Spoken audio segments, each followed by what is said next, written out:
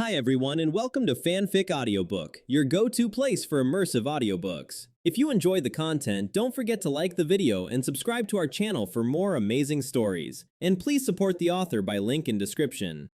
Lord of Mystery, Paradox Pathway by author D. Nan. Chapter 151-200. Chapter 151, Furs feels a little scared. Although he was curious about the existence that was very likely the culprit behind the City of Silver's mutation, Klein couldn't ask Little Sun about an existence that didn't even have a name. Otherwise, how would it be different from exposing his eavesdropping? Thus, he still, as in the original, inquired about the demonic wolf king Flegre and the pathway of the abomination, then ended the gathering before his spirituality was exhausted. However, he didn't rush back to reality. Instead, he took out the universal key he had obtained yesterday and began divining its origin. Incidentally, he also waited for the members of the Tarot Club to complete their transactions. Soon, Mr. Devil's familiar prayer appeared above the gray fog. Klein opened the gate of summoning and brought the puppet the other party had prepared above the gray fog. However, in the next moment, his expression became peculiar. Originally, Klein thought he might see a familiar anime character again, but the puppet that appeared before him was very unfamiliar. She had shoulder-length white hair, pale skin, sharp eyes, and wore a red and black military-style dress. Her left sleeve was wrapped with a tattered red ribbon, and the hem of her skirt also showed many signs of damage. At her waist, she wore a slender greatsword whose length almost exceeded her height. However, compared to these, her most striking features were actually the pair of pointed horns on her head and the tail with small, bifurcated barbs behind her. In terms of style, it's still very Japanese, but above the gray fog has no reaction, so it seems there shouldn't be any problem. After confirming that he had no memory of this character, Klein gently shook his head and began to notify Mr. Hanged Man to receive the puppet.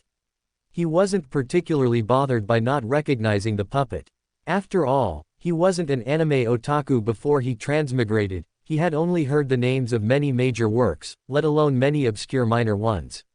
If there was any regret, it was just not getting the chance to evoke memories from an object, just as Mr. Fool sighed slightly for not seeing the familiar scenery of his hometown. Furs was summarizing the day's gains in her room. She quickly recorded the twisted, dark, yet survival-driven customs and traditions of the City of Silver in her notebook, while also feeling slightly fortunate that she hadn't exposed her identity today by asking Mr. Devil a question. Although Furs felt that Mr. Devil had probably already recognized her, she still held onto a bit of luck before the matter was confirmed. Just then, her room suddenly became cold. Before she could confirm what had happened, a page of a letter slowly fell in front of her. Furs looked at the letter, her expression a little hard to maintain, because it simply had one line written on it. "I have a task for you.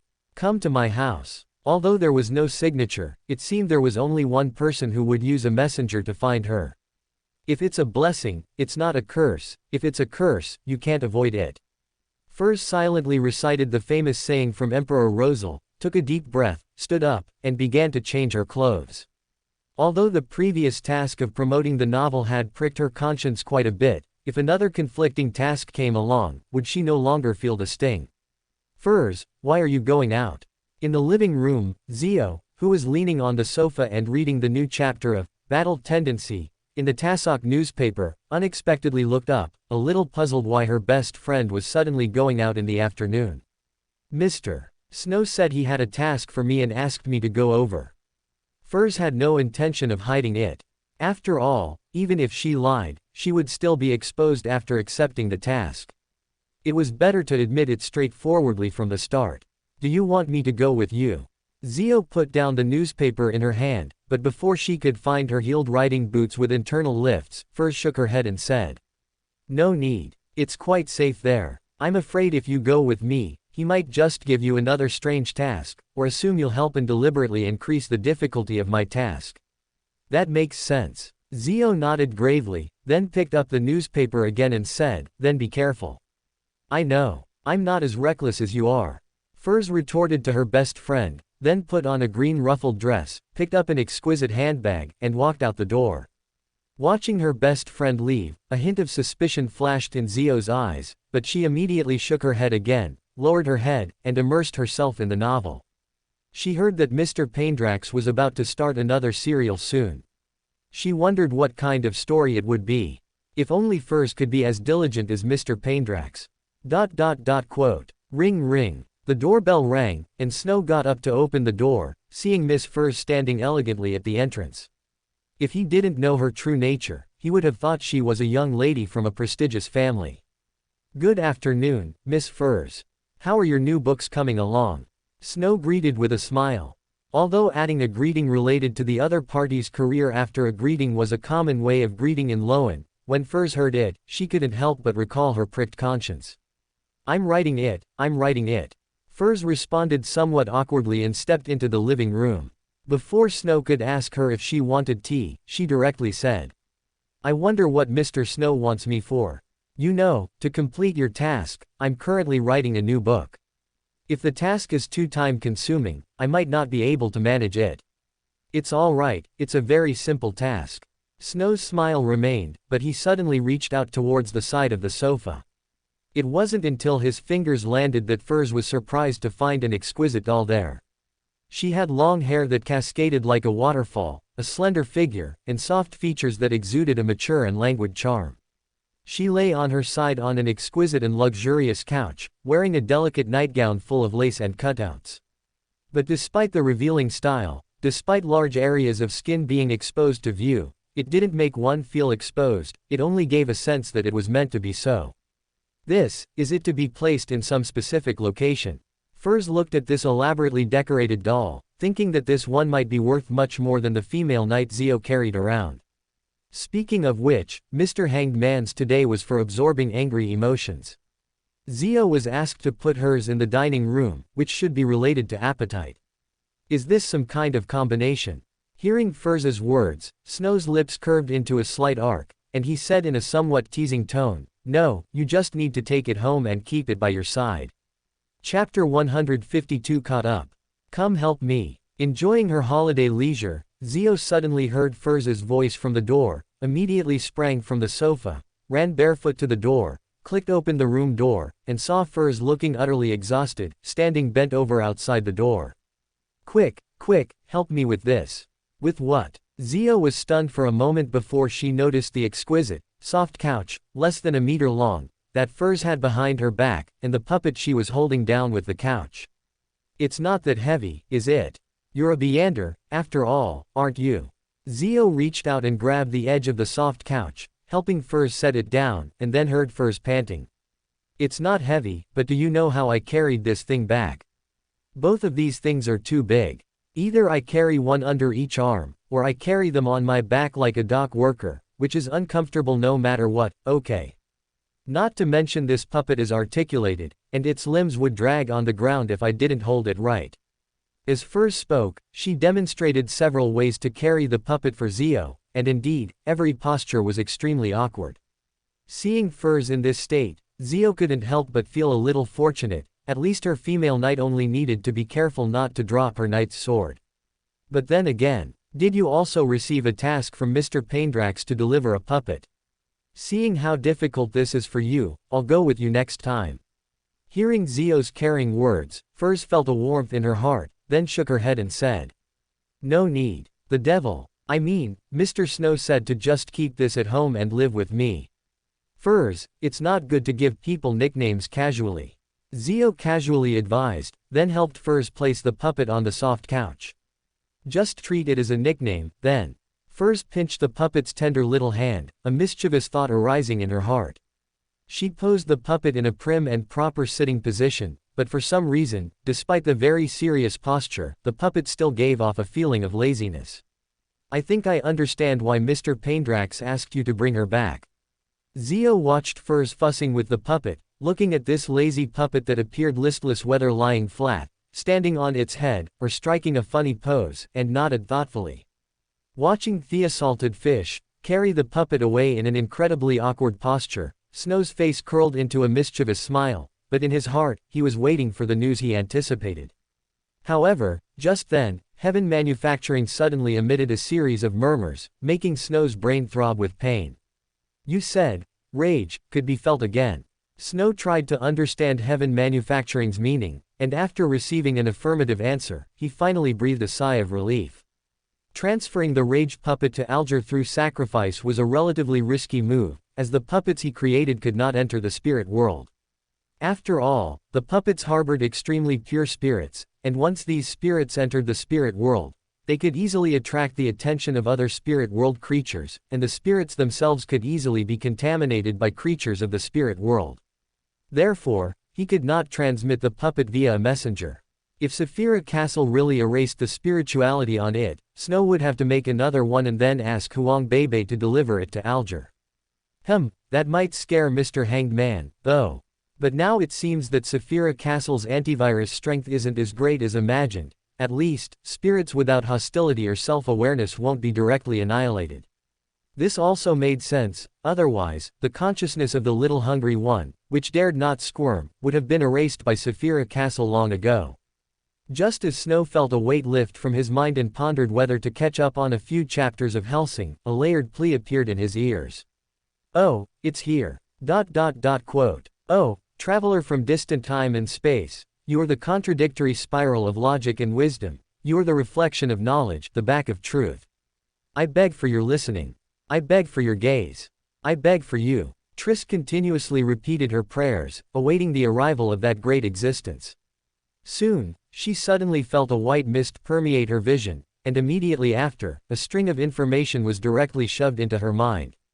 This is. Triss checked the information in her mind, her expression a little strange, but she still took a breath and, according to the content of the information, began to pray again. Vassal of paradox, extension of contradiction, rebel of knowledge, storm that manipulates fate, great Snow von Paindrax. As the honorific was recited, a voice roughly drilled into her mind. "It's very difficult for my lord when you just throw things aside when you're fine and then come to make wishes when you need something. Are you really a demigod?" Triss's almond eyes widened, a look of astonishment on her face. Although she felt it was a bit abrupt to suddenly be connected by voice, that flippant and highly irritating voice was undoubtedly the dead cat. "It's me. You unfaithful fellow, you only pray when you need something. My lord didn't want to bother with you, so he threw it to me." Snow's tone was still full of that irritating feeling, but Triss felt a weight lift from her heart. According to her knowledge of mysticism, only powerful beings who were half human and half god, those who had obtained divinity, could possess the ability to respond to prayers. Although this demigod was a bit unconventional, at least he was truly a demigod. Taking a deep breath, Triss suppressed her impolite thoughts and went straight to the point.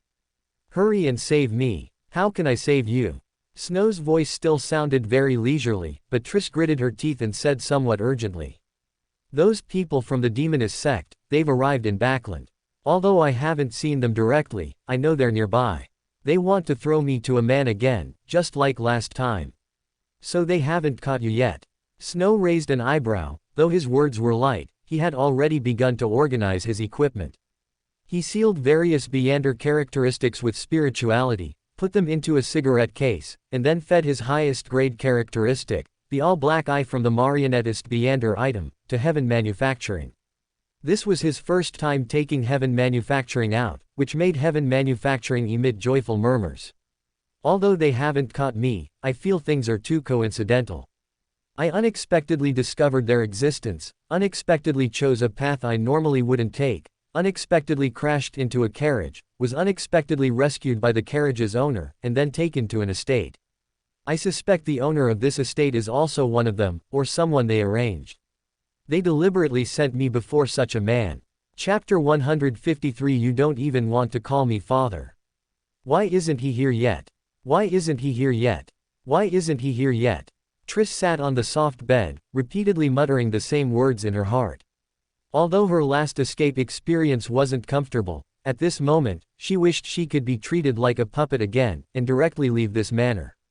But, she wasn't. That great existence disdainfully threw the honorific name of that dead cat to her, and then gave no reply. She seemed to hear the sound of water droplets falling from a showerhead, she didn't know how far away. She seemed to hear the sound of the man, dressed only in a bathrobe, slowly approaching. In her mind, she had even begun to envision herself being pressed onto a bed by a strange man. This made her hair stand on end and sent chills down her spine. But she also realized that she had now lost the ability to resist. Just as she, a demoness of pleasure, could never be knocked down by a carriage suddenly appearing at an intersection, nor could she beg a man for mercy, saying words like, "Save me, they're chasing me." But she did exactly that, and even now, recalling it, she felt that at the time, she really should have done it, because it was the easiest way to escape pursuit. Yet, she eventually discovered the problem. She had acted far too decisively, so decisively that it was completely unlike herself. If it were truly her, even facing death, she would never have been able to flirt with a man so smoothly. But she did it, and almost as soon as she saw the carriage with the royal family emblem, she completed a series of plans. And she made the terrifying decision to sacrifice herself to avoid danger. Fortunately, her self-perception was still that of a man. Fortunately, her interactions with the little maids these past few days reminded her that she was a man. This allowed her to finally notice the problem with her thinking before the prince's favor. She would absolutely never get involved with a man just to escape, absolutely not. However, the one controlling her this time was clearly much stronger than Sharon. Sharon only made her feel weak all over, but the guy who acted this time was able to influence her thoughts. The other party seemed to have amplified some of her own ideas. Against such a powerful enemy, Triss was confident that she was no match. Why hasn't he come yet? Triss tried praying again. To Snow, and also to that great existence. But she received no reply, as if the other party couldn't be bothered with her anymore. Although the sky outside was still bright, Triss felt that night would soon fall, and then that man would push open the door, and she, driven by terrifying thoughts that inexplicably arose, like, why not just give in to him, at least you'll save your life, would accept. No. Triss forcefully slapped herself, completely shattering the bizarre fantasy that had popped into her mind. She strongly suspected that her current mental state also stemmed from the other party's influence, but the anxiety in her heart prevented her from giving up thinking. "Oh, my friend, you look very unwell right now," a flamboyant yet teasing voice suddenly echoed. Triss abruptly looked up and saw Snow sitting opposite her, calmly stroking the black cat she had seen countless times. "Quick, save me." Triss wasted no words, directly stating her request. But Snow, sitting in front of her, only sighed and then said with a helpless expression. "You've been in Backland for so long, when was the last time you prayed? I invited you to my house before, but you left before I returned. Frankly, you never intended to believe in my Lord, you were afraid of owing me a favor." "We were only ever making a deal," Triss argued, but Snow gestured for her to stop. "Exactly, I understand. You've been living well in Backland, joined several Beander circles, established your own income streams, and even hired a few maids. You think Backland's public security is good, that the authorities Beander will protect you, and that you don't need a friend like me. But now you come to pray, telling me, Mr. Snow, please save me. Yet you have no respect for my Lord. You don't consider him a faith, nor do you consider me a friend. You even only call me, dead cat. You've treated me like a tool on call. I just want you to save me. What reward do you want? Or what mission do you need me to do?" Triss immediately stood up and asked excitedly, but Snow spread his hands and said, "Triss, oh Triss, what have I done to make you disrespect me so much? If you came to me as a follower of my Lord, then those who imprisoned you will pay the price, those who control you will suffer torment, and those who hunt you will meet death. As a follower of my Lord, your enemies are my enemies." At this point, Snow raised his right hand, and the ring engraved with symbolic patterns was particularly eye-catching. Triss gently bit her lip, finally took 2 steps forward, took Snow's right hand, kissed the ring on his right index finger, and humbly said, "Father." Note: Father, here is a pun on both priest and founder. Very good. Snow nodded with satisfaction, took out an exquisite jewelry box from his pocket, and handed it to Triss, saying, "Wear it." Triss took the jewelry box, knowing she had no choice. She opened it and saw a ring with symbolically patterned decorations. On either side of it were 2 lines of small ancient Hermes runes, one symbolized the number, 6 feet, and the other represented beauty. She glanced again at the identical ring on Snow's right hand, faintly discerning the ancient Hermes rune representing 1. A hint of curiosity arose in Triss's heart, but she didn't ask further. Instead, she slipped the ring onto her index finger. The moment the ring was on, Triss felt a subtle sense of connection being established on a spiritual level. She clearly realized that she had now formed a direct link with a certain great existence.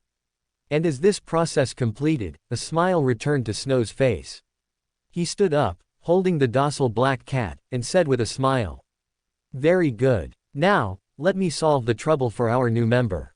Snow patted Lily, signaling it to stay aside for now, but Triss immediately said, "Wait a moment. The owner of this place is the Lowen royal family. Of course I know that, which is why we need to talk." Before Snow finished speaking, the door to Triss's room suddenly opened, and a man in a white bathrobe appeared at the doorway. Looking at the scene in the room, he exclaimed in surprise, "Who are you?" "Guards. Guards." Chapter 154, Edsac. "Help. Someone. Guards." Prince Edsac loudly called for his guards, but the next moment, a playful voice sounded in his ear. "No asking for help here." As soon as the words fell, Prince Edsac immediately shut his mouth. As a member of the Augustus family, he knew very well what that sentence meant. If he didn't shut up, the classic phrase, "violators shall be punished," would likely follow. Seeing the prince obediently close his mouth, Snow smiled with satisfaction. He put his arm around Triss's shoulder and looked at the prince, who was wearing white fluffy pajamas, with a teasing gaze. Prince Edsac glared at Snow, like a cuckold returning home from work, wanting to cuddle with his wife, only to find another man lying in his bed. He looked at Triss's dodging gaze, then fixed his eyes on Snow and said coldly, "Who are you, sir? Are you the one chasing Triss?" "No, no, no, your royal highness, I hope you calm down, or rather, you should pay more attention to another problem than to me." Snow played with Triss's soft long hair, looking at Triss's appearance of wanting to hide but not daring to, and said with full mischief, "What kind of courage allows you to ask such a question after realizing that I am a mid to high sequence meander? Is it because of your princely status, or because of love?" Prince Edsac didn't answer, but just stared at Snow's hand on Triss's shoulder as if enchanted. Seeing this, Snow spread his hands and said helplessly, "It seems he's completely lost his mind. I told you, can't you rein in your charm a bit?" "I've already reined it in a lot." Triss rolled her eyes at Snow, reached up to tidy her disheveled long hair, and Snow could only shake his head, helplessly saying to Prince Edsac, "Your royal highness, although this guy looks very attractive, it's true, but do you know? He's a man. That's impossible." Prince Edsac, who had originally appeared to be blinded by rage, suddenly shivered and roared in a voice that was almost cracking. Snow's smile, however, grew brighter. He scrutinized Prince Edsac, and with just his gaze, he made the prince feel as if a venomous snake was crawling on his body. The fear of impending death temporarily overshadowed his reproductive urges, and then Snow finally spoke. "Your Royal Highness, please think carefully, yes, think, not just instinctively. Please think hard about why you would have such an abrupt, love. You and this guy have probably only known each other for less than half a day, right? Is it just because you saw her once more in the crowd? I admit, there is such a thing as love at first sight in this world, but does it have such great magic that it makes you lose the rationality of a royal heir, make you ignore the disparity in strength, and question a mid to high sequence meander? Does it make you so angry over the trivial emotions of a woman you've known for less than a day, even when your own life is not guaranteed? You don't even know her identity, you don't understand her past. All you know is her name and a face. Even so, you are willing to sacrifice your life for her. Think carefully, use your still excellent intelligence to think, is this normal?" Prince Edsac stared blankly, his mouth opening several times, but he ultimately couldn't utter a single word after Snow's speech. His body began to tremble uncontrollably, and his eyes wandered with his thoughts. Suddenly, as if waking from a dream, his gaze regained its clarity. "Yes, it's indeed too exaggerated, but this. Then, would you be interested in hearing a story?" Snow sat smilingly on the edge of the soft bed, where Edsac and Triss were supposed to have something happen, and his eyes became calm and peaceful. Lily once again darted into his arms, gently rubbing her head against his palm, and occasionally looking at Triss with disdain. "I'd be happy to hear it." Prince Edsac finally realized the seriousness of the problem, and his tone became humble. Snow nodded lightly, then said, "The leader of a kingdom and the demonist sect have some kind of transaction, and this transaction, of course, is not allowed by the three great churches. Once exposed, how do you think things will develop?" Prince Edsac's eyes shifted slightly. As a high-ranking royal heir who had received imperial education since childhood, it was not difficult for him to imagine the subsequent developments. Reducing group behavior to individual behavior, and then pushing one person out to take the fall for everything, is a common tactic used by various major powers. "So, she's a demoness." Prince Edsac looked at Triss, his eyes very complex. "A demoness of pleasure." Snow poked Triss's small round face with his finger, squinting his eyes and saying, "Don't let her current pitiful appearance fool you, she might have been older than you before." Triss glared at Snow, but Snow continued unmoved. "You two are the foundation of the cooperation between the two sides, hostages, and also the designated culprits. Once the matter is exposed, it will become, Prince Edsac, out of lust for beauty, secretly harbored a demoness, was ultimately seduced by the demoness, and provided many conveniences to the demoness sect, leading to disaster. Then, you will pull the trigger, injecting a bullet that will erase even your spirit body into your head. The kingdom only needs to pay a trivial price to cover up the matter, the demoness sect gets what they want, and you will bear the infamy, taking responsibility for the entire Loan disaster. How do you like this story? So, who are you?" Prince Edsac scrutinized Snow. He was not blinded by fear and anger, nor did he immediately believe Snow's one-sided story.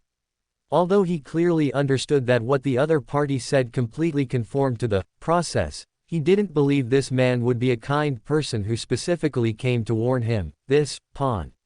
I come from a hidden sect, and the purpose of my visit this time is actually for this guy." Snow pointed at Triss, and the smile on his face suddenly became solemn and gentle. "But now, I've changed my mind." "What?" Prince Edsac evidently didn't grasp Snow's meaning and instinctively asked a follow-up question. Immediately after, he saw Snow suddenly pull out an iron cigarette case, pour out a furball-like object from it, and then take out a jewelry box that Triss found very familiar. He then presented them in a "choose one" manner and asked with a smile, "Prince Edsac, what price are you willing to pay to survive?"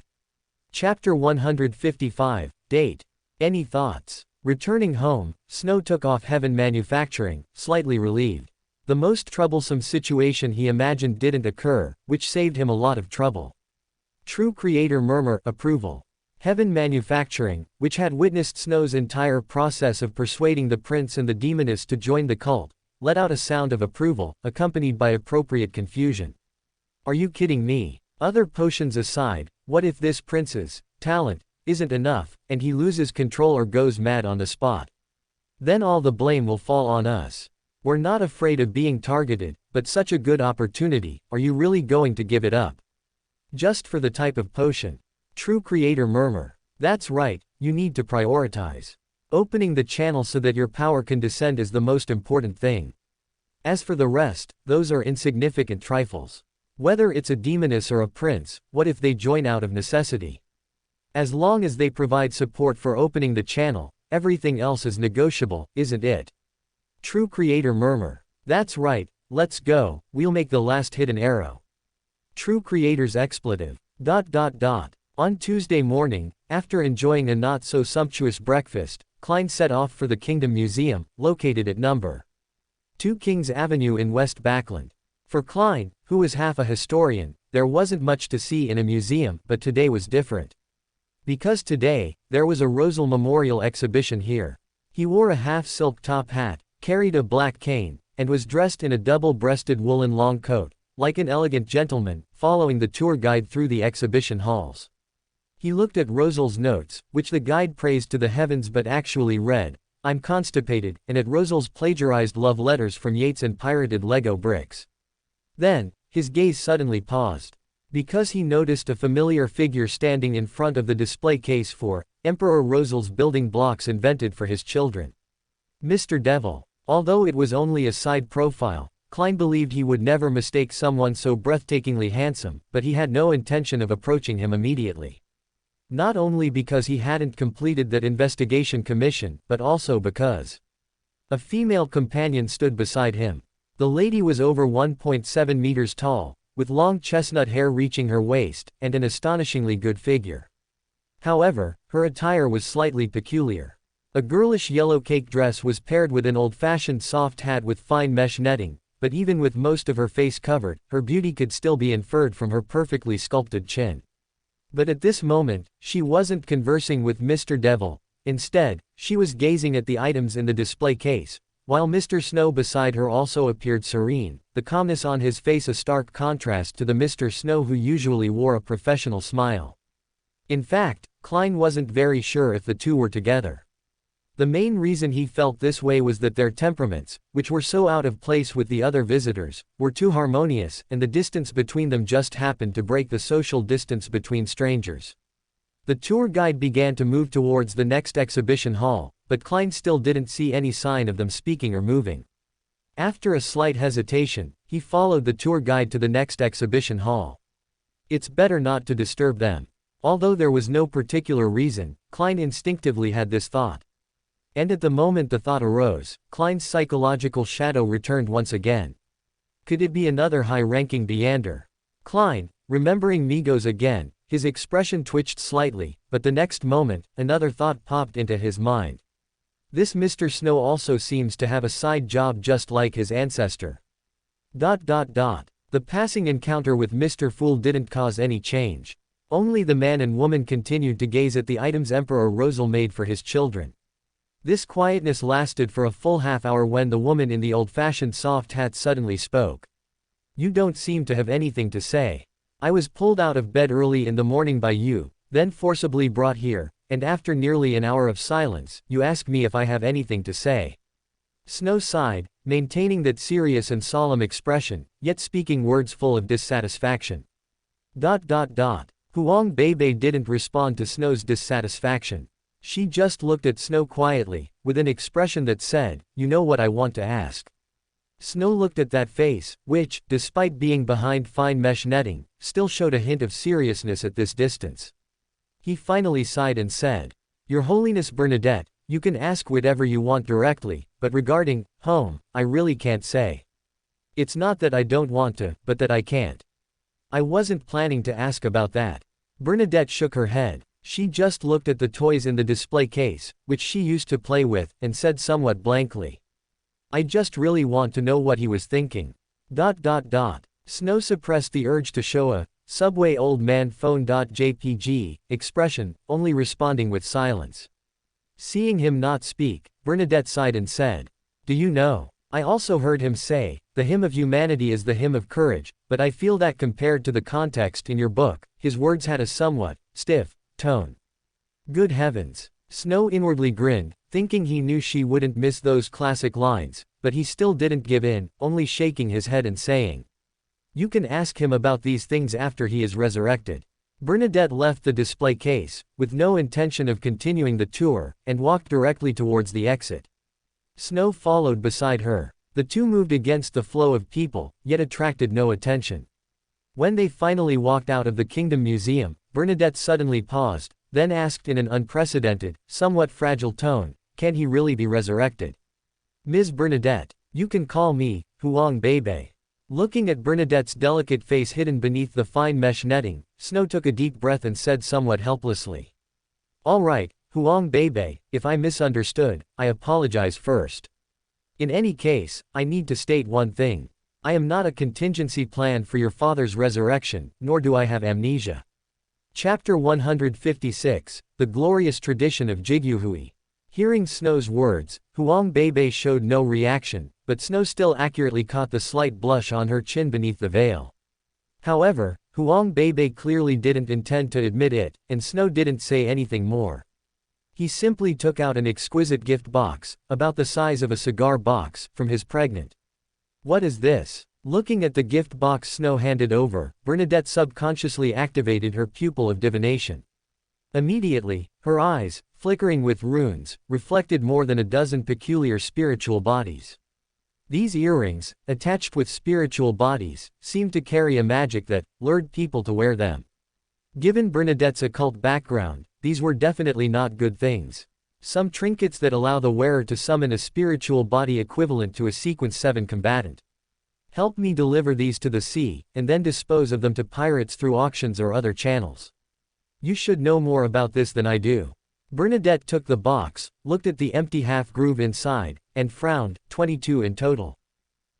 It just borrows the names of the tarot cards, it has nothing to do with the 22 pathways. Looking at Snow's calm expression, Bernadette was skeptical of his words, but she still took it. If you're planning something, you can tell me directly. Bernadette took out an earring from the box, her pupil of divination showing no sign of closing. However, she found that, like the previous 2 puppets, these earrings contained a trace of something that even she couldn't analyze. The Fool's Mission, the Paradox's God Ascension Ritual, or the True Creator. Bernadette pondered this, and seeing her sparkling eyes, which even the fine mesh veil could barely conceal, Snow sighed. Huang Bebe. Call me Bernadette. All right, Ms. Bernadette. Snow inwardly grumbled about Huang Bebe's immediate change in attitude now that she knew he wasn't her father, but he obligingly changed his address. Some rituals cannot be spoken of, just like the Black Emperor needs to, secretly build, 9 mausoleums. If an angel like you, who is already a high-level existence, knows too much, it will occultly affect the development of events. Understood. Huang Bebe nodded lightly, tucked the jewelry box into her storage item, and after a moment of thought, took out a miniature scroll, about half a palm's length, and handed it to Snow. This scroll stores part of my information. You should know how to use it. Snow thoughtfully glanced at Bernadette, whose emotions were completely hidden by her veil, and solemnly took the scroll, carefully putting it away. As a true angel, the sage is already a fairly complete mythical creature. Their bodies are entirely composed of information. In other words, this small piece of information is equivalent to a part of Bernadette's flesh and blood, or rather, a backup. Forget about summoning it to help in battle, which would be a waste. If he wanted to, Snow could even cultivate a small Huang Bebe, just like he nurtured the little True Creator. However, Huang Bebe didn't possess the Hanged Man's authority of, I am all beings, and all beings are I. If he were to do so, she would quickly and completely split, becoming entirely different people. Of course, if Huang Bebe were to die due to some accident, he could indeed operate it, using occult connections to allow her to resurrect through this small portion. Although Huang Bebe's original intention in giving him the scroll was probably not this, Snow always felt that using this thing for self-defense would incur divine wrath. After leaving the scroll, Huang Bebe floated away and disappeared from the cafe. Snow merely chuckled and shook his head at this dramatic exit, a method he often used himself to show off. He got up to pay the bill, and as he stepped out the door, his handsome face instantly became unremarkable. Today, he still had many things to do, time to act. At 18 Kings Avenue, after waiting for Mr. Devil to finish his goodnight greetings, Klein began his ritual of summoning himself and responding to himself. He used his spiritual body to contain Edzac's copper whistle and began his phantom thief operation for the night. Compared to Russell's diary on the first floor, the restored study on the second floor seemed so overlooked. Klein easily passed through the ceiling and arrived at Rosel's desk, covered in glass. He unhesitatingly reached for the 2 bookmarks, but just as he succeeded and before he could make any further moves, a sharp and loud cry of a baby suddenly echoed through the exhibition hall. It was so ethereal, as if coming from a great distance. Klein's body, currently in a spiritual state, suddenly stiffened, and his entire soul felt as if it had been frozen. The crying continued, like a series of bars, slowly encircling him. Then, the entire space suddenly solidified, and a soft but emotionless female voice entered his ears. Why did you only take the bookmarks? Klein stiffly raised his head, looking at the figure shrouded in darkness, slowly descending as if from the heavens. But that perfect figure and the black leather boots hanging from the shadows almost immediately made Klein remember this person. That woman who was with Mr. Devil in the exhibition hall earlier. Is she a powerhouse from the machinery hive mind? Is Mr. Devil trying to get the high sequence formula for the Savant pathway? Is it still not too late if I say I know Mr. Snow? A flood of thoughts surged in Klein's mind, but the voice and figure spoke again, asking in a slightly stern tone. Why did you take the bookmarks? How did you know to take the bookmarks? However, Klein ultimately had his trump card. The clown potion's ability activated, revealing a brilliant and comical smile on his painted face. Immediately, the summoning ritual instantly terminated, and his almost transparent, ethereal figure also disappeared. The change in that instant caused Bernadette's expression in the shadows to subtly freeze, but then, she frowned, her figure abruptly vanishing, and the baby's crying and the numerous eyeballs slowly faded away. Damn it. Snow, who was sleeping soundly, suddenly woke up. Chaotic and disordered power enveloped his body, and the phantom of an angel with 36 wings, holding a golden notebook, appeared before him. However, the next moment, he sighed in relief, saying somewhat helplessly, "Respected Ms. Bernadette, although you come from the open-minded Intis, it's still a bit too abrupt to barge into an unmarried man's bedroom in the middle of the night, isn't it? What's hidden in the bookmarks?" Hearing Huang Bei's abrupt question, Snow was slightly surprised and said somewhat inexplicably, "You're so vague. What bookmarks? I recognize that gaze. He knows you." Chapter 157. Yes or no? The faint notes of a gramophone echoed in his ears, yet the bedroom had fallen into an eerie silence. After the two of them held their ground for over 10 seconds, Snow finally gave in first. The angel's phantom image retreated back into the ring. Snow reached out, grabbed the shirt from the headboard, and pulled it on. As he blinked his eyes to relieve the soreness, he silently grumbled about Mr. Fool's lack of caution. Relying on that almost mentally polluting empathy, he had no doubt about Bernadette's certainty at this moment. As a Sequence 2 sage, she was already a complete mythical creature. The essence of a sage's mythical creature form was a torrent composed of countless pieces of information. If she wished, she could perfectly reproduce every tiny detail she had experienced before, even the shape of a pebble on a street she had passed years ago. And that was precisely the case. Just a short while ago, the moment she noticed the ghost's somewhat strange gaze, a faint sense of déjà vu flooded her mind. Subsequently, all the gazes that had been cast upon her recently were compared in her consciousness. Finally, she pinpointed the gaze that had fallen on her earlier today. And she clearly remembered that the gaze had lingered on Snow longer than it had on her. The other party must know Snow. Seeing that Snow didn't seem very eager to speak, Bernadette took 2 steps forward. Her glowing eyes, even when obscured by fine mesh gauze in the darkness, were exceptionally striking. Snow felt a chill run down his spine under that gaze and involuntarily pulled the quilt tighter. Under that oppressive stare, he could only sigh. "I'm not some nobody in Backland. It's perfectly normal for a thief to know me." "Is that so?" Bernadette's tone was noncommittal, but the halo of light emanating from behind the fine mesh gauze slowly faded. Then, she sat on the edge of Snow's bed, turned her body so her gaze was level with his, and said in a soft but emotionless tone, "If you can't say, please tell me directly. Don't make me speculate fruitlessly. You should know that a mystery prior is very sensitive toshkrets." "All right." Snow looked at Bernadette's face, obscured by the fine mesh gauze, and listened to her close breathing. With a hint of helplessness, he pulled a coin from under his pillow. As the coin was flicked high into the air, an invisible force field enveloped the entire room. Only then, under Bernadette's presumably expectant gaze, did he speak. "The bookmark most likely hides a blasphemy slate, but it shouldn't be Mother or Moon." Bernadette had already guessed this answer. Compared to that, she was more concerned about why that thief would know about this. But before she could speak, Snow directly took off his shirt and lay back down. "Is there anything else? I still need to sleep. Of course, if you want to join me, you can." Bernadette's mouth twitched, and then she vanished from the room. Feeling the emotional fluctuations still eroding his will, Snow sighed, somewhat helplessly. "I thought all Intis girls were very bold."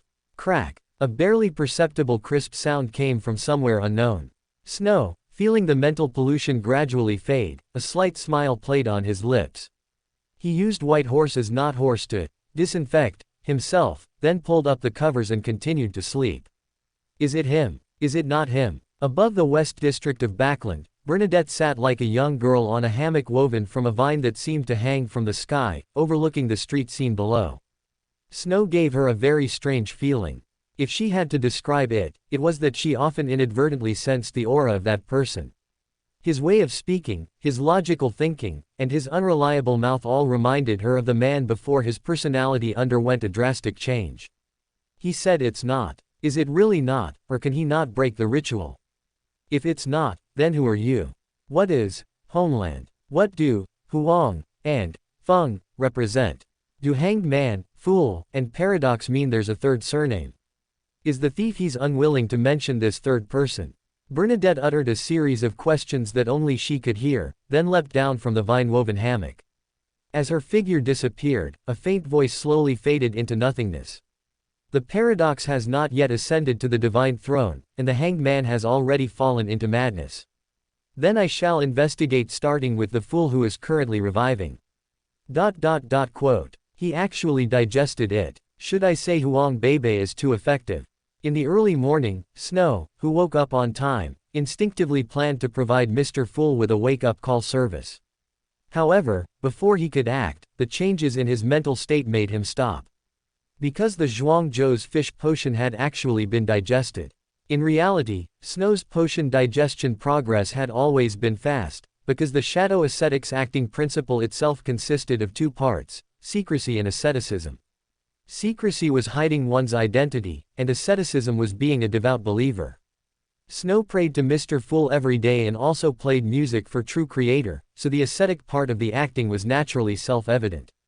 As for secrecy, weren't his layers upon layers of identities the manifestation of secrecy? Even so, it had only been about 20 days since he became a Zhuangzhou's fish. To fully digest it overnight, after much thought, could only be attributed to dual acting. Directly empathizing with a Sequence 2 angel allowed the mental imprint of the Zhuangzhou's fish part to be rapidly digested, and keeping secrets in front of a Sequence 2 angel who was also of the mystery prior pathway also gave the shadow ascetic tremendous feedback. But no matter what, he had finally reached the peak of Sequence 7 and could advance to Sequence 6.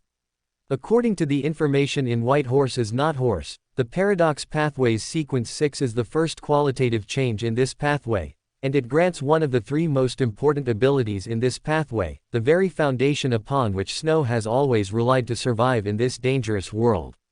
Open black lens bracket conceptual substitution close black lens bracket. In addition, after becoming a mid-sequence, the functions of White Horse is Not Horse will be further unlocked. Considering that it was already possible to pre-borrow Sequence 5 abilities before, this promotion might allow him to use the power of a demigod. A demigod. That was a demigod. Although Snow wasn't very clear about the specific abilities of a demigod in this pathway, just from the fact that it requires the characteristics of a cataclysmic interror as the main ingredient for the potion, he could tell that this must be a sequence with direct offensive capabilities. Thinking of this, Snow immediately jumped out of bed. However, seeing the morning light outside the window, he suddenly remembered last night's events and immediately dismissed the lazy idea of not praying today. He uncharacteristically lit a candle, dripped essential oils, and began to pray with extremely high reverence. The Fool That Doesn't Belong to This Era. Chapter 158 Sequence 6. After waking Mr. Fool from his slumber with an extremely loud prayer, Snow went to the basement and poured out the Baron of Corruption's Beander characteristic from the iron cigarette case. As he infused his spirituality into the beaker, the Baron of Corruption's Beander characteristic slowly began to melt. Snow only stopped his actions when it had completely transformed into a turbid, black liquid emitting an eerie glow. Taking a few deep breaths, Snow used shallow meditation to calm and clear his mind. Finally, he applied open black lens bracket Zhuangzhou's fish close black lens bracket to the surroundings, turning his residence into a place people don't want to approach. Only then did Snow pick up the potion and gulp down the strange liquid, which even a pig-headed person wouldn't drink. It actually tastes pretty good. The moment the potion entered his mouth, Snow had this illusion. The reason it was an illusion was that the very next moment, he felt an intense discomfort. It was as if he had drunk an unmentionable substance that tasted decent but had a disgusting texture. His entire digestive tract began to experience physiological discomfort. Accompanied by bouts of dry heaving, Snow suddenly felt as if he had vomited out his own soul. With a dizzying shift in perspective, he saw his own face. His body was constantly pulsating and twisting, as if something beneath his skin was trying to crawl out. Along with the bizarre changes in his physical body, Snow's soul also began to feel abnormal. A sharp cutting sensation began to spread through his spiritual body. 2 parts, 4 parts, 8 parts, it was as if an incredibly sharp blade was continuously dissecting his soul. Although he felt no pain, the sensation of watching himself being continuously sliced into pieces was particularly terrifying. Snow realized this state was not right and forcefully tried to project his soul back into his body. Fortunately, he had already adapted to controlling his spiritual body when developing his stand previously, so doing this didn't seem difficult. Well, it was still quite difficult. As Snow projected his consciousness into his physical body, his vision split again, and he discovered that he had only pulled back a tiny fraction of his spiritual body, and this small part was still constantly splitting and spreading. If this small part of my spiritual body spreads throughout my entire body, will I lose the majority of my spiritual body outside? Thinking this, Snow didn't dare to hesitate. He immediately entered a state of shallow meditation, stabilizing his mind while simultaneously gathering his spiritual body, which was shattering more completely with each passing second. Pieces of spiritual body returned to Snow's physical body. The power on his body, which had been constantly bulging and receding as if trying to break out, slowly began to subside. However, this did not stop his soul from continuing to split, piece after piece, piece after piece. Snow's only consolation now was that his soul did not float around erratically. The dense, soul-like specks, enough to cause trypophobia sufferers to collapse, all floated within the small space of the basement, completely blocked by the spiritual wall. As he recovered his spiritual body, Snow could clearly feel that his body was undergoing an abnormal change. Threads of knowledge began to flow into his mind. His body seemed to have completed its transformation. With each piece of spiritual body he recovered, he took another step closer to sequence 6. The entire advancement process took 6 hours. Finally, before lunch, he managed to gather most of the soul remnants that had shattered into light particles. But Snow did not stop there. Instead, he continuously swept the basement with his spirituality again and again, trying to pull back every tiny, fragmented piece of soul, no matter where it was hidden. After practically turning the entire basement upside down, Snow finally found his last piece of soul in a small crack in the ceiling. As the final void was filled, Snow felt that sensation of becoming whole again, and at that moment, the information streams he had temporarily ignored finally converged into a complete potion inheritance. Although it was a bit troublesome, this advancement was easier than sequence 7. Is it because the digestion level was higher? Or because the ingredients were purer? Or is it simply that potions from pathways other than secret supplicant are this easy to digest? Snow stroked his chin, silently sensing the potion's inheritance. At this moment, he confirmed that he had indeed crossed that threshold, stepped into sequence 6, and become a Xenos turtle. Emerging from shallow meditation, Snow vigorously shook his head, which felt somewhat numb from being split into too many parts, and began to check his condition. Unlike Lord K, who suffered disfigurement, his sequence 6 advancement was relatively smooth, with no overly obvious abnormalities. In fact, as he gradually gathered his soul fragments, his overflowing spirituality was also slowly reined in. His physical fitness had once again strengthened. His bones became harder, his skin became soft yet resilient, and his muscle explosiveness increased by several levels. Snow felt that he could now even pin a Dawn Paladin to the ground and beat him senseless. However, compared to that, the accompanying Beander abilities were clearly more important. Xenos Turtle has 4 spontaneous, spell-like abilities. Open black lens bracket turtle is longer than snake close black lens bracket. Open black lens bracket flying arrow is unmoving close black lens bracket. Open black lens bracket rabbit cannot catch turtle close black lens bracket. And open black lens bracket hard white same different close black lens bracket. Open black lens bracket turtle is longer than snake close black lens bracket. There's not much to say about this, as it is essentially the open black lens bracket stealing concepts close black lens bracket that Snow had been using before. It is one of the 3 most important core abilities of the paradox pathway, involving the spiritual and material domains. Its essences, substitution, and grafting, a power somewhat leaning towards the seer and marauder pathways. Snow had also used the open black lens bracket flying arrow as unmoving close black lens bracket ability before. In short, it distorts the rule of infinite subdivision of time, causing everything within a certain range to be divided into discontinuous, static, states. In this state, speed will become meaningless. Opposite to open black lens bracket flying arrow is unmoving close black lens bracket is the open black lens bracket rabbit cannot catch turtle close black lens bracket ability. It distorts the rule of infinite subdivision of space, causing actions within a certain range to remain in a moving state where they can never reach their destination. From a visual perspective, the closer one gets to the destination, the slower the speed becomes. Under the effect of this ability, no ranged attack can possibly hit feng shui. As for the final open black lens bracket hard white same different close black lens bracket, it is a rather complex ability. It can distort objective and subjective reality, emphasizing one point while weakening other parts. It can also temporarily transform a certain subjective perception into an objective characteristic. This sounds somewhat abstract, but in a sense, it is a combination of the four major abilities of Zhuangzhou's fish, having gained the ability to interfere with reality. For example, if there is a very handsome murderer, Snow can emphasize the criminal aspect, thereby weakening the handsome aspect. This might sound less useful than open black lens bracket and Jiwo close black lens bracket, which can freely adjust settings, but this ability can influence reality. For example, when facing a guardian of the warrior pathway, Snow can emphasize his tallness and weaken his defense, thereby making this guardian of the giant pathway grow in size while reducing his physical defense. From a certain perspective, the essence of this ability is somewhat close to open black lens bracket equivalent exchange close black lens bracket. After acquiring these four abilities, Snow truly possessed combat capabilities. Even without relying on white horses not horse and 1 foot rod, he could easily defeat most beyonders below the demigod level.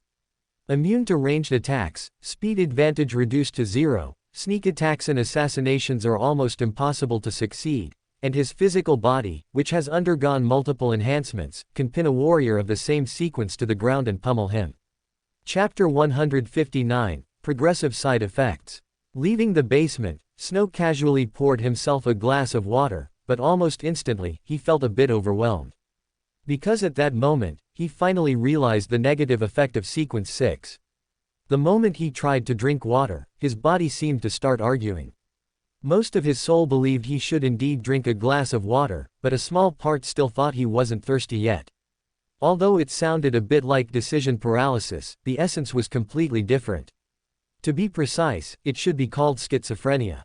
Or, consciousness splitting. At this moment, in addition to his main consciousness as Snow, feng shui, those spirits that had been subdivided countless times before seemed to have also developed their own consciousness. These consciousnesses were not strong, possessing only simple thought logic, but when countless consciousnesses gathered, conflicts began to arise. It was like being splashed with water on a hot summer day. You would simultaneously have two contradictory thoughts: are you crazy? And, that feels great. Snow's massive stream of consciousness at this time would generate a large number of clutter and disordered subconsciousnesses whenever he took any action. He felt as if the consciousness within him formed a complex parliament. Whenever he made a decision, it would enter a process similar to a vote. The main consciousness proposed a motion, the branch consciousnesses voted, and finally, the minority submitted to the majority. Even though this process wasn't long, it still caused him to start experiencing stuttering.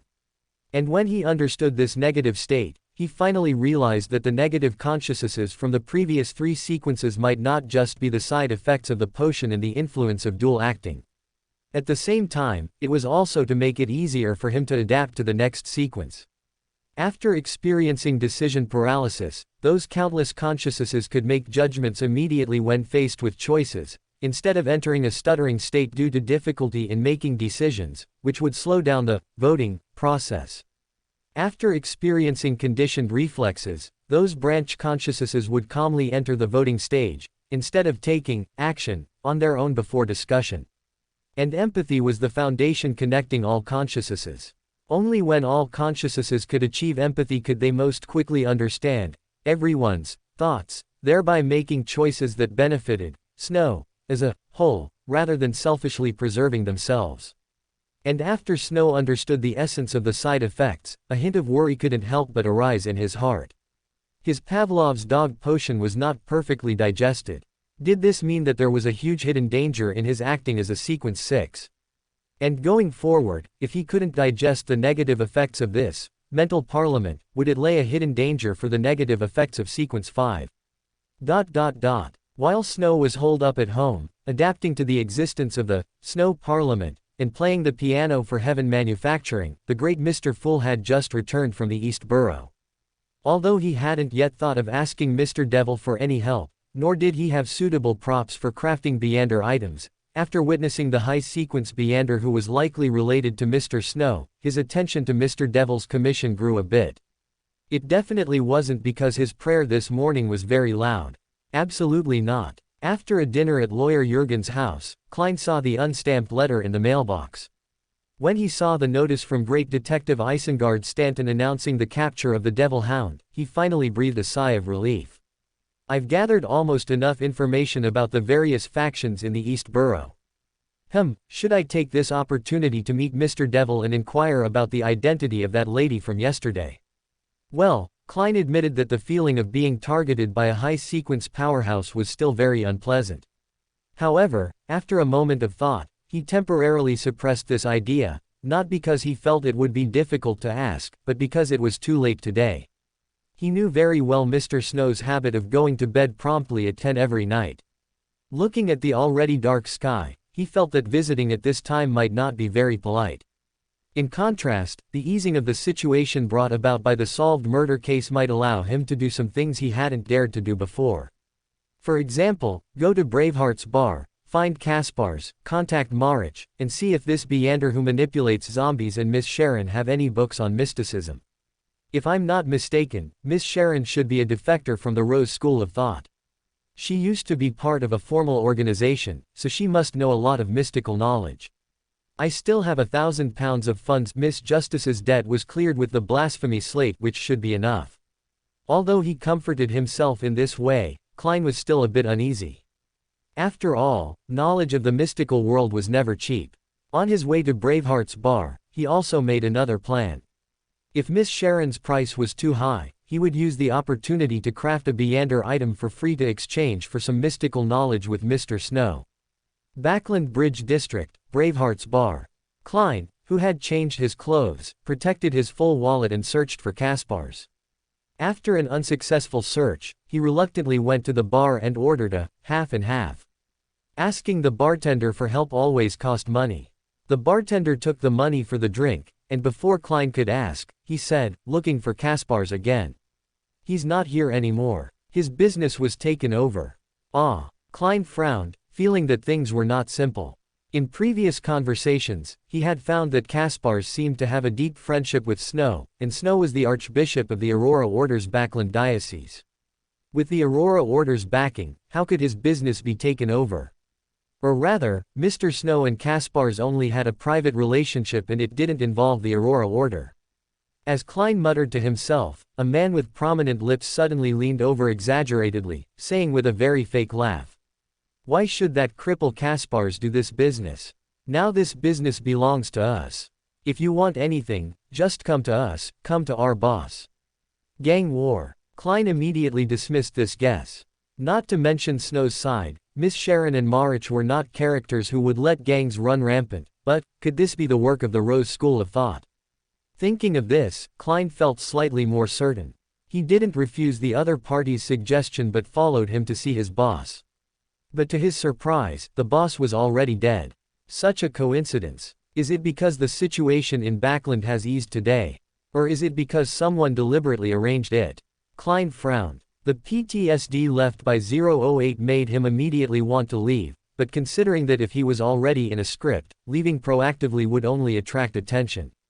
He could only follow the reasonable choice, pull out a coin, toss it up, and after seeing the upward king's head, he followed the guidance of his spiritual intuition and walked towards the back door. Chapter 160. My friend. Walking out of the alley, Klein, guided by his spirituality, arrived at a dim corner not illuminated by streetlights. The suddenly thick smell of blood made him frown. Using the faint moonlight piercing through the clouds, Klein focused his gaze and almost contributed to global warming. On the ground in front of him lay a chaotic mess of bloody thighs, calves, feet in leather boots, ribs, hearts, arms, eyeballs, and other human body parts. On the wall hung a section of intestine, reddish-white, against a backdrop of large patches of crimson, interspersed with flecks of milky white. Looking at this scene, which resembled a slaughterhouse, Klein felt a physiological discomfort. He quickly bypassed the blood-soaked areas to examine the crime scene. Then, he saw many scratch marks. A devil dog. Or, the first thing Klein thought of was indeed the serial murders, but he quickly realized that the deceased was probably the Beander who had killed the gang leader. He had been dealt with by the faction that set the trap. The current question was whether this faction was the Rose School of Thought, as he suspected, and where he should look for Sharon and Marich. Carefully leaving the scene, Klein walked towards another street, intending to find someone to call the police. However, just as he reached the alley's exit, he suddenly saw a brown carriage slowly approaching from the night, stopping right in front of him. Although his spiritual premonition and combat intuition gave him no warning of danger, Klein cautiously maintained a combat stance until the carriage door slowly opened, revealing the passengers inside. To his surprise, however, not only Marich and Miss Sharon, whom he expected, appeared from the carriage, but also Mr. Snow. Come in. Snow gave him a reassuring look. Klein was very curious how these three had come together, so he simply and freely stepped into the carriage. As the door closed and the carriage slowly moved, Sharon finally asked, "Why did you come?" "I wanted to contact you all and ask if there were any books on mysticism, preferably something more in-depth.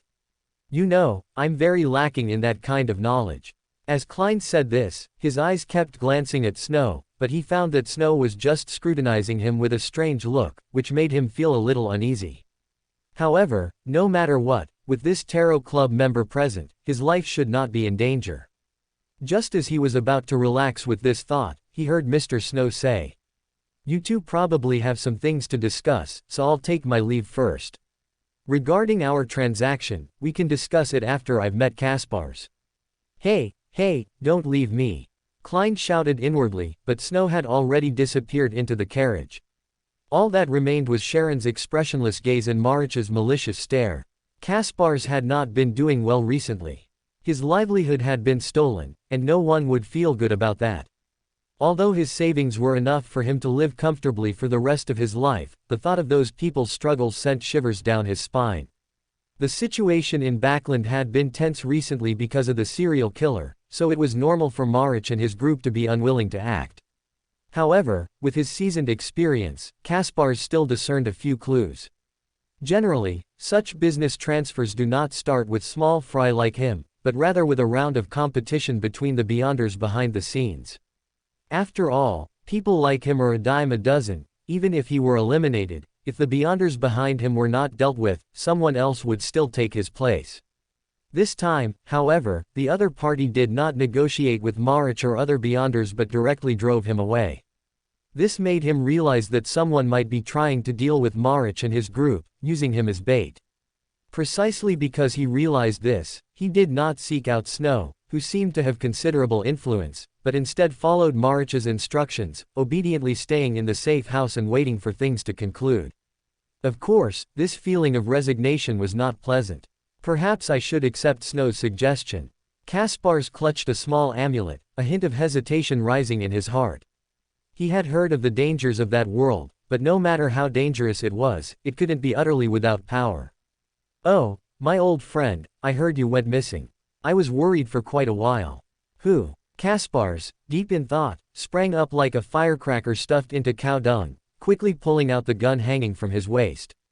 His eyes vigilantly scanned his surroundings. Then, he saw Snow, who had appeared before him at some unknown point. "Don't be nervous, it's really me. Or rather, it's not yet time for a Beyander capable of impersonating me to make a move." Snow used his whisper ability to calm Caspars, then casually found a seat and said with a smile, "You ran into trouble and didn't even come to me. Do you even consider me a friend? This trouble is very big, even the person behind Marich can't solve it." Caspars shook his head, his meaning very clear. Snow, however, grinned and said, "That's why they came to me." "They came to you." As an old hand, Caspars immediately understood Snow's meaning. He stared at Snow with wide eyes, as if re-evaluating his old friend. Immediately, he heard Snow say, "Do you know the 4 kings of the sea?" Quote. Caspars's eyes twitched slightly. As a black market merchant, he naturally knew about the 4 kings and 7 generals. But Snow's meaning was, I have some connections with Queen Mystic, you know what I mean. Quote exclamation mark quote. Caspars felt as if he had been struck by lightning. Although he didn't know what level of Beander Queen Mystic was, she was definitely among the top tier. So you don't need to worry about anything. If you have any problems, you can come directly to me. In this small corner of Backland, as long as you haven't offended the Orthodox churches, I can settle any other issues for you. Snow, having just experimented with his demigod abilities, was brimming with confidence, displaying a look of, I am invincible. Caspars nodded, then asked the question he had struggled with for a long time before finally bringing it to his lips. Can I become a Beander? Of course you can, my friend, but I don't recommend you go down that path. After all, you're not young anymore. Even if you really start taking potions to advance, your highest achievement might just be dying a little later than others when facing bullets. Snow shook his head, and then, under Caspars's somewhat disappointed gaze, he pulled out a rather ancient-looking arrowhead from his pocket. Compared to taking potions, I have a simpler method here. Although the upper limit is relatively low, for you, it might be more suitable. Chapter 161, Arrow of Mercy. What is this? Caspars looked at the arrowhead Snow took out with a hint of confusion. The arrowhead looked ancient, engraved with 2 Rosellian words. Although covered in bronze-green rust, its edges were incredibly sharp, as if a mere touch would deeply pierce flesh. I call it, arrow. Simply put, it's an item that bestows power upon a person. It will embed itself into anyone it scratches, developing an ability called a stand. Depending on an individual's aptitude, different special abilities will manifest. Those with insufficient potential will lose their power after the arrow is removed, while those with enough potential can maintain the ability even if the arrow is lost. Snow toyed with the arrowhead, which was inscribed with the Rosellian words for mercy and compassion, and briefly explained its use. Although called an arrow, its function leaned more towards a saint's relic. After all, it was practically impossible for a stand to awaken just by being poked like an arrow. Snow could only settle for the next best thing, by engraving enough programs into the spirit within this arrow, allowing it to subtly influence the bearer's spiritual body during the embedding process. This thing must be very precious, right? I don't think I have enough potential. Caspars looked at the arrowhead in Snow's hand and, in the end, wisely shook his head. Although he wasn't a Beander, during his days as a broker for the Eye of Wisdom, he had some understanding of market prices. For example, an ordinary Beander item, even the lowest grade consumable, would start at dozens of gold pounds. As for something that directly granted people power, he had never even heard of it. I have a matching meditation method. As long as you meditate after embedding it, you can gradually develop your potential and retain this ability. Besides, I'm not giving this to you for free, there's a job I need your help with. Tell me, Caspars said, and then Snow took out a box of earrings. Each of these items contains a sealed stand. You can summon it by injecting spirituality. Whether you go through the channels of the Beander behind you, or, accidentally, lose them, I need these items to be spread out quickly. Don't you want to use such good things yourself? Caspars looked at Snow with some incomprehension. With his professional ethics, he should be focusing on the task at hand. If there were problems, he could always sell out the employer. But because Snow was his friend, he had to understand how much trouble this matter actually involved. There's a hidden trick in these things. You just need to know that the more people who use them, the greater my benefit. Once you've mastered your stand, try to get rid of this arrowhead too. I believe those gang bosses will like it. Oh, by market rates, each earring is worth about 2,000 pounds. Caspars, who was about to reach out and take them, flinched at the words. Good heavens, there were 5 earrings here, which meant 10,000 pounds. That was enough to buy an estate.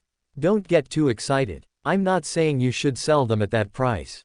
I'm just telling you how valuable these things are, so you have an idea. In reality, even if I gave them away for free, I'd still profit. Snow waved his hand, maintaining the posture of holding the jewelry box in one hand and the arrowhead in the other, and looked at Caspars, saying, whether you want to use it is up to you. Of course, besides this, I have other ways for you to gain abilities, though they certainly won't be as safe. Caspars looked at the arrowhead in Snow's hand, then at the box of earrings, swallowed twice, and finally gritted his teeth, saying, I don't want to be inexplicably hanged in my room. With that, he picked up the arrowhead and pierced his palm. With a sharp pain, the metal arrowhead melted like a candle, and before he could react, it drilled into his body. Waves of pain, as if countless insects were crawling within his body, washed over him. But before Caspars could scream, a string of information suddenly appeared in his mind. Caspars instinctively followed the information and began his first round of meditation. The pain, which felt like it would tear his body apart, slowly subsided. When Caspars awoke from his first meditation, everything had returned to normal, as if everything before had merely been an illusion. Caspars subconsciously shifted his body, only to suddenly realize that his leg had actually returned to normal. The health he hadn't felt in decades made him somewhat ecstatic for a moment, but his professional composure as a black market merchant quickly brought his emotions under control. Aren't you going to summon him to take a look? Snow, at some point, had put on a monocle, meticulously recording Caspars's process of embedding the arrow. He smiled at the now healthy Caspars, the corners of his mouth curving upward. Summon him. Caspars didn't understand what Snow meant, but as soon as the thought arose, a figure appeared beside him. It was a young man dressed as a pirate. He wore a classic sailing hat, a sailor's knife at his waist, and held a revolver in his left hand. The eerie blue light emanating from his eyes gave a sense of dread. Oh, what are his abilities? Snow asked curiously, looking at this exceptionally striking stand, who resembled Jack Sparrow in the flesh. Caspars didn't hide anything and immediately said, his gunshots have the power of a steam rifle, and the sword in his hand can cleave steel.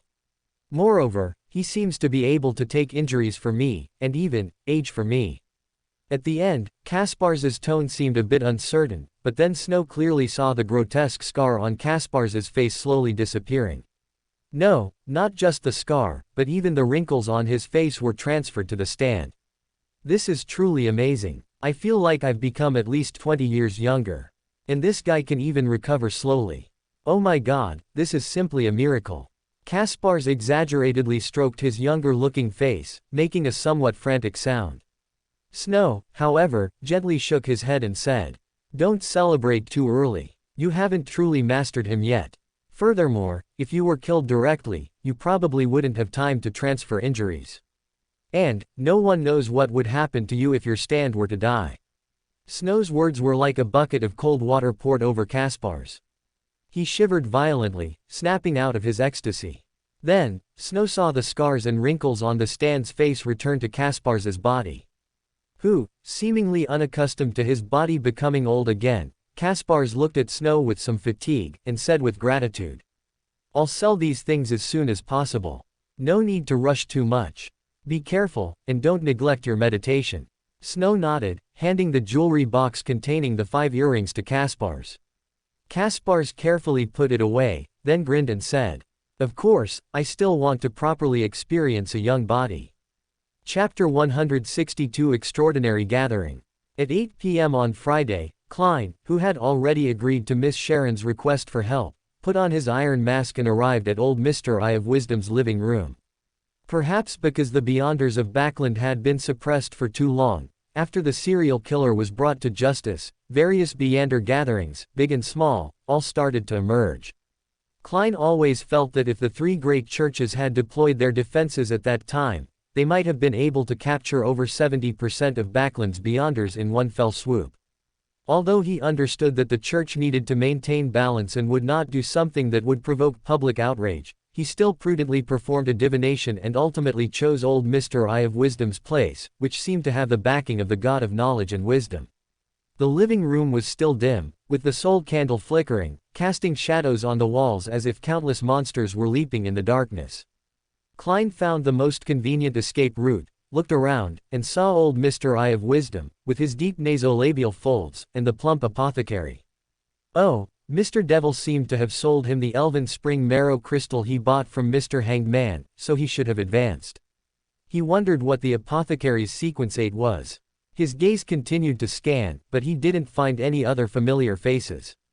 It wasn't because they hadn't come, it was just that, compared to the talkative little fat apothecary, the remaining people were all very well concealed, making it difficult to distinguish who was who. However, judging by today's attendance, it had surpassed the previous few times Klein had attended.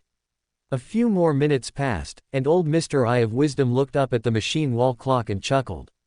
A lot of people came today, so let's begin. Before he finished speaking, the plump apothecary immediately asked to purchase a Beander creature.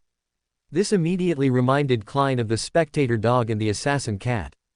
However, it was clear that ordinary Beyonders did not have this kind of generosity, so as soon as the plump apothecary spoke, he was met with a lot of ridicule. Klein casually mentioned the method for feeding pet potions and then continued to wait for the lady with the artisan behind her to appear. However, after a few transactions, a voice deliberately made to sound hoarse suddenly spoke. I recently unexpectedly obtained an item. It should be what you call a mystical item. I am not a Beander, so I don't know its specific value. I'd like to ask old Mr. Eye of Wisdom to appraise it. Oh, Eye of Wisdom is a detective. In modern terms, he is a detective. The acting principle of this pathway is to reproduce knowledge, disseminate knowledge, and protect knowledge. So, holding this Beander gathering, in addition to collecting information and building connections, also serves the needs of the acting method. Each item appraisal is also an act for him. This is also the main reason he is happy to share information about his collection. Seeing Mr. Eye of Wisdom show an interested expression, the man wearing a black iron mask and a gray hood pulled out an earring from his cloak, only the size of a pinky finger. It looked like a brass item, with an antique and elegant design, the kind that both men and women could wear. The man turned the earring over, pointing to a spot that was somewhat difficult to see in the dim candlelight, and said, "There are 2 Rosellian characters here. I'm not sure if it's truly from Rosel's hand, but it can summon a very strong ghost. It can even smash a wall with its bare hands. If it didn't make my head spin every time I used it, I wouldn't bear to sell it." Old Mr. Eye of Wisdom's curiosity deepened when he heard his description. He reached out and took the earring, gently stroking its surface, looking at the 2 Rosellian characters. Then he took out his beloved 2081, a green emerald ring inlaid with countless tiny diamonds. The emerald green gem was like an eye, and just a glance from afar would give one a dizzying sensation, just like looking at a calculus exam paper. Old Mr. Eye of Wisdom solemnly placed the ring on the middle finger of his right hand, then closed his eyes, as if brewing something. Suddenly, the emerald green gem on the ring emitted a faint blue glow. This light, seemingly containing endless knowledge, covered the earring and then receded. Old Mr. Eye of Wisdom immediately took off the ring, and at the same time, his expression was somewhat surprised as he said, "First of all, this Beander item is not the work of Emperor Rosel, so the Rosellian characters on it are probably just for decoration. Of course, this does not affect the value of this item." At this point, he touched the Rosellian characters on the earring with a glint of excitement, and introduced. It can summon an evil spirit with the power of Sequence 7. This evil spirit has no self-awareness and is completely controlled by the wearer. Only the holder and beings with spiritual vision can observe it. Moreover, this evil spirit also seems to have unique special abilities, but this requires summoning it to find out. Most importantly, this item has almost no negative effects, it only requires a certain amount of spirituality to repeatedly summon it. The reason you feel dizzy is simply because your spirituality is insufficient to bear the summoning of the evil spirit. If no one is interested, I am willing to buy it for £2,000. £2,000. The temperature in the small living room instantly rose significantly, and even the single candlelight swayed slightly. However, Klein, who should have been most concerned about the price, was focused on something else.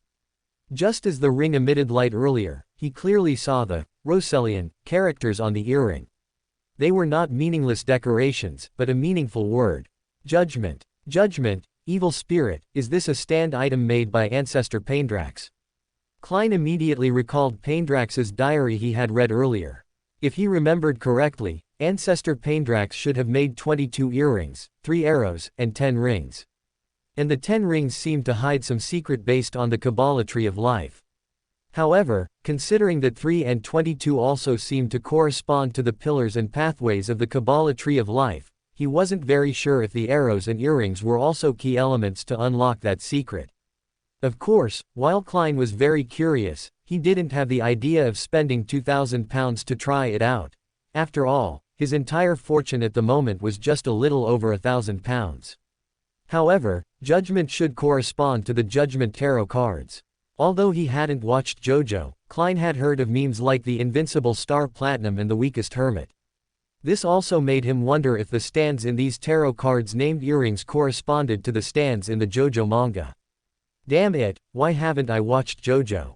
Chapter 163, The Tarot Club arrives again. The clock once again approached 2:45. Klein, who hadn't left his house all morning, was still calculating his savings. After all, he was about to face a Sequence 5 Beander, and even with Miss Sharon and Marich, it was good to have more trump cards. Thinking of this, Klein once again recalled Snow. If he customized it there, it seemed it would be much cheaper. Moreover, with the Aurora Order intelligence from East Borough he had gathered these days, he could also get one free opportunity to create a mystical item. The only problem was that he didn't have a Sun Pathway Beander characteristic. Mr. Sun himself definitely needs it. I can only ask Mr. Devil if he has one. Thinking of this, Klein walked 4 steps counterclockwise to above the gray fog. After sending Little Sun the signal that the Tarot Club was about to begin, he quietly waited for the time to arrive. In the palace, like a giant's dwelling, the Tarot Club members once again awoke from the crimson, tide-like light. Then, they heard Miss Justice's cheerful greeting. "Good afternoon, Mr. Fool, good afternoon, Mr. Devil, good afternoon." After completing her routine greetings, Audrey very consciously said, "Mr. Fool, this time I obtained 2 pages of Rosal's diary." Klein tapped the edge of the long table with satisfaction, and then, as expected, heard Mr. Devil's voice. "I also memorized 1 page. Very good." Mr. Fool nodded, helping the two materialize the diary. But immediately after, his expression, hidden behind the gray fog, twitched slightly. The diary Miss Justice submitted was the same, Rosal's constipation, page he had already seen. After scanning the second page, Rosal's early transmigration records, which had little practical value, Mr. Devil's anticipated, Paindrax's diary, was also materialized. Klein looked at the diary, prepared to see more gossip about Senior Paindrax, but his brow twitched slightly. "I found that woman actually secretly proselytizing to my son. This is not a good sign. Although the Hanged Man pathway is indeed very strong, given the true creator's current state, following him is clearly not a good choice. I suddenly regret provoking that Aurora Order woman. After some negotiation, I decided to pack up and run. The Aurora Order's influence is not that great. As long as I hide for a while, I should be able to escape their sight. The only pity is having to give up this noble title. I was quite optimistic about the future of the Loan Kingdom. The escape plan was very successful. With the Aurora Order's crazy personality, they wouldn't abandon their diocese for a man. My only worry now is that kid at home. He seems very unhappy about giving up the noble title. I'm really worried he'll do something stupid and run back. It looks like I need to educate him. ... Quote. So this is the truth behind the decline of the Pendergast family. Klein looked at the content of the diary, a trace of understanding on his face. He had previously felt that the demise of the Pendergast family in the impoverished noble list provided by Miss Audrey was somewhat strange. No matter how bad they were at management, a family with a Sequence 5, or even higher level Beander, should not have fallen to this extent. Now it seems that Senior Paindrax paid the price for his romantic affairs. It's just, if that's the case, Mr. Devil being drawn into the Aurora Order might not be accidental, but because his father or grandfather returned to Backland, attempting to regain the noble title, which then attracted the Aurora Order's attention. Senior Paindrax's worries indeed came true. Klein shook his head. Although he had a better understanding of Senior Paindrax's life, in reality, this diary also provided no substantial help. He waved his hand to dismiss the parchment page and quietly looked at the members of the Tarot Club. You may begin your exchange. After speaking, he immediately controlled Mr. World, preemptively saying, I need a mystical item from the Sun domain. As soon as he finished speaking, Klein saw Snow raise his hand and say with a smile. I happen to have one. It can summon a sun domain spirit that is completely under your control to help you fight. It not only possesses a considerably powerful physique but also has most spell-like abilities of the sun pathway below sequence 7.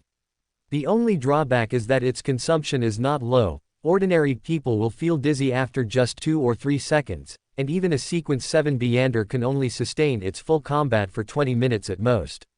That earring is indeed Senior Paindrax's work. Klein sighed in his heart, comparing it horizontally with old Mr. Eye of Wisdom's sun brooch. Although he felt a little uneasy, he maintained Mr. World's indifferent tone and asked, "What do you need? I remember you still owe me a commission." Snow said in a slightly thoughtful tone, how about this? Complete that commission, and my previous promises of a chance to act in a free item crafting opportunity will all be cancelled, plus an additional £1,000. How about it? £1,000. Klein breathed a slight sigh of relief and nodded, saying, this price is very fair. I will give you the investigation results as soon as possible. The two quickly reached an agreement, and Hanged Man then spoke. Mr. Devil, the matter you commissioned for investigation earlier has yielded results. Investigation. Justice, Magician, and Sun almost simultaneously felt confused, as they didn't remember Mr. Devil ever commissioning anything. But today, both Mr. World and Mr. Hanged Man seemed to owe Mr. Devil a commission. Did they know each other in reality? However, Hanged Man ignored their curiosity and said directly. In the past 2 or 3 years, in the southern continent, many indigenous tribes have been plundered, and everyone was taken away. In various plantations and on the islands at sea, some slaves have also strangely disappeared. So it was this matter. I knew it, Mr. Hanged Man has always been at sea, how could he know Mr. Devil? Audrey suddenly realized. When Mr. Devil proposed this commission, it seemed to be when Keelangos landed in Backland. She had thought this matter had been dropped because Mr. Devil hadn't provided relevant intelligence. Indeed, Snow nodded lightly, with an expression that said, I guessed correctly, and then said, what kind of reward do you want? Within 500 gold pounds, either money or mystical items are fine. I can also help you craft a Beyander item below sequence 5 for free, of course, you'll need to provide the materials. May I know why you investigated this matter? Alger's eyes darted, feigning curiosity. He himself had received a commission from the Storm Church to investigate this matter, which reminded him that Mr. Devil had commissioned it. If he could glean some clues, he would be profiting from both sides. Unfortunately, Mr. Devil shook his head decisively and said, there are many issues involved. According to my fee standards, this question is worth approximately £5,000. If you are willing to make up the difference, I don't mind telling you. When Hanged Man heard the number, £5,000, he immediately abandoned the thought. Snow didn't care either, only promising that the reward could be redeemed at any time, and then stopped speaking. Seeing that Miss Magician had nothing to say, Derek finally mustered his courage and raised his hand, saying, I've been assigned a task. Chapter 164, Changes in Fortune. After Mr. Hanged Man personally taught Little Sun how to enter a semi-out-of-control state, the Tarot Club once again entered a free chat session. Miss Justice asked with great interest about the unique scenery and strange tales of the sea, and Mr. Hanged Man selectively described them. Miss Magician began to ponder whether to write a novel about a pirate king, and Little Sun imagined the sea based on paintings collected in the City of Silver. This harmonious atmosphere of communication continued until Mr. Fool's spirituality was depleted. Back in reality, Snow routinely handed a small dried fish to Lily, the doorkeeper, then made a trip to Mr. A's mansion, left Heaven Manufacturing there, and had the butler play the previously recorded music for it. Only then did he return home to prepare for Mr. Fool's arrival. Although the two wouldn't discuss overly confidential topics, Snow cautiously made True Creator enter a listening state. After all, based on past experience, True Creator usually wouldn't turn his gaze towards him while listening to music through Heaven Manufacturing. Ring ring. The pleasant sound of the doorbell rang. Snow gave Lily a look, and Lily, who understood the importance of money, didn't waste words. She leapt to the door in a few steps and opened it. Klein watched the door open, about to greet, but was surprised to see the cat clinging to the doorknob. He was momentarily speechless, but the cat showed no fear of strangers. It gave the great Mr. Fool a disdainful look, as if saying, "What are you looking at? Haven't you seen a cat that can open doors?" Then it jumped off the doorknob and ran towards the living room. Was I looked down on by a cat? Klein's heart twitched slightly, but he still walked into the entryway. After casually closing the door, he walked towards the living room. "You arrived earlier than I expected," Snow said unhurriedly while brewing black tea, his tone casual, as if facing an old friend he had known for many years. Although Klein, who had adapted to low-in-style subtlety, was slightly unaccustomed to this way of interacting, he still sat down and placed a folder on the table. "These are the results of my investigation into the Aurora Order in the East Borough. Currently, there are 3 organizations in the East Borough suspected of believing in true creator. One is the recently much discussed workers' group. They claim that all things have spirits and that everyone is equal, and capitalists should not be superior just because they have money.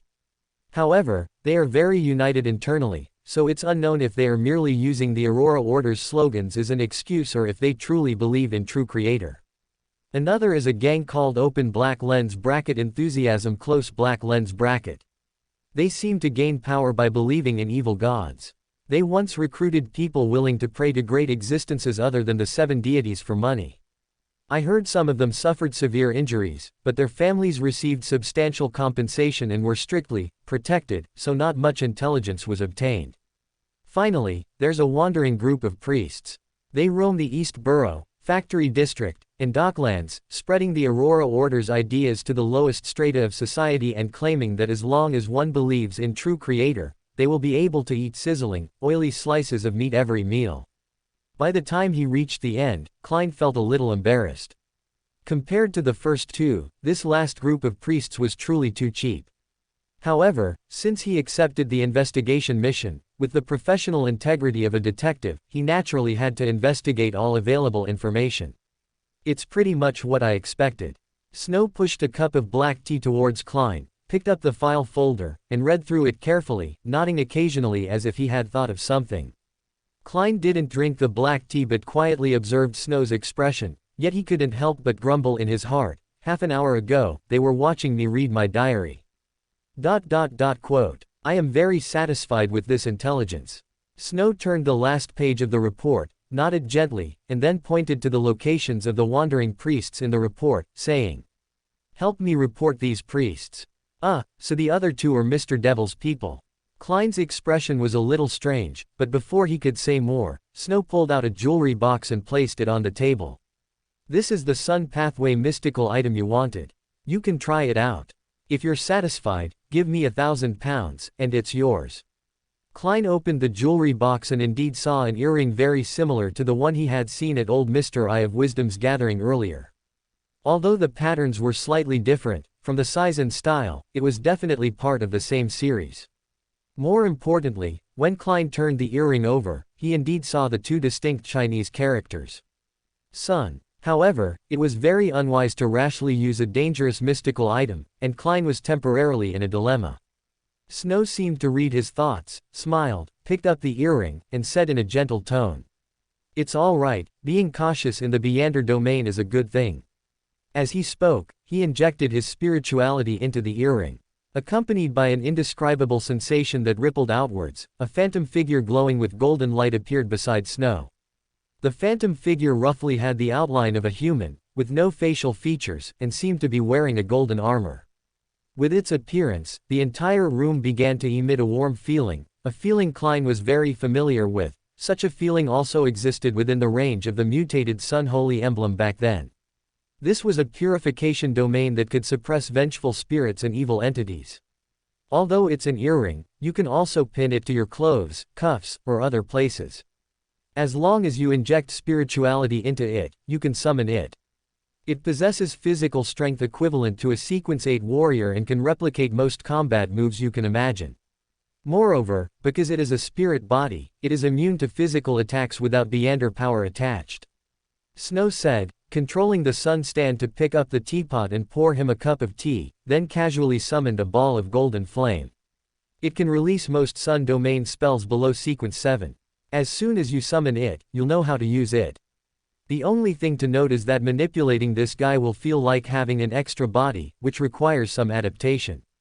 However, you will be advancing to marionettist later, so adapting now can be considered a form of advanced acting.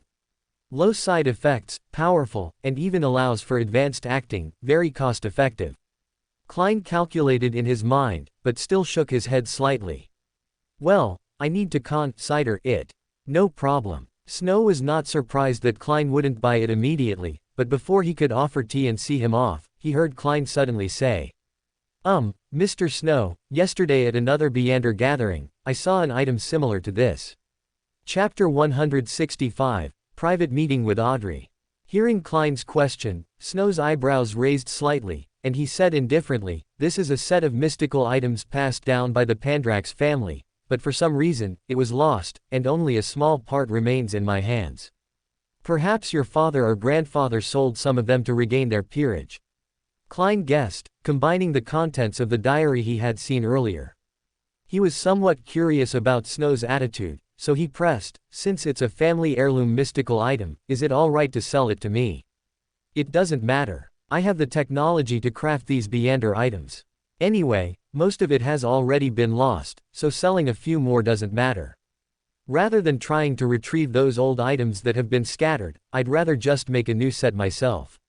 Hearing Snow's casualness, Klein thought to himself, it seems Mr. Snow doesn't know that probably his great-grandfather, hid secrets within these stands.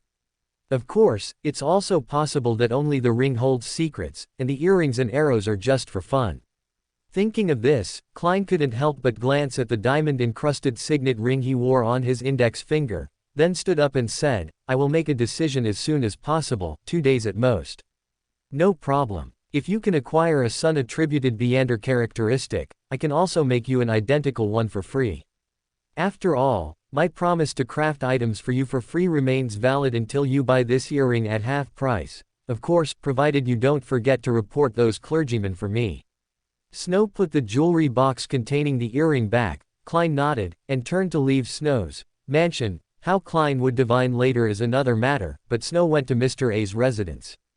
The servants in the house were already accustomed to Snow's back-and-forth behavior and quickly prepared tea and refreshments. Snow walked all the way to the music room and saw the butler respectfully standing by the gramophone. Seeing him like this, Snow smiled slightly and said, all right, you can leave the rest to me.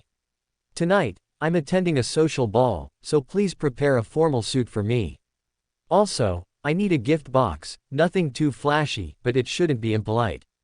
Understood. The butler bowed slightly and turned to leave the music room. Seeing Snow's arrival, Heaven Manufacturing immediately let out a murmur of unclear meaning. In this regard, the true creator's devil spirit residing in Heaven Manufacturing was much more restrained than the true creator's actual body. At least he understood not to speak when ordinary people were present. Oh, the priestess earring has changed owners for the 3rd time. Snow took down Heaven Manufacturing, which was inverted next to the gramophone, carefully deciphering his obscure murmurs, and said with a subtle expression, I remember the priestess was given to Caspars to sell, right? How is it changing hands faster than Bernadette's few replacements? Is the owner of the Arrow of Mercy all right? Open black lens bracket true creator murmur close black lens bracket negative. He's all right, it seems Backland isn't peaceful now, I just don't know whose hands it ultimately fell into. He was happy to see the earring change owners. His only concern was, if a large number of earrings start to gather, remember to inform me. Open black lens bracket true creator murmur close black lens bracket affirmative. In the evening, in a mansion in Backland's Empress Borough, Viscount Glaint was entertaining guests. Seeing Audrey gracefully approach, his expression immediately stiffened. However, he still stepped forward a few paces to greet his friend. After a few standard social pleasantries, he quietly said, Audrey, you've been coming too frequently lately. You know, you'll be of age for social debut in another month and a half. If any bad rumors spread now, that would be terrible. Oh, Glaint, you're overthinking it. I'm just teaching Mr. Pandrax how to play the piano. Audrey's somewhat exaggerated aristocratic tone showed her emotions. Although she understood that Mr. Devil's reputation wasn't too good, hearing Glaint say this still made her find it a bit amusing. Yes, amusing. It wasn't that she found the gossip amusing, but Glant's worried expression was very amusing. "No, Audrey, you can't do this. Glant is your good friend, you shouldn't make fun of his concern." Audrey immediately admonished herself in her mind, while Glant at this moment felt as if struck by lightning, because just the day before yesterday, he had played the piano game with one of his lovers. Hearing Audrey say this now, his mind immediately began to wander uncontrollably. Watching Glant's expression become more and more exaggerated, Audrey suppressed a smile and reminded him, "Glant, your expression is too exaggerated." "Oh, I'm sorry." Glant finally reacted, took a deep breath, and adjusted his mood, but the next moment, he scratched his head again like a woolly baboon and said with some surprise, "What was I just thinking about? Never mind." With that, he shook his head and walked towards another lady who had just entered, smiling and saying, "Good evening, Lady Leah." Viscount Glant is truly pitiful. Audrey curled her lips, looking at Viscount Glant, who had instantly lost his memory plus a defense mechanism, restraining herself from showing a gloating expression. In the eyes of this somewhat mischievous young lady, such Beyonder abilities that could bring convenience to life were the powers she yearned for. However, it was a pity that she was currently still just a telepathist. She had just received the telepathist formula from the psychology alchemists, and even with the excuse of collecting materials in advance, she still needed to accumulate merits to advance. However, as soon as these thoughts appeared, Audrey immediately pushed them out of her mind. Driven by a spectator's instinct, she observed the Mr. Devil in front of her. Mr. Devil's attire has improved significantly today. Although he's still in a formal suit, the choice of tie pin and cufflinks is very professional, and he's wearing a bit of perfume. It seems this gentleman has hired an excellent butler. Audrey silently speculated in her mind as she observed Mr. Devil's changes. Snow noticed Audrey's observation but didn't say much, only using his usual playful tone. "Good evening, Miss Backland's hardest diamond. Your brilliance makes the stars turn their eyes. So, if you really want to call me that, please use dazzling gem. Hardest diamond is not a suitable term to describe a lady." Audrey, who had grown accustomed to Snow's teasing, pretended to be displeased, but Snow shook his head slightly and said, "When you advance to Sequence 6 Hypnotist, you will understand the meaning of this title." Chapter 166 Gift. Clap, clap, clap. As the last note faded, Audrey clapped softly, her voice tinged with envy. "In less than a month, you've already become better at playing than I am." "It's because you're such a good teacher," Snow complimented politely, then reassured her, "Actually, it's mostly thanks to the Beyonder abilities of my sequence. After all, my sequence is very good at this kind of physical memory. Once you become a mid-sequence Beyonder, you'll realize that this bit of learning ability is nothing special." Speaking of which, what's so special about a Sequence 6 hypnotist? When the topic of mid-sequence came up, Audrey remembered Snow's teasing words and looked at him with burning curiosity. "Well, you'll know when the time comes." Snow merely smiled at Audrey's question, which made Audrey puff out her cheeks in annoyance. "That sounds just like an elder telling a child, you'll understand when you grow up. Let's not talk about that." Snow didn't intend to argue with Audrey on this point. He reached behind him and, somehow, pulled out a gift box about half the size of Susie. Seeing the box, clearly meant for a gift, Audrey's frustration about the hypnotist immediately vanished, replaced by curiosity about its contents. "No, wait a minute, with Mr. Devil's somewhat mischievous personality, it wouldn't be anything scary, would it? Like those toys Emperor Rosal invented called surprise boxes." As Audrey thought of this, a hint of suspicion immediately appeared in her eyes. Snow, seeing this, dramatically waved his arms like an actor in a play and said in an exaggerated aria, "Oh, my angel, such distrustful eyes truly break my heart. This is a gift I meticulously prepared, and you actually suspect me. Dear Mr. Devil, if you keep showing off that exaggerated acting, I'll throw rotten eggs at you." Audrey, with her gentlest smile and a flat, almost emotionless tone, delivered a line that lacked threat but still conveyed a sense of terror. Hearing this, Snow immediately looked scared and said, "Then let's not trouble Viscount Glant."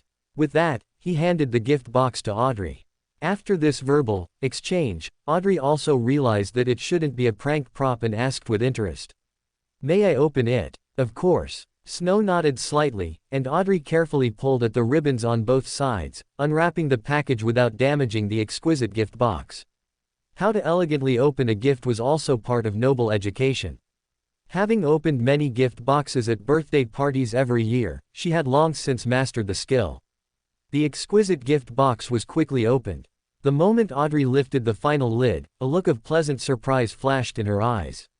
She carefully took a quarter-scale doll, a 1/4-scale doll, from the box and admired it. It had soft, textured golden hair, emerald eyes like gems, and a luxurious and exquisite long dress adorned with ribbons and lace. Its temperament was pure and beautiful, with a hint of cuteness and playfulness, exuding an elegant aura all over. So cute. Is this the work of a master? Audrey looked at the doll, which bore some resemblance to herself, and then remembered the commission Mr. Devil had given to Mr. Hanged Man earlier. She subtly suppressed the rising dissatisfaction in her heart and looked at Snow with curious eyes, saying, "Is this your creation, Mr. Devil? One of those dolls used to absorb desires. It is indeed my work, but it doesn't have the ability to collect desires. After all, given the customs in Loan, it seems unmarried gentlemen aren't supposed to give gifts like jewelry to single ladies, so I made a doll. Of course, if you need it, I can add that function to her." Snow watched Audrey with a gentle and pure smile. Audrey felt a little guilty under his gaze and immediately shifted her attention to the doll, feigning composure as she said, "I am very satisfied with this gift." However, just as she said this, she suddenly noticed that the doll in her arms seemed to have a slight upturn at the corner of its mouth. This sudden change almost made Audrey throw the doll away. Fortunately, the composure she had accumulated from playing the spectator allowed her to forcefully calm down. She glared at Snow and said, "Mr. Devil, playing such pranks is not good.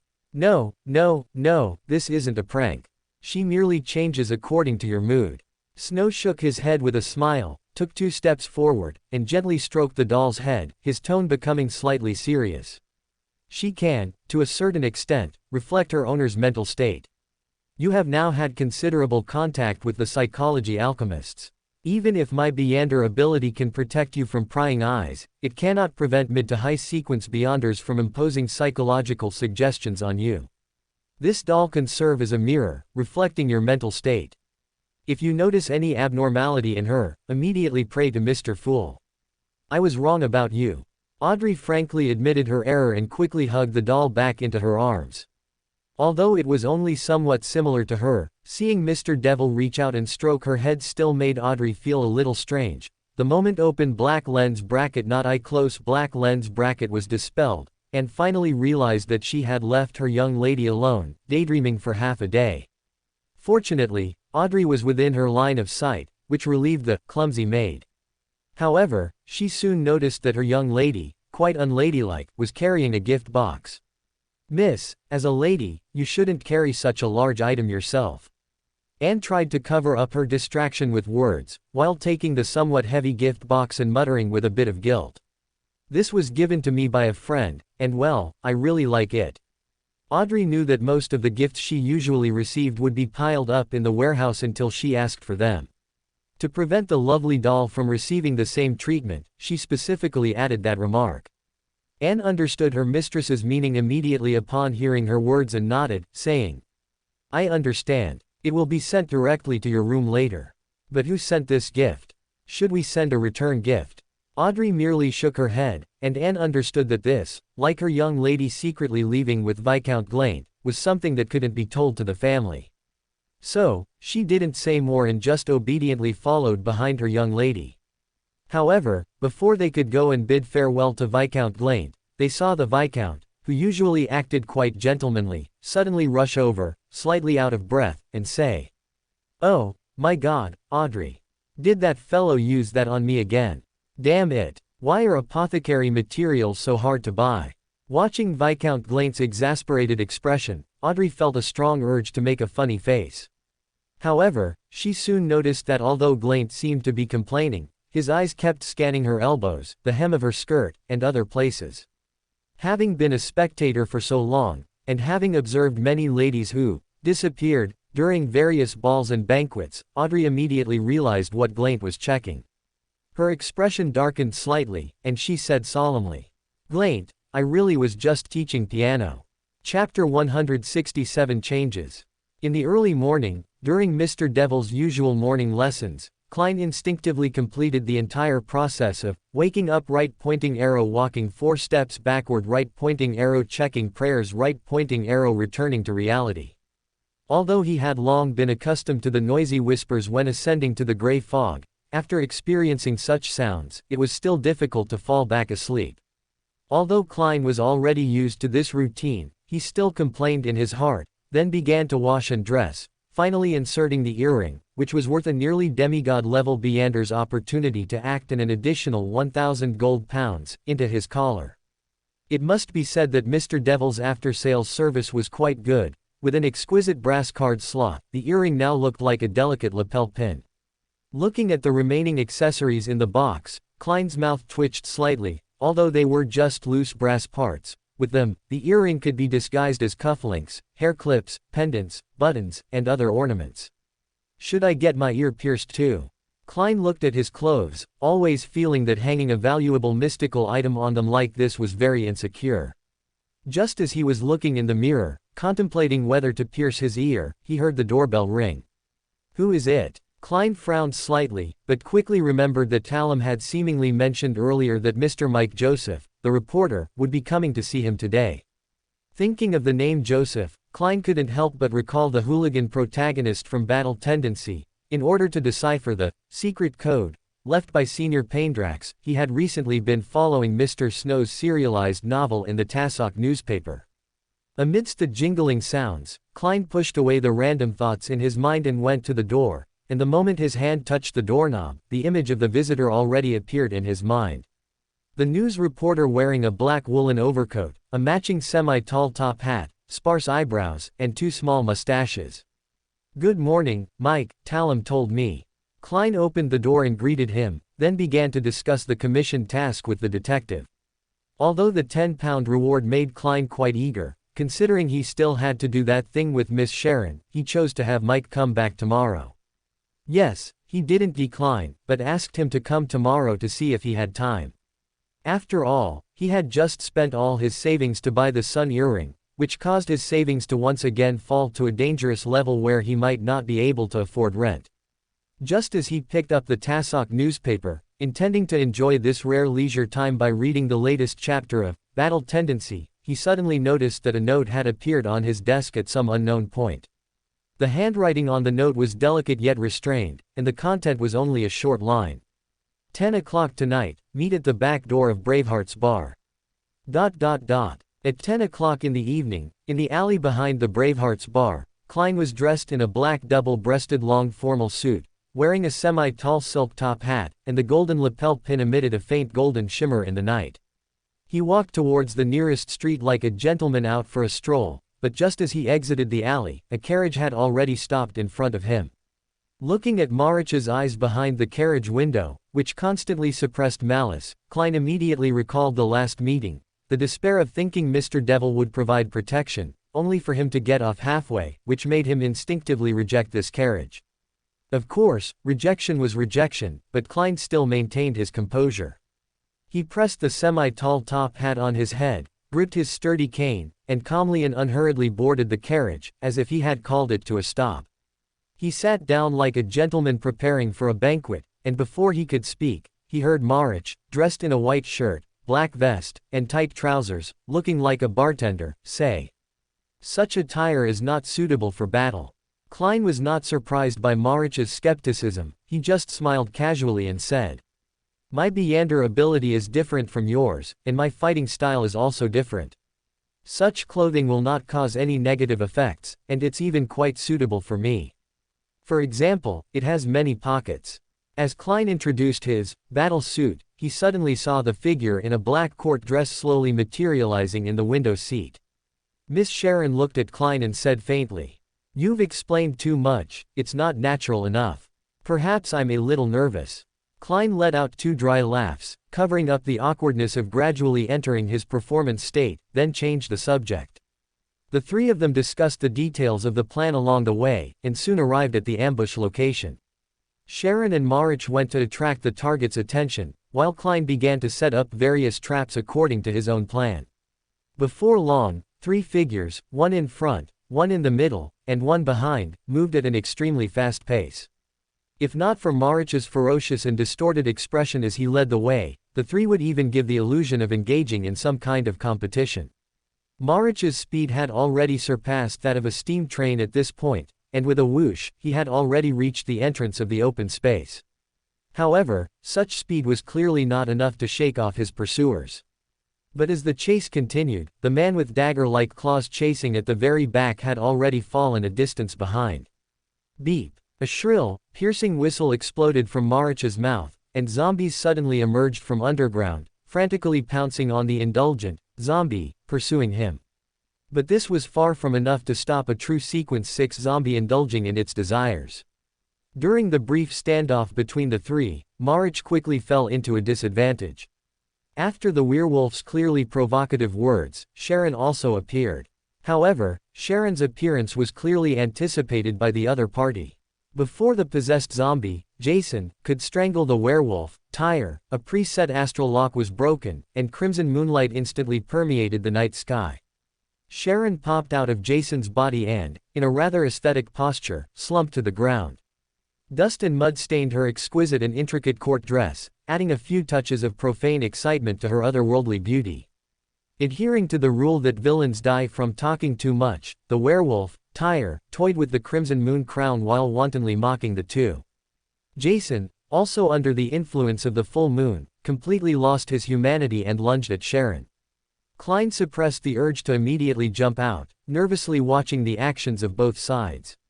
As Sharon took off her gloves, a bronze door slowly opened. Seeing Sharon bring out her trump card, the Wraith, Steve, also entered the fray.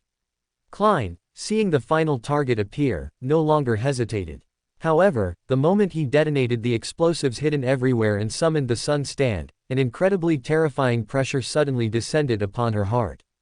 At the same time, a voice, carrying an unspeakable horror, drilled into everyone's ears. Is this all your trump cards, Sharon? Chapter 168 Under the Red Moon. A cold, stiff voice, yet filled with unspeakable dread, rang out, followed by a man in a black clerical robe. His left hand wore a black glove, his face was gaunt, his skin brownish, and his light brown eyes were sunken like a dried corpse. His beard roots were black, extending outward and turning white, spreading from the corners of his mouth to his ears. However, they were not thick and quite short, appearing sparse and unkempt. Despite possessing a priestly demeanor, he exuded a chilling and terrifying aura, like the silent, deranged psychopaths from movies in his previous life. He seemed to appear out of thin air in the clearing, illuminated by the moonlight, appearing quite rigid, like a true puppet. Zatwin. Sharon, slumped on the ground, a flash of astonishment in her eyes. She was utterly bewildered as to why this demigod, who should have been lured away, had appeared here. But the next moment, she and Marich almost simultaneously pulled out a charm and said in unison. Turtle is longer than snake. The somewhat strange and tongue-twisting ancient Hermes language activated the power of the charm. Almost instantly, Marich broke free from his madness, and Sharon regained her strength. The moment they recovered, the 2 of them lunged at the werewolf holding the crimson moon crown. At this moment, Zatwin was also under the influence of the crimson moon crown, similarly enduring the curse of being a puppet.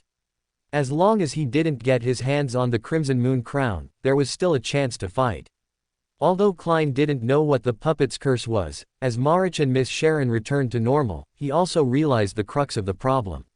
He once again lamented that divination was not omnipotent, but he had no intention of abandoning his 2 allies and fleeing alone. He immediately controlled his sun stand to pounce on the werewolf, while simultaneously firing several shots at Jason, who was being restrained by the eerie bronze door. But they still didn't understand that even under the curse of the Beander characteristic, a demigod was still a demigod. The soil on the wasteland began to deform, turning into walls that blocked the bullets Klein fired. The debris scattered by the explosion Klein caused transformed into arms that grabbed at the 3 of them. Although the puppet would be cursed under the moonlight, as a demigod, he could already stabilize his spirit through an anchor. Generally speaking, modern Beyonders only need an anchor to stabilize their humanity after Sequence 2. But in ancient times, those powerhouses who indiscriminately consumed Beander characteristics, even if they were only demigods, needed an anchor to stabilize themselves. And the hedonist faction of the Rose school of thought had clearly taken this old path. Of course, as hedonists, they usually wouldn't deliberately use an anchor to suppress their desires, but occasionally, there would be situations like now, where they had no time to vent their desires. Although Zadwin's body remained stiff, his consciousness, influenced by the small number of believers, still retained sufficient rationality. He controlled the surrounding inanimate objects to suppress the three. Although the lethality of those animated inanimate objects had been greatly reduced under the illumination of the sun stand, it was still enough to delay their progress. Seeing Zadwin getting closer and closer to the crimson moon crown, Marich's malicious eyes seemed to well up with despair. But at this moment, an arm that appeared out of thin air suddenly picked up the exquisite ornament. It was shaped like a full moon, with crimson gems inlaid all around, and in the center, symbols representing the moon and numerous mysterious markings were carved. And with this action, the figure that seemed to have gone unnoticed before finally solidified, appearing in the center of the clearing with a brilliant, mischievous smile. Mr. Snow. Klein's eyes widened. He never expected this gentleman to appear here. He subconsciously looked at Sharon and Marich, thinking this was the second external aid they had invited, but from their eyes, Klein also saw surprise. Tisk tisk, a bunch of kids playing house. Why are you, a demigod, getting involved? Snow chuckled as he tucked the crimson moon crown into his pocket, looking at the zombie-like Zadwin with a playful expression. I didn't want to make a move in Backland either, if it weren't for. Before Zadwin could finish his sentence, his expression suddenly changed, and he stared wide-eyed. Baron of corruption, I just twisted your words a little. Didn't you say it? You didn't want to either. Of course, if you could overcome yourself, perhaps you could break through these restrictions. Oh, I'm sorry, I forgot that you hedonist faction of the Rose School of Thought don't even have this option. I think you should understand why the disciple of silence are silent, right? Snow's tone was extremely sarcastic, but this time Zadwin said nothing more. A strong malice emanated from his sunken, corpse-like eye sockets, and his body suddenly twisted, transforming into a life-sized puppet. This puppet was identical to Snow, with a suffocatingly handsome face and a smile that seemed to mock all living beings. Snow's movements began to stiffen with Zadwin's transformation, and a mystical connection seemed to be forming. You've formed a connection with me, which means I've formed a connection with you, so I can also use this connection. Come with me. Snow flashed a brilliant smile, lightly drawing a line on the ground with his finger, and uttered a strange, newly coined ancient Hermes word. Close in distance, far in the world. The next moment, Snow and the puppet transformed Zadwin vanished from their sight. Although Klein didn't know why Snow had appeared here, he immediately realized that this was an excellent opportunity. Under his will, the sun stand emitted a golden radiance, and all the specters, vengeful spirits, and mutated creatures within a radius of dozens of meters suffered pain as if hot oil had been poured on them. Although the crimson moon crown had been taken by Snow, the surrounding red moon, for some reason, had not disappeared. Steve, Jason, and Tyre were still under the curse of the full moon. In this state, even though they were also enduring the pain of being splashed with hot oil, Sharon and Marich still maintained a huge advantage. The battle outside resumed, and not far from them, Snow and the demigod Zadwin were in a standoff. Close in distance, far in the world, is an ability upgraded from, rabbit cannot catch turtle. By sublimating the concept of distance, it creates an area that, while still physically in its original place, cannot be touched. This demigod-level ability was originally a single-person defensive skill, but at this moment, through the magical connection of the puppet, it became a divine skill for isolating the battlefield. Too bad he's a man. Looking at Zadwin, who had recovered from his puppet state, with a hint of disdain, a pair of illusory wings appeared behind Snow. Subsequently, an angelic phantom with 36 wings slowly flew out. Zadwin suddenly felt that the entire world seemed to be becoming unfamiliar. Chapter 169. You thought I was just pretending to open black lens bracket beep close black lens bracket. Actually, I was just a coward. The entire world became different, and this was not an exaggeration, it truly changed.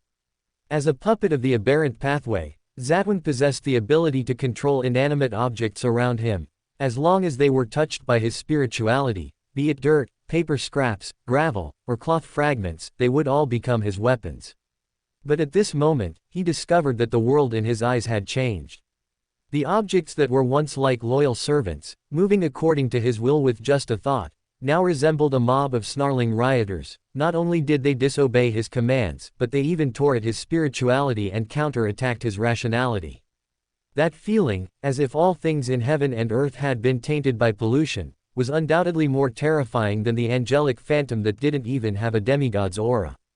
For members of the indulgent faction of the Rose school of thought, rationality itself was a very troublesome variable, and now, under the shroud of the Crimson Moon's corona, Zadwin only felt his rationality evaporating.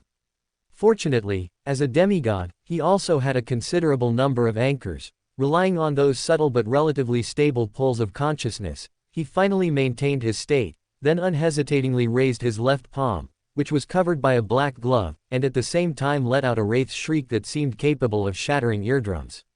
But for Snow, who listened to the true creator's rare song list every day, such noise was nothing to fear. Therefore, he clearly captured the silver-white currents gathering in Zadwin's palm. In almost the blink of an eye, they condensed into a silver arrow, which shot towards Snow, who was less than 5 meters away from him.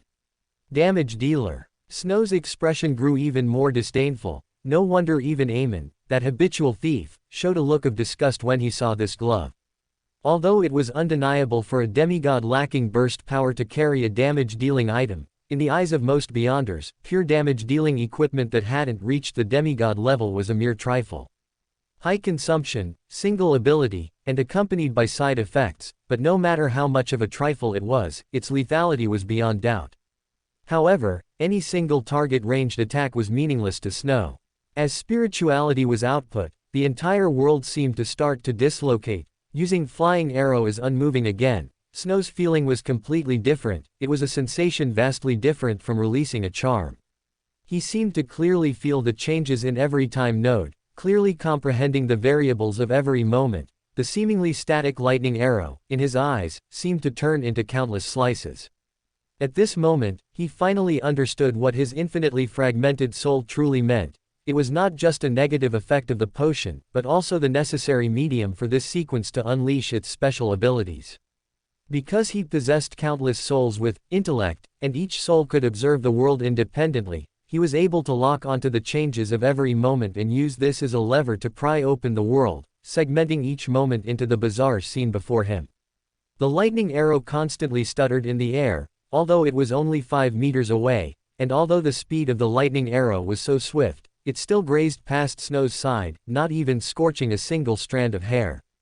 Petty tricks. Snow's mouth still held that mocking smile, but the ability inherited from the Baron of Corruption was silently taking effect, combined with the demigod-level ability Open Black Lens Bracket Chaos or a Close Black Lens Bracket that he drew upon, constantly eroding Zadwin's rationality. Darkness, greed, arrogance, all kinds of negative emotions, under the influence of Snow's spirituality, madly eroded Zadwin. For a normal demigod, such an ability would not be difficult to resist, but for members of the Rose school of thought, this was an extremely disgusting way of fighting. Even though Zadwin knew he was facing a Beyonder of the lawyer pathway, he still couldn't resist being affected by the opponent's Beyonder ability. Even if he clearly realized that his negative emotions came from the Baron of Corruption's Open Black Lens Bracket Corruption Close Black Lens Bracket, he couldn't completely eradicate this influence. Long-term indulgence in desires left him only able to maintain his last bit of reason through those anchors, like kite strings, that fixed his rationality within his body. The brief confrontation made Zadwin understand his predicament. He desperately wanted to escape. But the first rule when facing a high-sequence powerhouse of the lawyer pathway was, do not attempt to escape. Because the moment the act of escaping occurs, escaping will be twisted into surrender, and then one will obediently offer their head. What? Not attacking anymore. Snow's lips curled up, and the angelic phantom beside him emitted a holy light, but a hint of cunning flashed in Zadwin's eyes, because he discovered that his previous wraith's shriek seemed to have had some effect on that angel's spiritual body. As expected, it's just for show. Zadwin became even more certain of his thoughts. This angelic phantom, which had no aura whatsoever, was merely a medium for the other party to utilize the lawyer pathway's abilities. As long as he generated the thought that this was an angel, then the other party could twist his perception and allow that angel to cause him immense influence. But now, your trick has been exposed by me. Zatwin's lips curved into a sneer. Since it was just an ordinary spiritual body that looked like an angel, it couldn't possibly use purification-type abilities. In that case, what did he have to fear?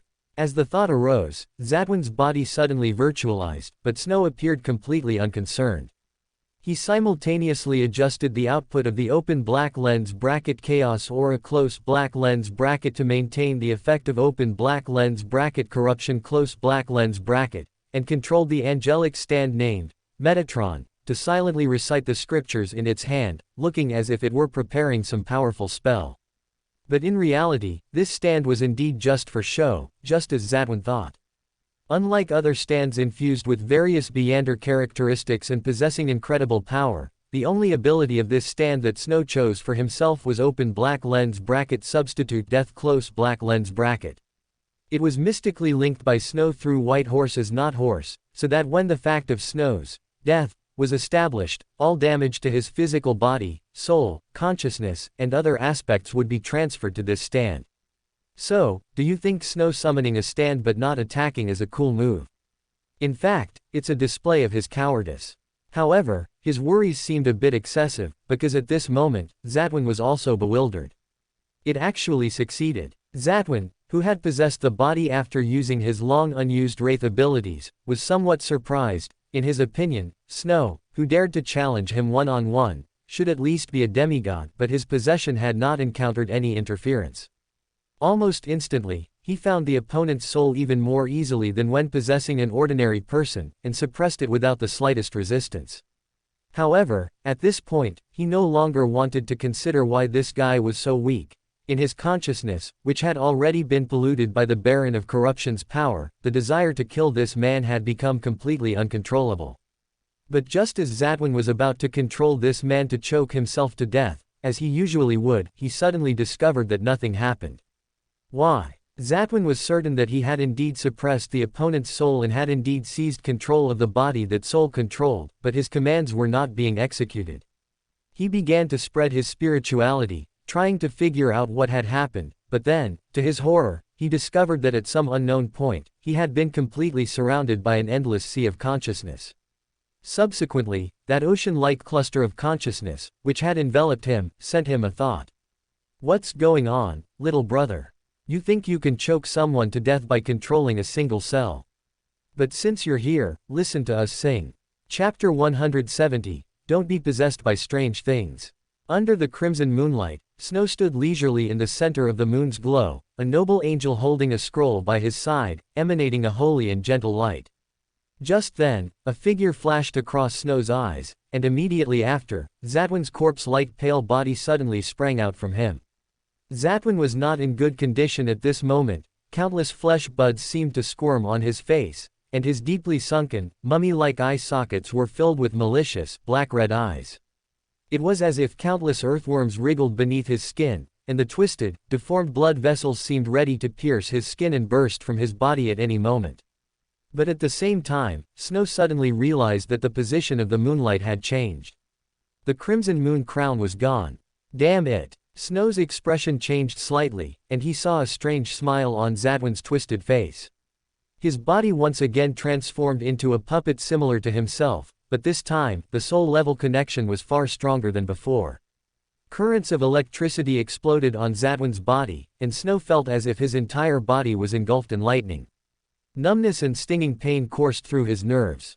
As the puppet became tattered, smoke began to rise from Snow's body. However, Zatwin did not seize this momentary opportunity to continue attacking, but instead continuously unleashed electricity upon himself.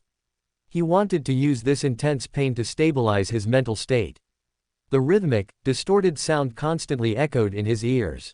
Even after detaching from the cursed body that seemed to imprison countless consciousnesses, his ears still felt as if thousands, tens of thousands, hundreds of thousands of mouths were simultaneously chanting the meaningless syllable of Suka Bliat.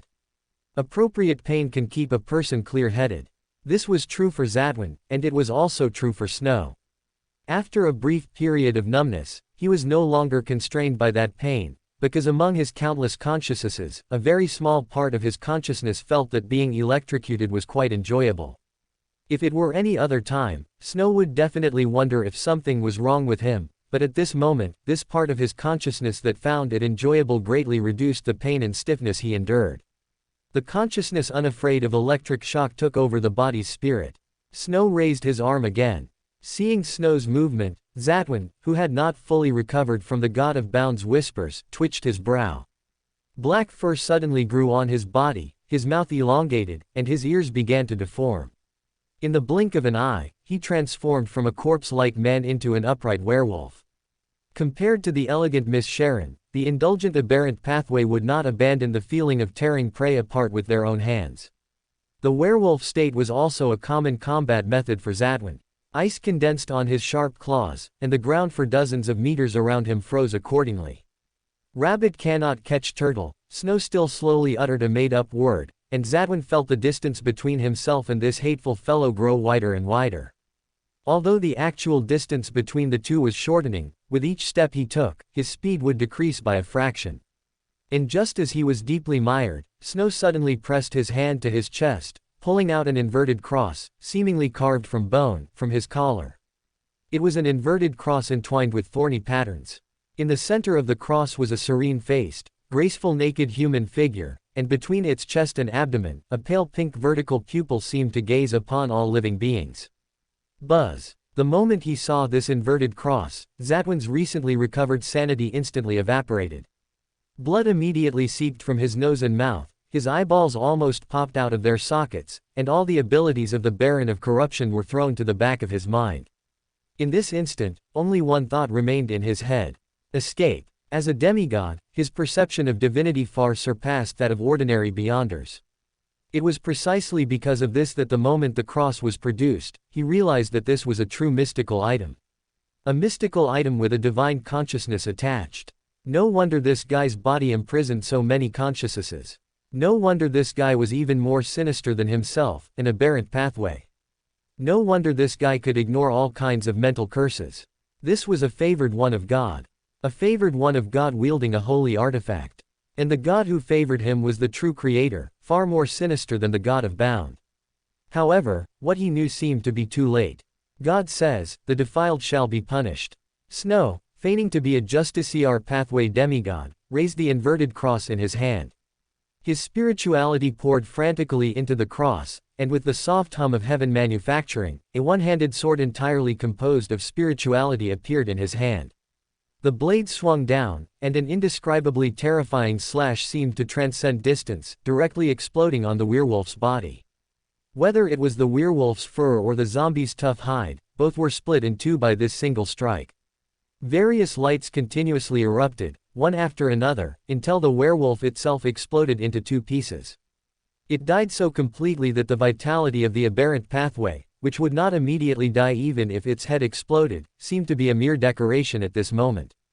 The spirit flesh blade from the Black Knight sequence, while appearing to be a slash, was essentially an ignition of corruption. As long as there was a corrupted part in one's heart, it could ignore defenses and annihilate all spirituality. Zatwin, as a demigod, didn't even have time to struggle before he and his soul were completely annihilated. His body, split in two, fell to the ground with a sizzling sound.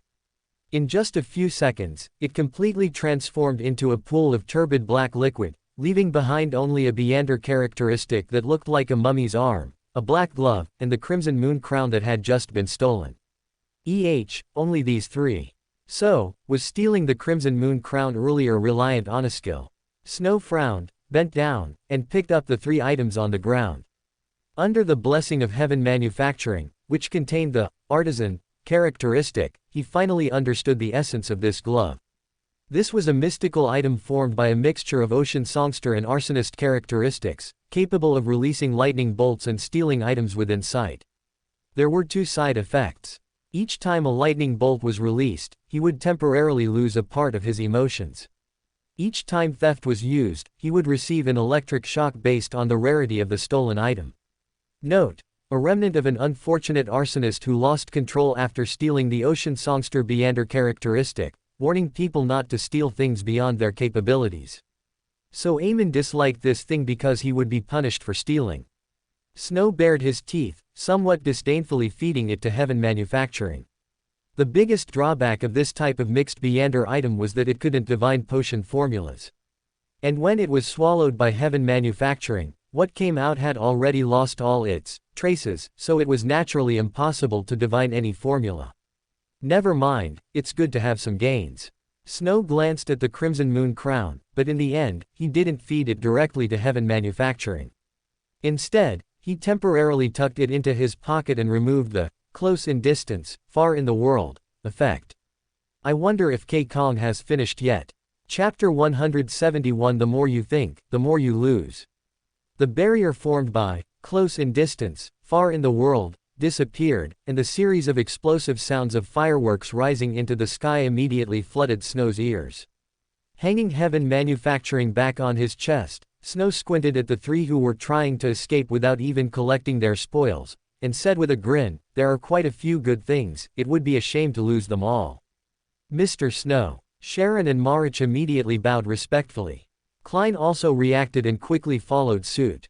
Snow just waved his hand and said, "Hurry up and clear the battlefield, the authorities' Beyonders will be here soon." Upon hearing this, Sharon immediately concealed her figure and began to accelerate the precipitation of the Beander characteristic through possession. Marich, on the other hand, stood awkwardly in place, trying to suppress the malice in his eyes, and with his head down, asked in a humble tone, "Mr. Snow, I wonder about Zadwin." Although Snow's appearance completely unharmed at this moment meant that Zadwin's outcome was at least a retreat, there was still a difference between death and retreat. However, Marich didn't hold much hope. After all, Snow and Zadwin had only been gone for a few minutes at most. In such a short time, to resolve a variant demigod known for his tenacious vitality, the difficulty was imaginable. Before the thought finished, Marich's vision stiffened, because he saw Snow pull out a mummy arm, which looked like a wood carving, from somewhere and shook it, saying flippantly, "Does little Sharon have a puppet characteristic yet? I just got one, and it's still warm. What do we have to pay?"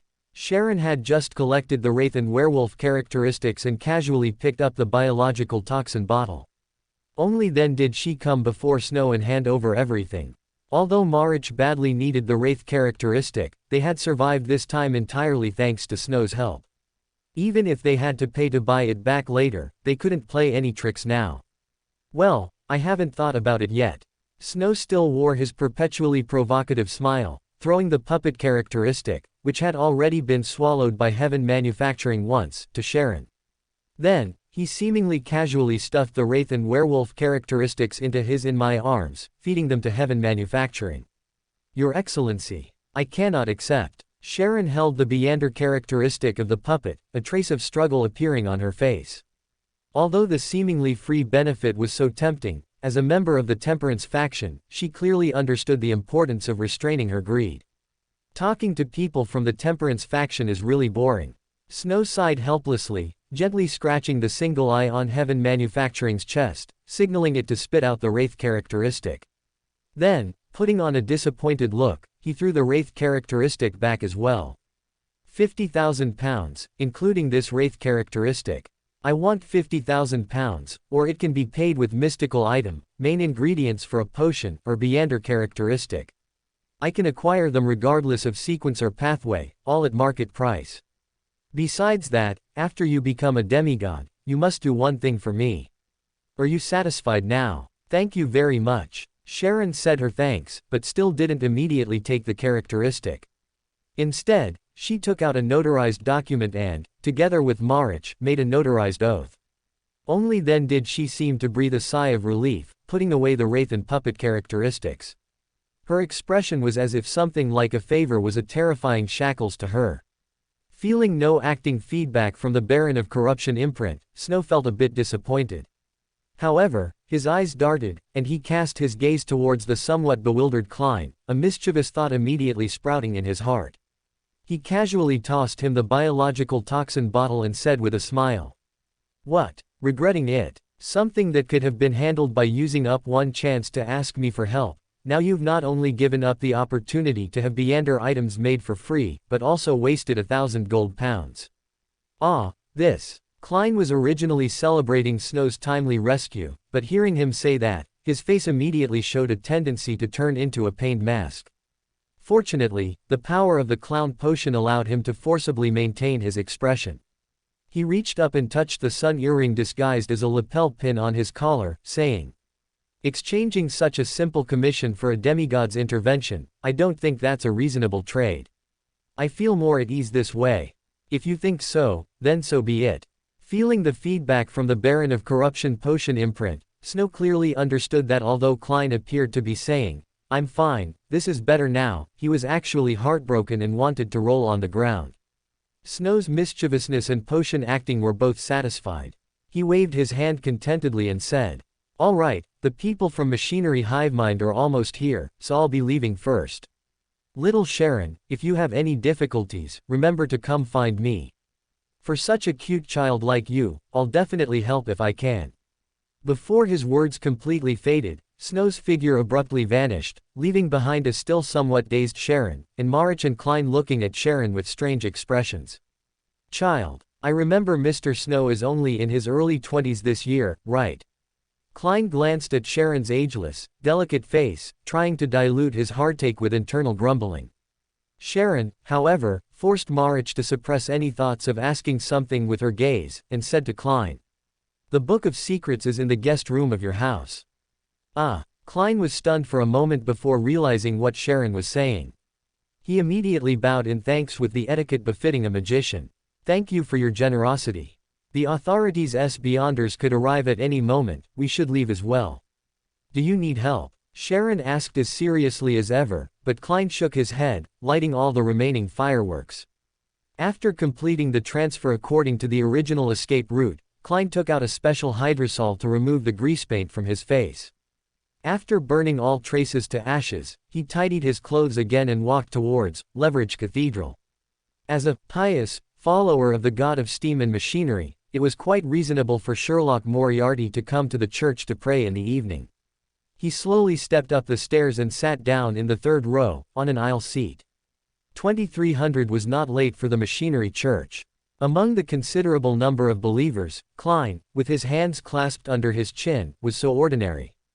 However, Klein, in a praying posture under the triangular holy emblem, was clearly not praying but constantly replaying today's battle in his mind. The digestion progress of the magician potion has improved again. It seems I was right. Performance and preparation are crucial items in the acting principles. But compared to this, thinking of those 1,000 gold pounds and the opportunity to create items for free, Klein felt an overwhelming heartache. At least I got a very useful sun stand, and deepened my acting as a magician. Not a loss, not a loss. Ah, such a huge loss. The more Klein thought about it, the more he felt it was a loss, so he simply shifted his attention to another aspect. Snow became a Beander around the same time as me, so why is his advancement speed so fast? I remember the potion names of the Secret Supplicant pathway before Demigod, Secret Supplicant, Listener, Shadow Ascetic, Rose Bishop, Shepherd, all seem to be professions related to believers. So, he can advance so quickly because he prays to me every day. Chapter 172 Contrast in the East District. In the early morning, Klein, who hadn't slept well all night because he discovered he was still over 100 souls short in bullets after checking his expenditure, was woken up by Mr. Devil's punctual wake-up service, only to realize that he had caught a cold.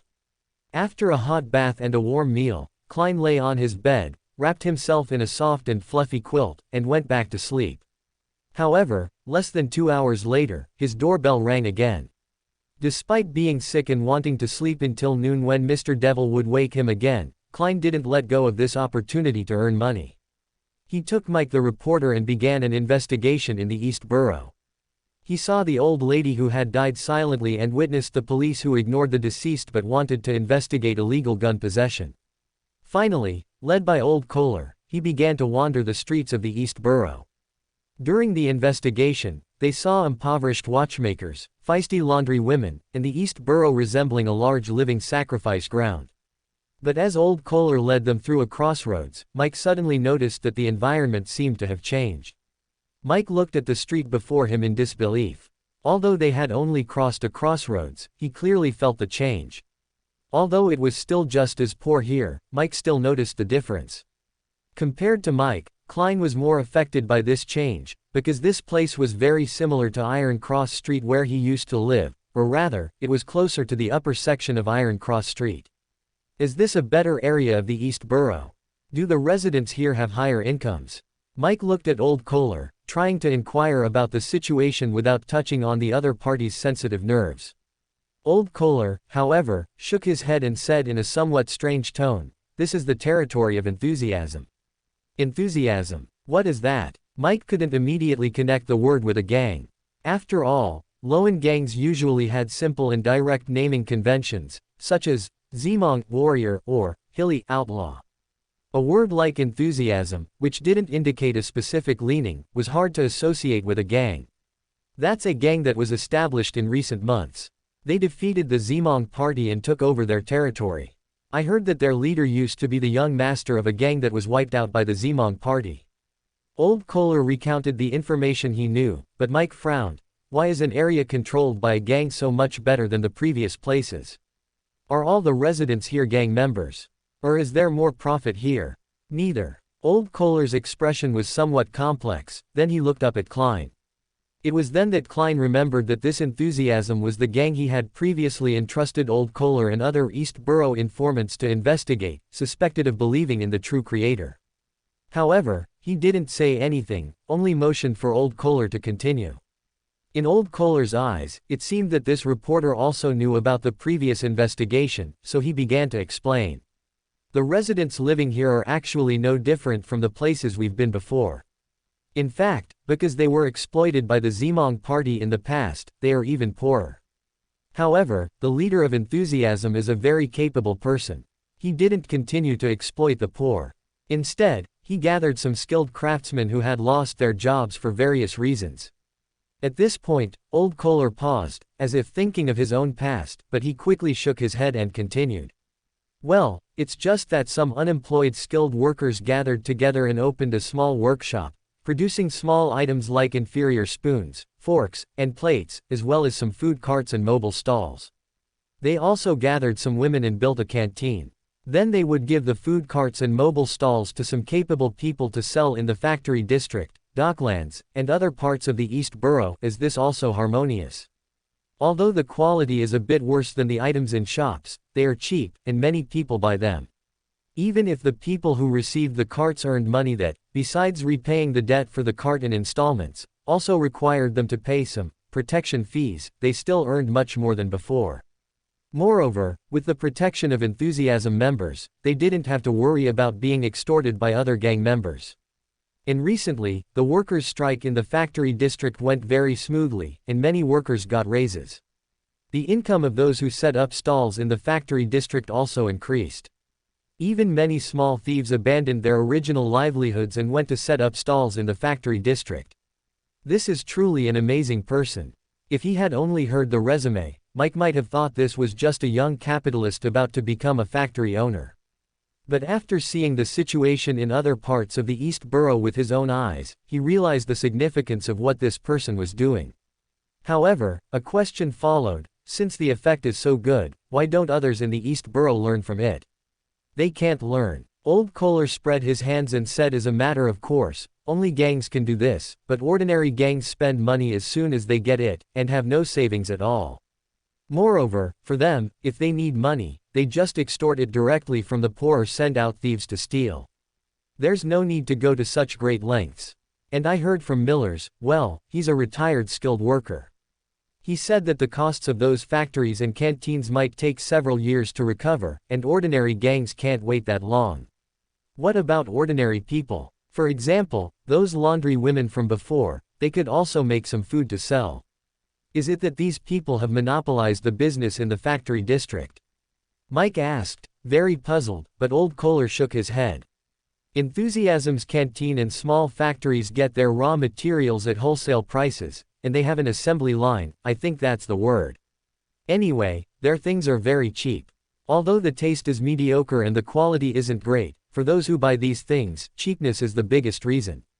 And food carts and mobile stalls look simple, but they also cost several souls. It's already very hard to save money in the East Borough, and even if people have some, they wouldn't dare to gamble it. Even so, those people could go to enthusiasm's territory, right? Mike stroked his chin. Although the living environment here wasn't great, it wasn't so crowded that people couldn't fit in. However, Klein, who was beside him, seemed to have thought of something. Sure enough, just after Mike asked this question, Old Kohler said with a complex expression. Because joining enthusiasm requires converting one's faith. I heard they worship an evil. Well, anyway, it's very dangerous. There have been some homeless people who fainted after joining enthusiasm. Although enthusiasm's people distribute pensions every month, and even arrange for people to care for those without family or dependents, it's still very dangerous. But even so, many people consider enthusiasm their last resort. If I hadn't met Mr. Sherlock back then, I might have gone to gamble on enthusiasm too. Chapter 173, Klein realized something. I seem to understand the East Borough residents under the control of the enthusiasm organization a bit better now. If I had to live in such an environment, I don't think I could maintain my faith. Mike and Klein traveled from the East Borough, through the docklands, and all the way to the factory district. What he saw and heard left him deeply shaken. Although he had investigated a lot of information about the East Borough before coming, some things can only be truly understood when seen firsthand, realizing what those few short lines on paper actually represent. He had originally thought that 5 or 6 people crammed into one room was extreme, but what he saw was 10 people squeezed into a single bedroom. Moreover, such bedrooms even had to be divided into daytime usage rights and nighttime usage rights, and in some particularly poor areas, it was meticulously divided into hourly intervals. Mike recorded every emotionally impactful thing he saw in his manuscript. As he did so, his expression grew increasingly somber. Achoo! Klein sneezed, took out a handkerchief to blow his nose, and then said in a somewhat muffled voice, "The East Borough is like this. If effective measures aren't taken, it might lead to a terrible tragedy in the future."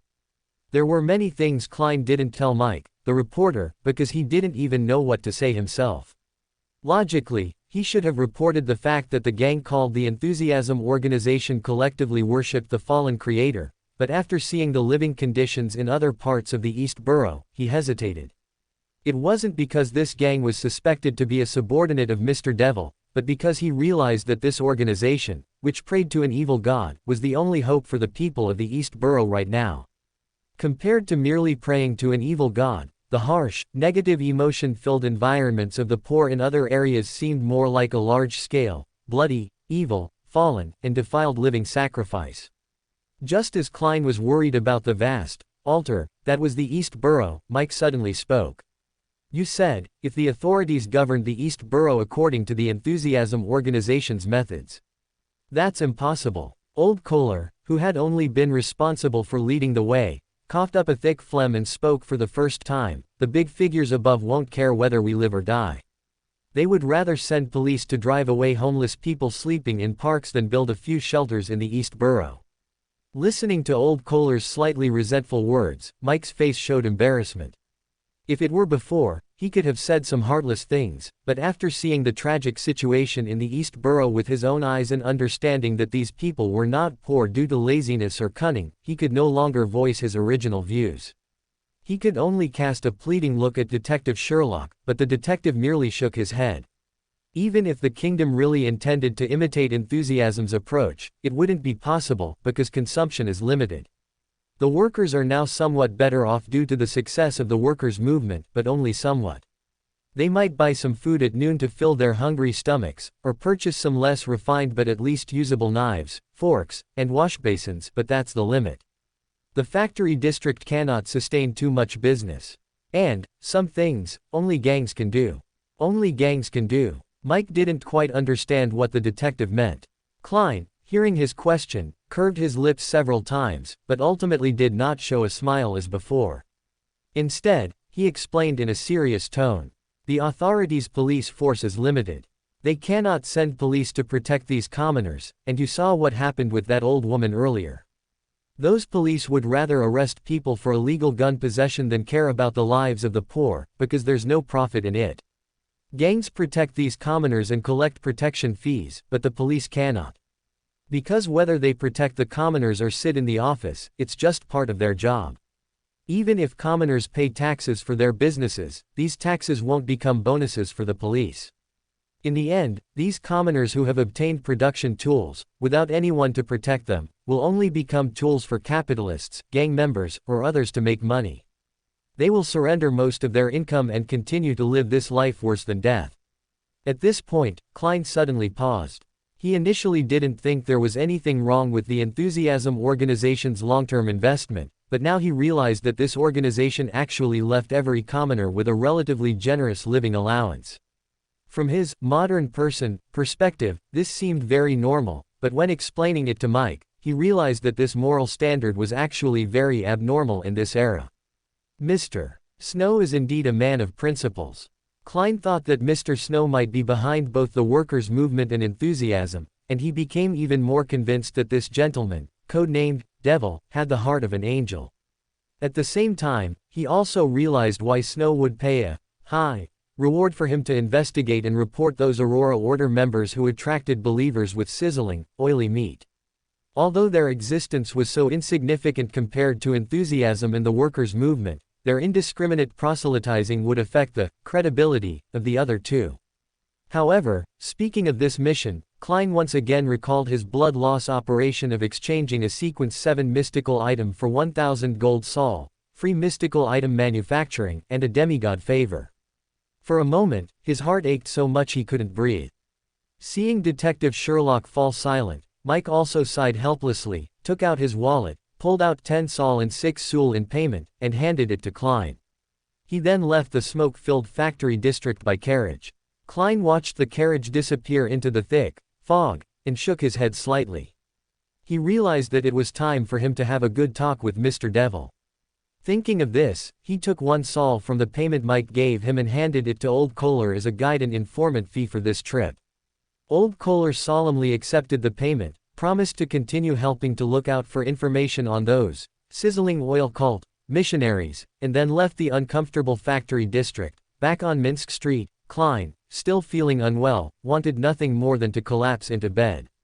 However, considering what he had just seen and heard, he still decided to go and meet Mr. Devil.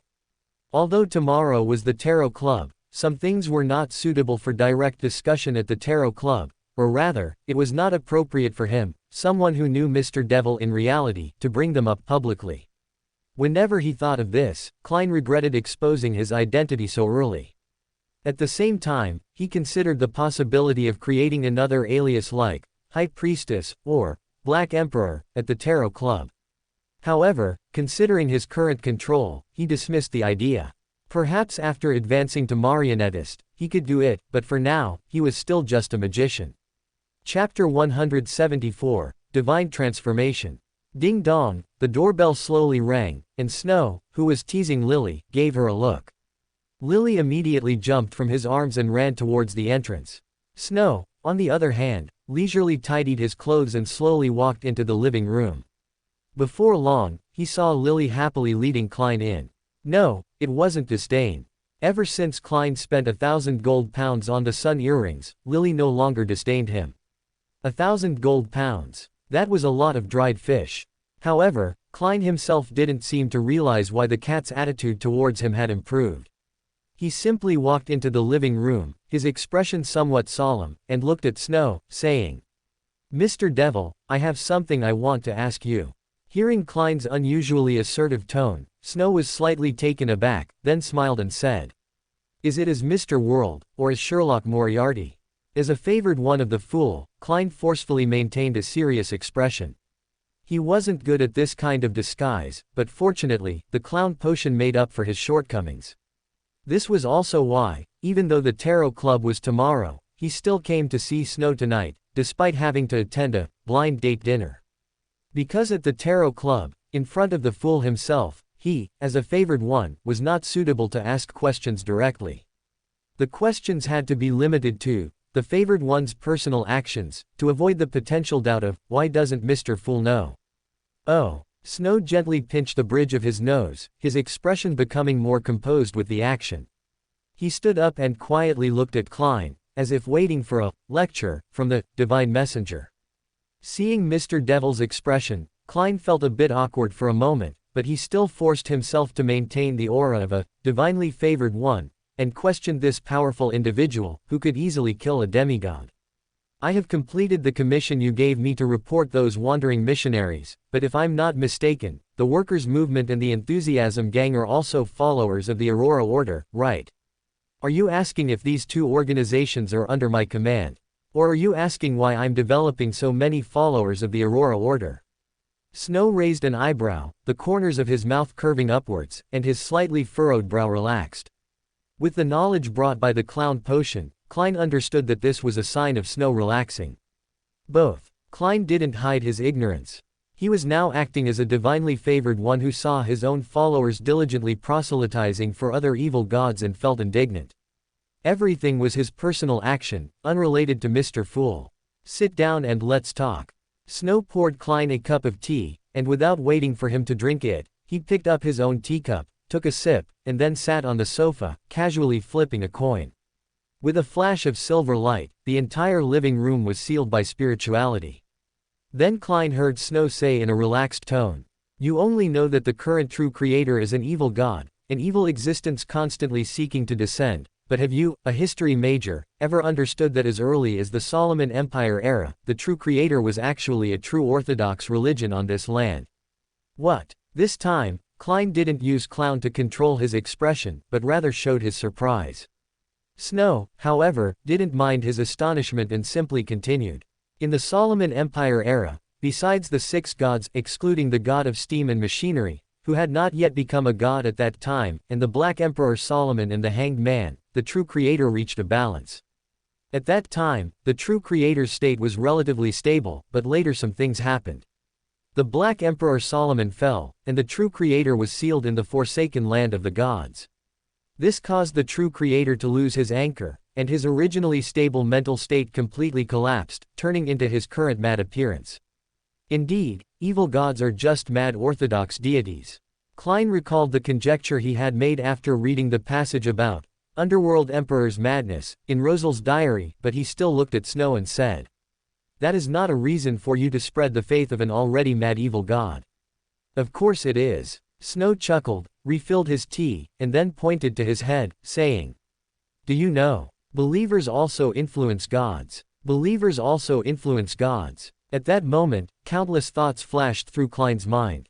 He thought of the novels he had read before Transmigrating, and Snow also said in due course, "You may have noticed that the Orthodox churches only worship a vague symbol, without a specific image, whereas many evil gods have definite images. Have you ever thought about why this is? True gods also have images." Klein inexplicably thought of the statues in that basement, which were suspected to be the 6 gods.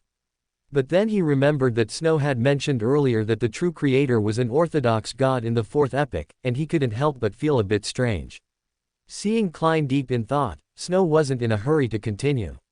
He waited for a moment before saying, "True gods need the faith of mortals to stabilize their humanity, but the faith of mortals is too chaotic.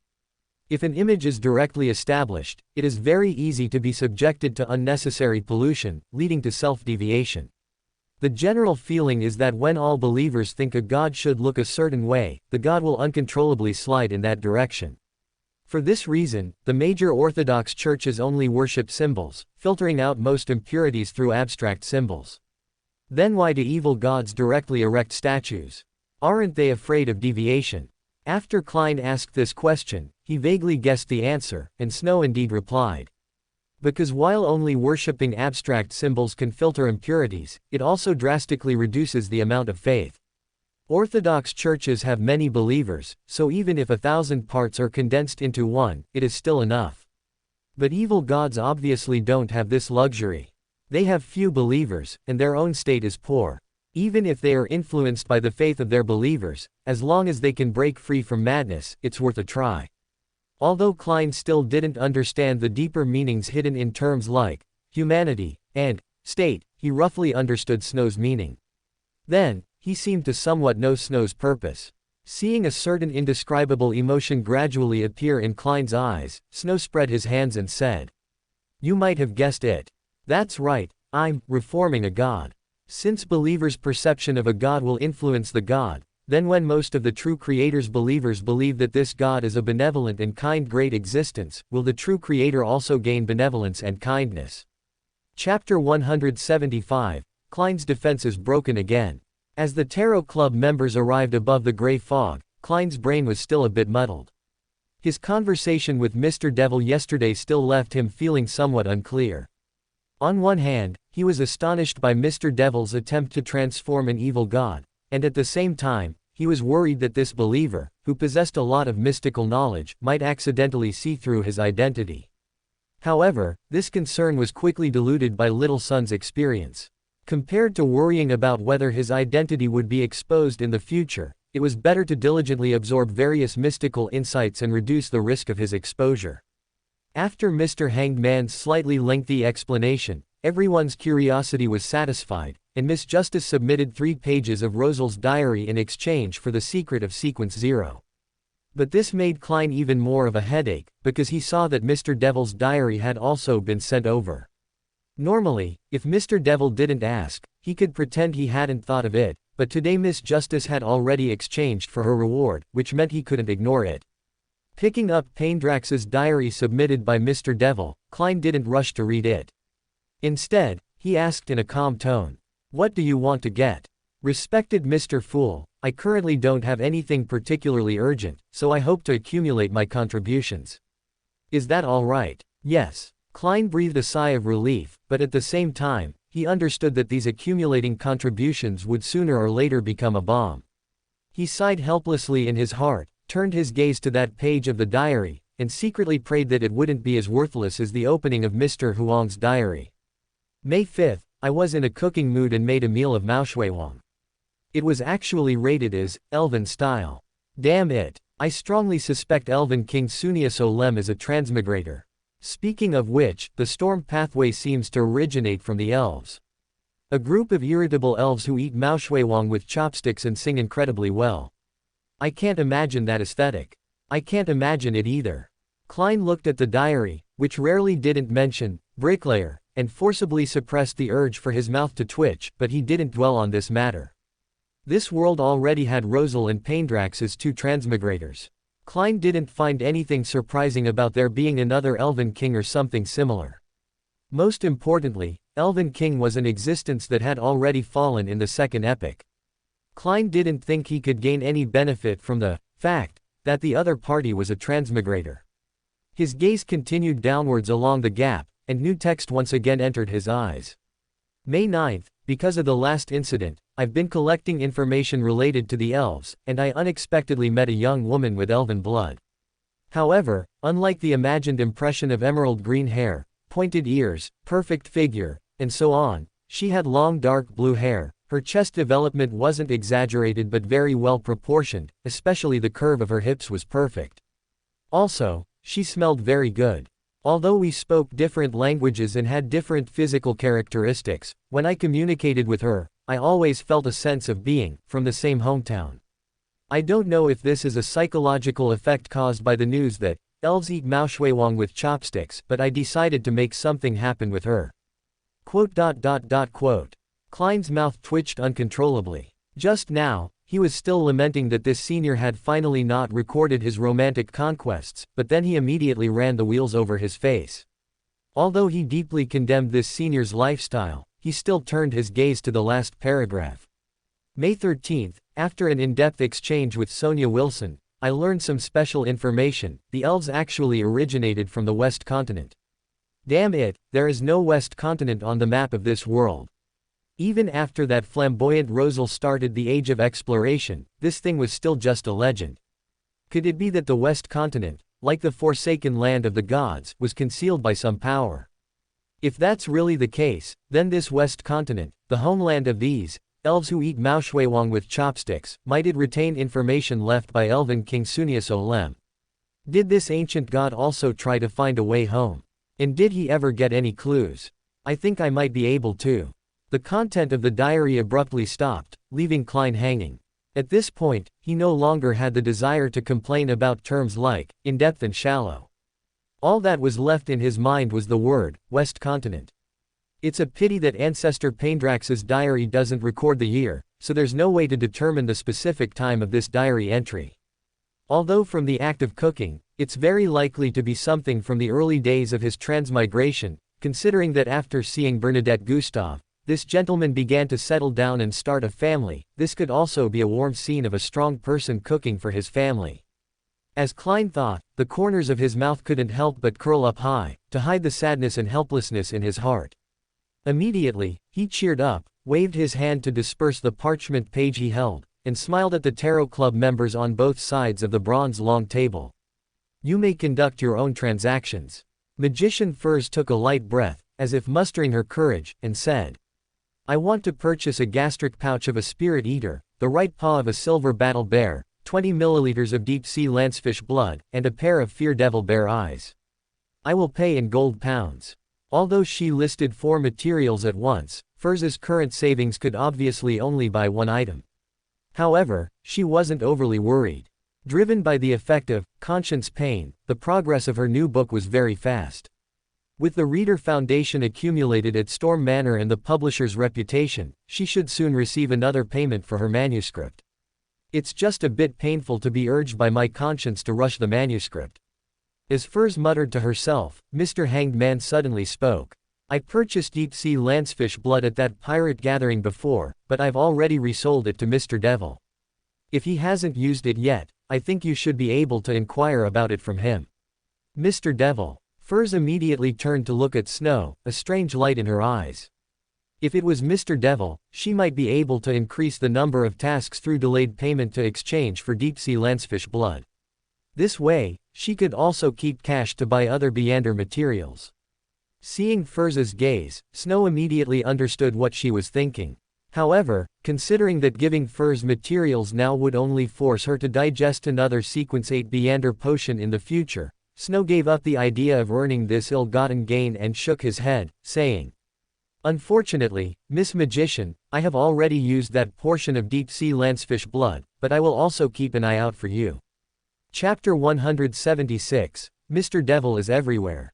After helping Little Sun deal with Emilyn, who had been parasitizing him, Klein became even more eager to improve himself.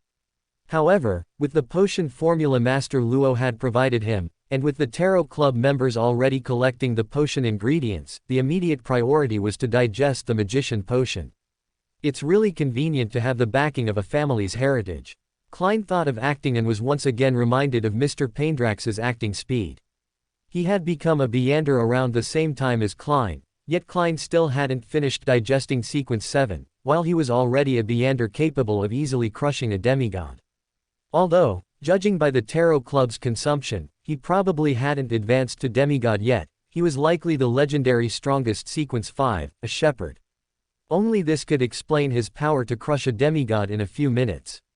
This rate of advancement definitely isn't achieved by simple prayer for acting. The workers' movement in the East Borough and the gangs, enthusiasm were very likely organized by him for his acting needs. For example, a rose bishop needs to be a bishop, and a shepherd needs to shepherd. Klein tried to infer the magician's acting principles by referencing Mr. Devil's acting methods. Previously, during his transaction with Bishop Stravinsky, he had learned 3 rules. A magician doesn't perform without preparation, turn the impossible into the possible, and try to perform proactively. But now he felt that this might not be enough. Following this thought, Klein's mind quickly diverged, and he began to recall his advancement as a seer. When acting as a seer, when he gained others' approval and was praised as a true seer, he felt the potion digesting. At the time, he thought there was no direct correlation, that the praise was merely feedback from his good acting and didn't involve substance. But now, thinking about it, could this be linked to whether there are applause from the audience in the magician's acting? Does the digestion of a potion require feedback from ordinary people? If it indeed helps him digest the potion, does it indicate that acting truly needs feedback? Wait, feedback, faith. Klein suddenly remembered the relationship between deities and believers that Mr. Devil had told him about yesterday afternoon. Thinking of how deities also had to fight against corruption, and how faith could help them maintain their humanity, he suddenly had a new conjecture. Is a deity calling himself a deity also a form of acting? Did they digest the Sequence 0 potion by acting as a deity? and as the faith of believers the acting feedback provided to them. Although this couldn't explain why faith would be corrupting, Klein felt that this conjecture should be self-consistent. However, with this discovery, Klein suddenly felt that the knowledge Mr. Devil had told him yesterday was probably more than just a little secret. Since it involved the secrets of deities, were there more? Klein performed a ritualistic magic to help himself recall every word Mr. Devil had said, and then he noticed a term he had previously overlooked due to being too shocked. Anchor. The true creator lost his anchor. Klein instinctively felt that this word must have a very important meaning, but due to his current shallow mystical knowledge, he couldn't interpret it well. Moreover, if he had asked this question yesterday, it would have been fine, but to ask Mr. Devil now would seem too abrupt. After all, the Tarot Club had just ended, and for him not to ask the Fool during the Tarot Club but instead privately seek out Mr. Devil, it didn't fit his identity as a blessed of Mr. Fool. Klein scratched his head, feeling a bit troubled, and then resolved in his heart that in the future, he would analyze Mr. Devil's words verbatim, striving to discover the specialized terms he intentionally or unintentionally revealed, and decipher the profound secrets hidden within them. Yes, intentionally or unintentionally. In Klein's view, someone who has received a higher mystical education would naturally occasionally utter a few high-level terms. Just like people who received higher education before transmigrating often use idioms and professional jargon in their spoken language. To them, much of this knowledge might just be common sense, but to him, this knowledge was a precious and rare treasure. Klein took a deep breath, roughly forming an idea in his mind. A magician, who needs to perform proactively, needs to actively win the audience's applause. From the perspective of fate, a seer reveres fate, a clown is ridiculed by fate but still smiles in the face of it, and a magician is probably someone who needs to actively challenge fate, even if only to achieve a false result, only to gain the audience's applause by deception. Klein felt his deduction was very reasonable and intended to try if proactive performance would make a difference. Thinking of this, he began to search his memory for a suitable target. After all, for the first attempt, it couldn't be too dangerous.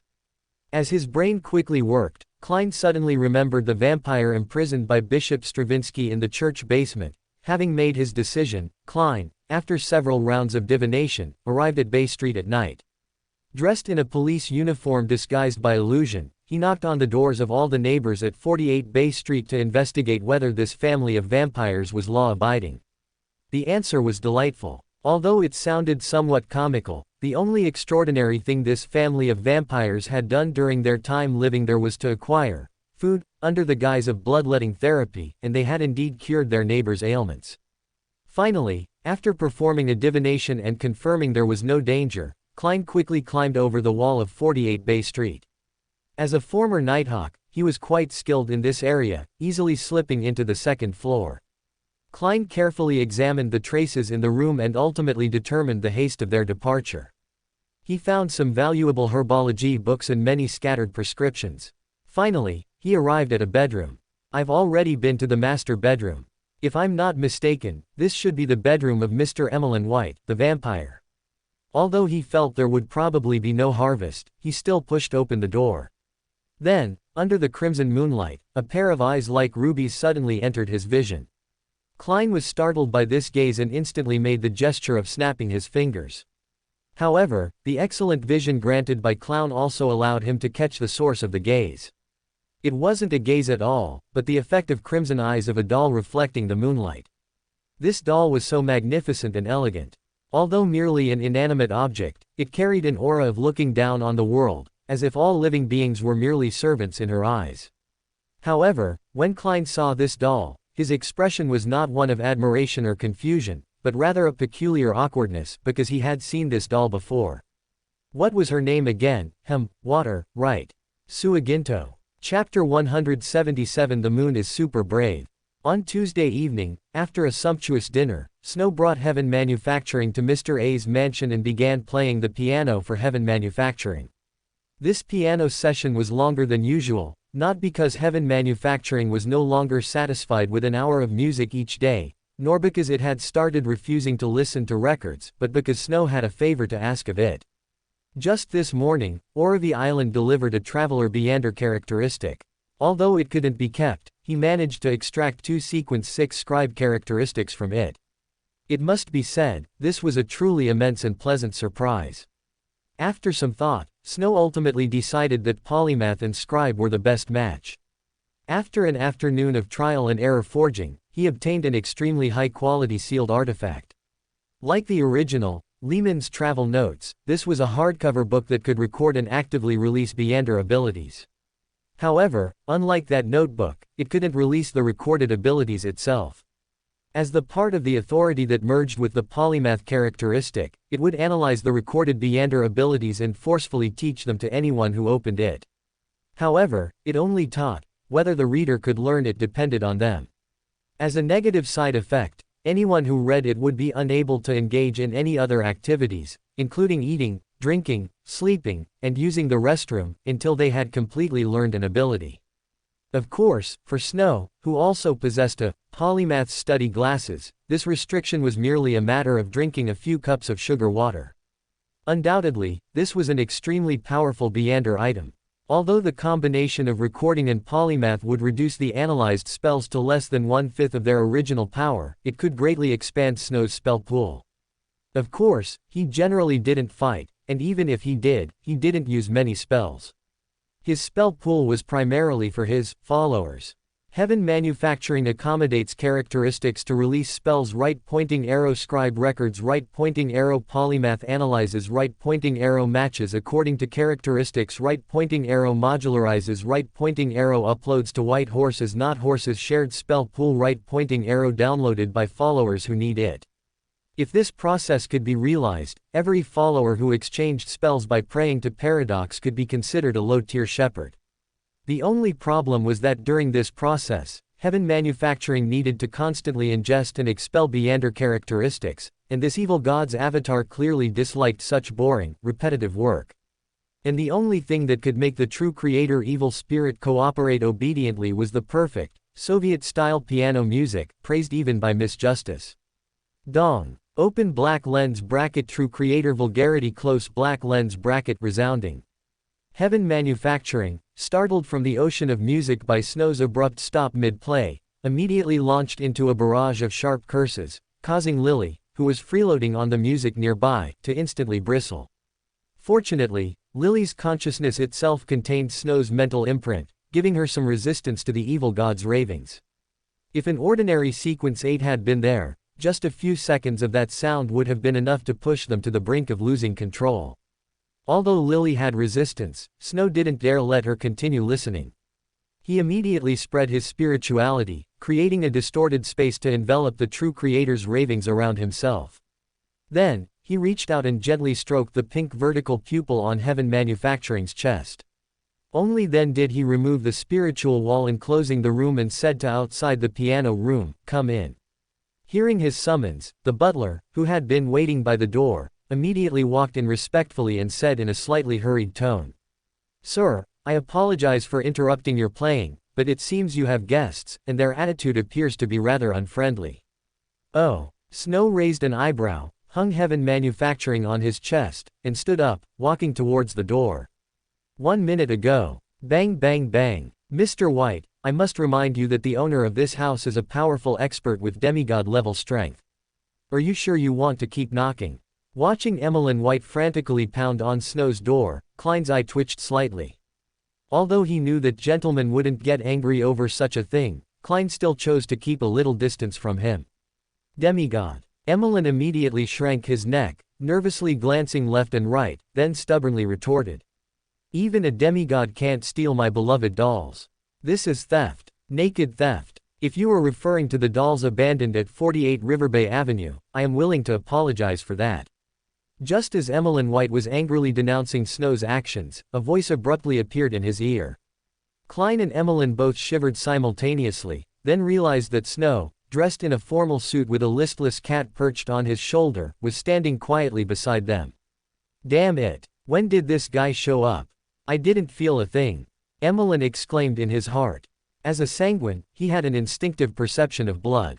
Even from a distance, having only met Detective Sherlock Moriarty once across a basement, he could clearly remember the scent of his blood. But now, a living person had approached within 5 meters of him, and he hadn't noticed, he even had a cat perched on his shoulder.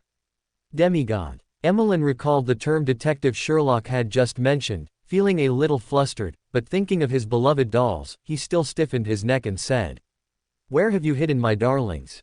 Even if you are a demigod, you can't steal my..." Seeing Emilyn's voice grow weaker and weaker, as if he was about to cry, Snow decided not to tease him further and spread his hands, saying, "Come with me." With a light tap of Snow's finger, the large door, which had remained undamaged despite Emilyn the vampire's strenuous knocking, silently opened. Snow led the way into the house, saying nothing more to the two, but first placed Lily in her little nest, saying with a hint of helplessness, "The little one heard something stimulating just now, and her mental state isn't very good. Please make yourselves at home, there's tea on the shelf." As a vampire, Emilyn should have noticed Lily's unusualness at this moment, but he had no mind to think about such things. Watching Snow busy himself, he finally couldn't help but ask, "Can you tell me how my darlings are doing now?" "Didn't I say, I'm just looking after them for you?" After adding some relaxing hydrosol to Lily's cat food, Snow finally stood up. But when he turned around, Klein knew that this Mr. Emilyn was probably in for some trouble. Because he saw that Snow's face was already adorned with that incredibly sunny smile. Chapter 178. The moon is about to cry. Seeing Snow's smile, Emilyn involuntarily shivered. Even though the smile was so bright and he felt no pressure, he instinctively felt a little afraid. Perhaps it was a spiritual warning. Although Emilyn was afraid, for the sake of his beloved treasures, he still looked at Snow with defiance. Snow didn't mind. He ruffled Lily's head, then led the two of them upstairs to the second floor, and soon, they arrived at a guest room. The moment the guest room door opened, Klein immediately couldn't hold back. Although he knew Emilyn might be a vampire who liked dolls, it wasn't until he saw the number of dolls in the room that he realized just how much Mr. Vampire liked them. These dolls aren't cheap. Klein secretly sighed in his heart, looking at the dolls, some like figurines, others as tall as a person, even taller than Zio, and for a moment, he didn't know what to say. But Emilyn was exceptionally excited and immediately wanted to rush into the room, only to be stopped by Snow. "Dear Mr. White, have you forgotten something?" Snow maintained the rabbit cannot catch turtle at the door, while watching Emilyn's tragic expression as he kept trying to run into the room but could never reach the dolls, and asked with a smile. "Forget something. What thing?" Emilyn looked at his treasures, lying around, in someone else's guest room, and for a moment, he didn't react. Snow raised an eyebrow and reminded him with feigned helplessness. "Although I am keeping them for you, I also have collateral. Now that you want to take away the stored items, shouldn't you return the collateral to me?" "Collateral? Are you talking about Dorothy?" Hey, you've even given her a new name." Klein, who was beside them, complained inwardly, but found that Snow had no intention of correcting the name, and he roughly had a guess in his heart. Mr. Snow probably doesn't know the real names of these dolls, he just made them by imitating the templates left by his ancestors. Emilyn White looked at Snow's smiling silence, and a hint of reluctance appeared on his face. That doll was the most perfect work he had ever seen. Whether it was the body, clothing, or accessories, there was no flaw, and the warm touch was unprecedented. A pair of crimson eyes were so lively, and a head of silver hair was full of the luster of life. Compared to her, the hair of dolls made with real hair was left far behind. This was a masterpiece that only a Beyonder could create. Emilyn White was certain that if he missed this opportunity, he would basically have no chance to get a doll of this caliber again. Or rather, Beyonders capable of making dolls of this level would simply not have such intentions. Emilyn's heart was full of conflict, but he still bravely spoke out. "Your Excellency Snow, what price do I have to pay to get Dorothy?" Hearing the words of the future student Moon, Snow's smile became even brighter. He scrutinized Mr. Vampire and said in a gentle tone, "Do you know the price of the top-tier dolls on the market?" "I know." Emilyn's face immediately fell. His eyes involuntarily glanced at the life-sized doll with red eyes in the guest room. That doll cost him £1,000, but in reality, if it were a custom-made piece by a true master, let alone £1,000, someone would buy it for £10,000. Of course, buyers of that level are usually not people who love dolls, they merely use them to show off their wealth. Thinking of those exquisite dolls that fell into the hands of upstarts, Emilyn felt a twinge in his heart, but he was indeed penniless now. After all, having just left the Earth Mother Church, even the taxi fare was paid by Klein. Speaking of which, how much is the doll Mr. Snow made actually worth? Although Klein knew that dolls were not cheap, he had never understood the real price. Looking at Emilyn's expression of wanting it but not being able to afford it, he couldn't help but feel a little curious and decided to investigate it when he had time, to see how exaggerated Mr. Snow's earning ability truly was. However, no matter its value, Klein believed that Emilyn must be struggling greatly now. Although he didn't quite understand the mentality of doll fanatics, Klein felt that the problem Emilyn was facing now was probably as difficult for him as mother and girlfriend falling into the water. Who do you save first? Open black lens bracket Chinese vulgarity close black lens bracket. Seeing tears beginning to well up in Emilyn the vampire's eyes, Snow finally felt the feedback from the potion and said with a smile. I have a commission. If you are willing to accept it, although pride, you call her Dorothy, right? Although Dorothy cannot be given to you, I can customize a doll of the same specifications for you. I believe you should know what a generous reward this is. Private customization, life-sized ones too, and of the same quality as Dorothy. Emilyn's eyes were filled with excitement. Klein, who was beside him, immediately felt an urge to cover his face. Good heavens, you're not even asking what the commission is. It's very simple. You just need to take Dorothy and attend your vampire gatherings, that's all. Don't worry, that doll isn't a bomb, nor does it have a tracking function, it won't harm your sanguine. It just needs to absorb some pride, emotions.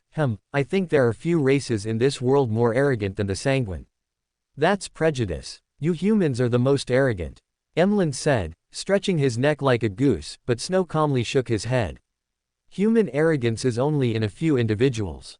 Do you think the people in the East Borough are arrogant? Are the people in the factory district arrogant? But all of you sanguine, every single one, are very arrogant.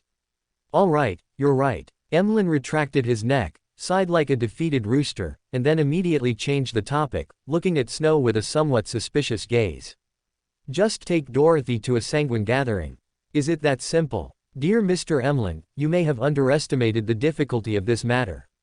Imagine, if you were not a sanguine, but an ordinary human, even a Beander, how difficult it would be to bring a doll to a sanguine gathering. Only you, the famous doll enthusiast among the sanguine, can complete this commission without arousing any suspicion. Snow's smile was still bright. Emilyn's expression was slightly conflicted, seemingly considering how much ridicule he would face by bringing a doll to a gathering. But then, he realized something else. If he needed to frequently take Dorothy to gatherings, would that mean this doll would also stay by his side? Isn't this double the joy? Although one day in the future, Dorothy would be reclaimed. I accept this task, but you must sign a contract, guaranteeing that you will not be detrimental to the sanguine. Emilyn finally could not resist the temptation of the doll, and Snow's bright smile also turned into a faint smile. That's certainly no problem, but I think we can discuss the specific standards for your privately customized doll now. Chapter 179. This thing costs more money than that thing. After leaving Snow's house, Klein looked at the excited Emilyn with a slightly strange expression. Emilyn glanced at the great detective who had rescued him from the Harvest Church, raised his eyebrows, and said with a hint of sarcasm, "What, are you curious why I signed the contract so easily? You don't imitate Mr. Snow at all." Klein rolled his eyes at Emilyn's sarcastic tone, but still nodded. You said it yourself, he's a demigod-level powerhouse. Do I have any reason to refuse? Emilyn looked at Klein with an expression that said, how can you not understand this? But Klein just grinned, then ranted wildly in his heart. I used spirit vision just now, and there wasn't a trace of rational blue on you. You were definitely blinded by the doll. You're just making excuses for your previous irrationality now. Trying to make me think you're not that stupid. Of course, Klein had no doubt that if he said such words, this Mr. Vampire, who still owed him carriage fare, would become angry out of shame, so he chose to change the subject. Aren't you worried that the doll has a problem? Please, it's just a mere demigod, we sanguine aren't lacking in those. Emilyn tilted his head back, striking an arrogant pose, and said with an expression similar to the, "I'm so awesome" meme Klein had seen before he transmigrated. When the next gathering comes, I'll use the excuse of checking if the doll has a curse to have an elder in the clan appraise it, wouldn't that be good? This way, I can also reasonably bring the doll there. If the doll really has a problem, then he violated the contract first, and Dorothy will be mine. Oh, right, before that, I need to get my reward. What should I name her? Alice, Zelda, Roromia. They're all too common. This is my first custom doll, it must have a good name. Watching Mr. Vampire begin to talk to himself, Klein had already reached a point where he couldn't help but cover his face, even without using his clown abilities. This Mr. Vampire. Sure enough, just as Mr. Snow said, vampires are indeed very prideful. Based on Klein's understanding of Snow, he was certain that Mr. Snow had accurately calculated this Mr. Vampire's thoughts, including the little schemes he was currently hatching. They were probably all within Mr. Snow's plan. Thinking of this, Klein couldn't help but feel curious and immediately asked, "By the way, how much is Mr. Snow's doll actually worth?" "Enough to make a Mr. Vampire like you go crazy for it." "Sanguine. Please call me Sanguine." Emilyn instinctively corrected him, then realized what Klein was asking, and immediately gave Klein a disdainful look. "To measure a master's work with money, you are truly too vulgar." "So, how much is it worth exactly?" Klein unhesitatingly admitted his vulgarity. Emilyn grinned and finally began to explain the market to this detective who didn't seem to understand it very well. "I've never seen a doll of Dorothy's quality. After all, few Beyonders would put effort into making dolls. However, I once saw a doll one grade lower than her at an auction. That doll sold for £8,000. Although there were factors like it being a master's last work and a rich person showing off their wealth, if Dorothy were sold at an auction, she should fetch £15,000 or even more, and that's without considering that the author is a demigod. £8,000. That's already more than the price of a Sequence 5 Beyander characteristic." Klein's eyes widened. He found it hard to understand why a doll made of clay could sell for such a terrifying price, and he even had thoughts like, should I also learn how to make dolls? "What's with that expression? Why are you looking at me like that?" Emilyn keenly noticed Klein's somewhat pitying expression and immediately shuddered. However, Klein did not answer Emilyn's question. At this moment, he seemed to already see the scene of this Mr. Vampire, madly obsessed with dolls, squandering his family fortune and working frantically because of Mr. Snow's endless works. Raising dolls costs much more than sucking that. After a brief silence, Emilyn suddenly showed a somewhat shy expression, looking awkwardly at Klein, whose mind was full of £8,000. This made Klein instantly shiver and nervously tighten his collar. Emilyn saw his expression and was about to say something disdainful, but then remembered that he still needed something from the other party, so he finally went straight to the point. "Can you lend me some money? I need to hire a carriage to take my darlings back." After seeing Klein and Emilyn off, Snow went to the basement, activated the furnace, and prepared to start crafting Emilyn's privately customized doll. Although he didn't use Beyander abilities, he successfully corrupted Emilyn by leveraging his sanguine pride and confidence, as well as his love for dolls. This significantly improved his potion digestion progress. Of course, because he only corrupted a Sequence 7, the feedback he received was far less than what he got from bullying K-Kong before. Even a small mosquito is still meat. Snow shook his head and turned to walk towards Mr. A's house. To gain the power of a deity, one must please the deity. This is also a form of equivalent exchange. Hoo-hoo. In a residence in the Backland Bridge district, thunderous snores rose and fell rhythmically. If on a battlefield, such snores would be enough to make those around ignore the roar of artillery. But fortunately, the owner of this house seemed to live alone. Click. The sound of metal and wood twisting suddenly rang out. Amidst the huge snores, such a sound seemed so insignificant. However, the intruder apparently had no intention of hiding. With heavy footsteps, the snores abruptly stopped. An old man with an aged face and a hideous knife scar was directly lifted from the bed. Ah! The old man painfully flailed his arms, desperately trying to break free from the thick arm, but the owner of the arm was simply too strong. No matter how he struggled, he couldn't gain even a sliver of a breath. Feeling the struggles of the prey in his hand grow weaker and weaker, the owner of the arm revealed a ferocious and bloodthirsty desire. His eyes held strong malice, but he uncharacteristically restrained his killing intent, released his hand, and let the old man fall to the ground. Watching him gasp for air, a cat-and-mouse-like pleasure rose in the man's heart. He deliberately took a step forward and firmly stepped on the other party's leg.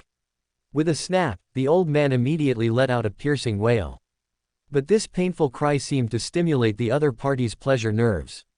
His fingertips extended sharp claws that gleamed with metallic cold light, pressing them against the old man's neck, and he asked with a sinister smile, "I ask, you speak." Chapter 180 Caspar. Where are Sharon and Marich? The burly, sinister man stared with malicious eyes, and though he was asking a question, his aura exuded a feeling of, "It's even better if you don't speak." And no, I don't know. Caspars endured the excruciating pain of his calf being crushed, struggling to speak, but then, with another crack, it happened again. The Beander, who had unhesitatingly shattered Caspars's knee, had a bloodthirsty smile on his lips. He continued in a joyful yet ferocious tone. "Who are Sharon and Marich's helpers?"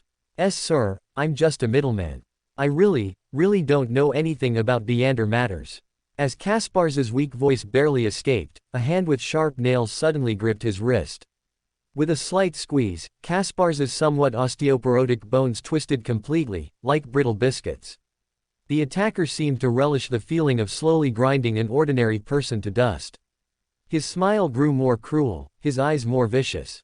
He watched Caspars's pained, helpless, and weak expression, trembling with excitement. He still didn't repeat the previous question, but instead posed a new one. "What happened on the evening of October 25th? Please wait a moment, let me think." A glimmer of hope flashed in Caspars's desperate eyes. The attacker remained silent, merely observing him with a playful expression, seemingly waiting for his answer. The evening of the 25th. "Oh, right, there was a big explosion at the warehouse that night, and someone set off fireworks, but those explosives definitely didn't come from my channels." "Really? Error." The man's smile grew even more deranged. He raised his hand and reached for Caspars's only intact right hand. But just then, a gunshot exploded with a bang. A bloody hole instantly burst open in the man's right eye. Immediately after, a wound suddenly split open on the side of his neck, though not much blood gushed out. I'll kill you." The one-eyed Beander let out a painful roar. His skin turned ashen, and waves of coldness spread from his body. Caspars, however, had already taken advantage of the other party's pain to roll away, grabbing the pistol from under his pillow and firing 6 shots at the burly man in front of him. Bullets struck the man's body with thuds. Although Caspars's marksmanship was excellent, these bullets couldn't even penetrate the man's eyelids. "Die, you bastard." The sharp nails extended again, their metallic sheen awe-inspiring. But Caspars's leg injuries had recovered at some unknown point. Ignoring the twisted state of his left arm, he quickly moved towards the window. The Beander had completely lost his mind at this point. He never could have imagined that dealing with an ordinary person would cost him an eye. Unforgivable. Unforgivable. Ice spread across the ground, freezing everything it touched. But then, another gunshot, distinctly different from Caspars's, rang out. Bastard. This time, the zombie man finally had time to react. He closed his remaining eye and tilted his head slightly, feeling a dull pain in his face. A dent appeared on his festering, bruised skin. However, this blow also brought him back a shred of sanity from his madness, because he was certain that this shot was definitely not fired by Caspars. The gun in his hand should have been out of bullets. There's another person. And, unseen. The zombie's boiling rationality suddenly cooled. Fear surged into his heart almost instantly, because for an unseen enemy, a name instantly popped into his mind. Sharon. No. If it were Sharon, he would have died long ago. The zombie gritted his teeth and continued to pounce on Caspars. The other party was only using ranged attacks, which undoubtedly meant his close-quarters combat ability was inferior to his own. Whether it was an ordinary spirit or a Beander with invisibility, as long as he pounced and tore him to shreds, it would be fine. Watching the charging zombie, cold sweat streamed down Caspars's face. Unsure if the other party could see the stand, he forced himself to endure 3 broken limbs to create an opportunity, but the enemy's body was far more durable than he had imagined. Even a close-range shot from a high-pressure steam rifle only blew out an eyeball but didn't penetrate his skull. The sharp blade, capable of cleaving steel, only managed to cut a bit of skin. Caspars's newly recovered legs were once again caught by frost. Watching the guy rushing towards him like a steam train, he chanted the tongue-twisting incantation he had memorized many times and knew by heart. Traveler from distant space and time, you are the contradictory spiral of logic and wisdom, you are the reflection of knowledge, the inverse of truth. Your believer is threatened by death, I implore you to bestow your grace and save your believer. He quickly recited the incantation, but no miracle occurred. Seeing the zombie already upon him, Caspars's heart turned cold. At this moment, he deeply regretted it. He shouldn't have underestimated Beyonders just because he had a stand. He should have recited this incantation earlier, he should have. Screech. A grating, ear-splitting sound exploded nearby. It was the sound of sharp claws scraping against something hard. Caspars, who had already prepared to embrace death, was stunned to see that the zombie's claws were actually stuck on a wall of light, and the source of the wall was the amulet he always carried with him. Didn't it say it could only withstand one bullet? Caspars looked on in a daze as the other party frantically clawed at the wall of light like a cat scratching a wall, but apart from making a hair-raising sound, there was no feedback whatsoever. And just then, Caspars suddenly felt a strange power inject into his body. The fatigue he had felt from using the stand instantly faded, replaced by a surge of abundant vitality. However, along with this influx of power, Caspars also lost control of his body. The injuries that had been transferred to the stand returned to him, replaced by a stand in its peak state. Caspars could clearly feel that the vitality that had just surged into his body was continuously transferring to the stand, and his stand slowly raised the pirate cutlass. Accompanying this process, his stand suddenly donned black armor, transforming from its original pirate captain form into a black knight clad in sturdy armor, and the cutlass in its hand also became a terrifying greatsword exuding endless majesty. At this moment, the zombie finally saw the spirit that had been ambushing him, but he no longer had time to think, because his consciousness, his soul, had disintegrated along with his physical body under that single sword strike. Caspars gasped for breath, watching everything unfold before him. For a moment, he couldn't quite process it, until the vitality gradually receded and pain returned to his broken limbs. Only then did he numbly awaken, but just as she was transferring the damage back to the stand, two pieces of information flooded into his mind. One was Snow's address, and the other. This guy drops items even after death. Looking at the puddle of foul, rotting flesh on the ground, Caspars fell into contemplation. Chapter 181, Mercy prepares to run away. In the early morning, just as Snow had woken up the sleeping Mr. Fool and was about to go next door for a hearty breakfast, the doorbell suddenly rang. Lily seemed to have gotten used to this situation. Without waiting for Snow's prompt, she leapt from the dining table, scampered to the door, and lightly jumped onto the doorknob. As the door creaked open, Lily looked at the unfamiliar young man before her with a strange expression, as if wondering if she shouldn't have opened the door. However, Snow's voice soon came from behind. "Oh, my goodness, my old friend, you look so different, even my cat doesn't recognize you. I can't help it, a Beyonder just died in my house. If I weren't coming here, I'd probably already be on a passenger ship heading for the Sonia Sea." The young man at the door looked only 23 or 24, wearing a formal suit that wasn't expensive but at least didn't seem out of place. His tone of voice carried a sense of world weariness that didn't match his appearance. He seemed to want to friendly punch Snow in the chest, but hesitated and didn't. "Just come in first," Snow said, seeing his reserved demeanor. He picked up Lily, who was hanging on the doorknob, and gestured for the other person to follow him in. The two walked into the living room, and Caspars immediately took out a tin box from his embrace. Inside was a mass of rotting flesh with a putrid smell. If not for the faint chill emanating from it, one might even think it was mud fished out of a sewer. "I don't know if this is what that being wants, but after that guy died, this is the only thing left that's a bit strange." Caspars, in his youthful state, pointed at the contents of the tin box with some uncertainty. Snow glanced at it and nodded, saying, "Yes, that's it." With that, he released his spirituality, sealed the tin box, and then said, "You don't need to worry too much. The honorific name I gave you points to a relatively gentle being. You won't have to worry about any problems for a short time. So, there might be problems later. Caspars thought to himself but didn't say it aloud. After all, given his situation at the time, he would have died if he hadn't done this, and now, he was at least still alive. Seeing Caspars still silent, Snow didn't try to persuade him further. Instead, he took out a ring from under the coffee table and placed it on the table, then took out a small booklet and said, "What I'm saying might be too complex for you to understand in a short time. In short, you now have two choices. First, wear this ring and become an agent of my Lord, spreading faith and developing believers for my Lord from now on. Second, work for my Lord as an peripheral member. With the former, you will be bound to my Lord's church, sharing in its prosperity and suffering in its decline. With the latter, you are merely a temporary staff member, you just need to regularly complete the tasks assigned to you. Of course, this will cause you to lose many benefits." At this point, Snow pushed the booklet towards Caspars. This lists the benefits of believing in my Lord, and of course, it also specifies the corresponding obligations and rules to be followed. You can read it first before making a decision.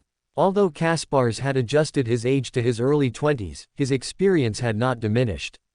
Therefore, he did not make a choice without thinking, like an ordinary follower of the Lord of Storms, but instead picked up the booklet and carefully read through it. It must be said that the benefits of this unknown church were truly excellent. One could obtain divine spells through prayer, pray for divine protection in times of crisis, and quickly learn difficult-to-master knowledge and languages. Looking at the list of employee benefits, Caspars felt that the content of the booklet was completely different from what he had imagined. There were no bloody sacrificial rituals, nor was there a need to offer large amounts of funds. Everything was unexpectedly good. Don't be surprised, I'm not trying to deceive you. These are all the rules. Of course, there are also risks, such as if your identity is exposed, you might face hostility or even pursuit from the authorities' churches. Snow watched Caspars' constantly changing expression, patiently explaining some of the details. Caspars hesitated for a moment, then finally reached out and picked up the jewelry box. Even as an outsider, he somewhat understood that after he had prayed to that being, he had already formed a connection with it. In this situation, choosing to become a peripheral member was like the idiot Emperor Rosal mentioned who covered his ears to steal a bell. Since that was the case, it was better to choose to become a core member and enjoy more benefits. Caspars opened the jewelry box and saw the exquisite ring. It was a ring crafted from silver-white metal, with a blue square gem set in the front, surrounded by dozens of tiny sapphires. Intricate patterns were engraved on it, but the etchings did not at all diminish its luster. Instead, they made the gem's brilliance appear mysterious and understated. On either side of it, there was a line of small ancient Hermes runes. One represented the number 4, and the other meant mercy. This is the Ring of Mercy. Using it as a seal can give documents contractual validity, and it also contains a stand named Rand Keel. Of course, the most important function of this item is as a token of the organization. Snow briefly introduced the ring's functions. Caspars listened carefully, then said with a solemn expression, "So, as a core member, what do I need to do? You know, I need to leave Backland for a while. Otherwise, even if those guys don't come, the authorities will come looking for me. You don't need to worry about that. The task given to you is very simple, use that arrow to create more stand users. But before that, you need to undergo some basic mystical knowledge literacy." Just as Caspars, having completed his mystical enlightenment, bid farewell to Snow and boarded the passenger ship bound for the Sonia Sea, Audrey had just said goodbye to her tutor. After organizing her notes for the day, she rose and walked to her bedroom. There, an exquisite doll lay quietly on her bedside. Audrey stepped forward, lifting the doll by its armpits with both hands, as if an innocent girl chatting with her doll. A moment later, a hint of solemnity was reflected in her beautiful eyes. She then placed the unnaturally smiling doll back on the bedside and softly called out, "Susie. Audrey, you're looking for me." Susie, who had just attended class with Audrey, immediately ran over, instinctively wanting to stick out her tongue. However, remembering the elegant cat that had given her considerable psychological trauma, she ultimately closed her mouth like a lady. "Susie, do you think there's something wrong with my mental state?" Audrey looked at Susie with some distress. Susie quietly looked at Audrey, then shook her head and said, "Audrey, I'm just a dog. You're not an ordinary dog, you're a spectator. A Beander. And you've even studied psychology with me," Audrey said in an encouraging tone. Susie frowned in a human-like way, then said helplessly, "But we've only been studying psychology for less than 2 months. All right. It seems I'll have to trouble Viscount Glaint again. Oh, poor Glaint. Annie, can you check when Viscount Glaint's next ball is?" Chapter 182. Miss Justice wants to see Mr. Devil's open black lens bracket beep, close black lens bracket. "Miss, you're only 2 months away from your social debut. Please don't be too hasty," Annie cautiously reminded her in the carriage on their way to Viscount Glaint's home. Audrey didn't react immediately and even nodded earnestly, saying, "Although I am a bit eager for my social debut, it's not something that can be rushed." When she said this, what Audrey was actually thinking about was her disposable assets. After all, most of her wealth was currently managed by her family, and she could only use a portion of her pocket money. Once she reached social adulthood, some estates, land, and other assets would be transferred to her name, significantly increasing her controllable assets. Most importantly, the operation of these assets would not attract her family's attention. However, to Annie's ears, this took on a different meaning. Her eye twitched slightly, but she still comforted herself internally. It's fine, it's only 2 months. Even if she were pregnant, it wouldn't show. It's fine. A good maid shouldn't meddle in her master's private life. That last remark was already overstepping. Although Audrey noticed her maid's unusual mood, she didn't delve deeper. After becoming a telepathist, she had experienced many awkward situations. Through these lessons, she gradually realized how terrifying the power she wielded was, so unless necessary, she rarely used her telepathist abilities on those around her. The carriage gradually came to a stop. Audrey, assisted by Annie, stepped out and walked with standard social etiquette to the main entrance, where she saw Viscount Glaint, who, despite being clearly conflicted, still maintained a social smile and greeted every guest. "Good afternoon, Viscount Glaint." Audrey followed proper etiquette and offered her hand to Glaint. Glaint reluctantly gave it a perfunctory kiss, then, with a smile uglier than a cry, said, "Good afternoon, Miss Hall, your beauty illuminates my ball." After the customary compliments, Glaint immediately lowered his voice and said, "Audrey, you're only 2 months away from your social debut. Please don't be too hasty." Quote. Audrey raised an eyebrow slightly, turned to look at Annie, and a flash of realization immediately crossed her eyes. She said helplessly, "Glaint, what are you thinking?" At this point, Audrey seemed to realize her voice was too loud, so she forcefully reined it in and whispered, "Mr. Snow and I are just friends.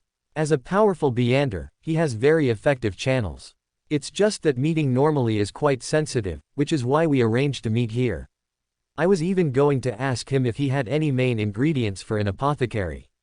The feigned distress on Glaint's face eased slightly, and the same thought that Annie had earlier popped into his mind. Although he was skeptical of Audrey's just friends claim, he still shifted his focus to the apothecary's main ingredients. The two exchanged a few casual words, and then Glaint and Annie once again raised their guard by 2 levels, continuing their ball. As usual, Audrey and Snow entered the music room as if they were invisible. As the door closed, Audrey immediately said, "Mr. Devil, yesterday my tutor invited me to join the psychology alchemists, and I also noticed a slight shift in my mental state. Is that so?" Snow heard Audrey's words, took a coin from his pocket, and gestured for Audrey to place it in her palm. As a faint ripple spread from her palm, Audrey felt her mind suddenly become clear. Her consciousness seemed to detach from her body, looking down at her soul from a higher vantage point. Some details that were previously imperceptible became so obvious under the scrutiny of the telepathist. What kind of power is this? It's amazing. Audrey's consciousness returned to her body, and she didn't even bother with the anomaly she had discovered. She looked at Snow with great curiosity, her desire for knowledge sparkling like a diamond in her eyes.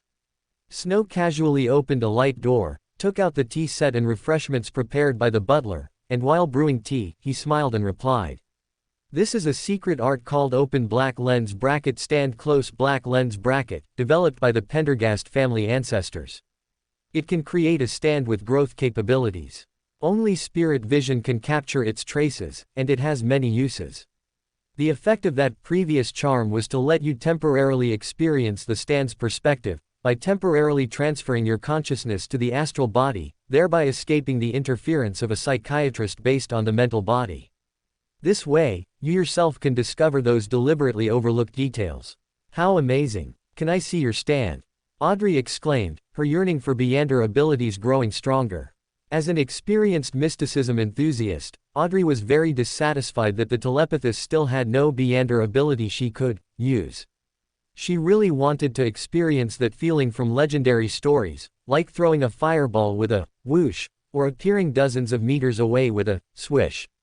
Compared to the spectator, she still really liked the apprentice's power, where a sequence 9 could open doors everywhere. It wasn't because it was particularly useful, but simply because it would make her feel like she truly was a Beyonder. For some reason, Snow suddenly recalled someone's words at this moment. A stand is like a certain organ, it shouldn't be casually exposed in front of others. However, looking at Audrey's pure and curious gaze, he still nodded and said, "Of course, but I think you should deal with your mental issues first. Don't you think that deliberately ignoring the problems you've discovered now is also a psychological suggestion?" "Ah, you're right." Audrey was startled by Snow's reminder but then said somewhat helplessly, "I'm just a telepathist, I can't resolve psychological suggestions. However, the suggestions on me aren't serious, they just increase my goodwill towards the psychology alchemists and prevent me from telling my family about joining the psychology alchemists."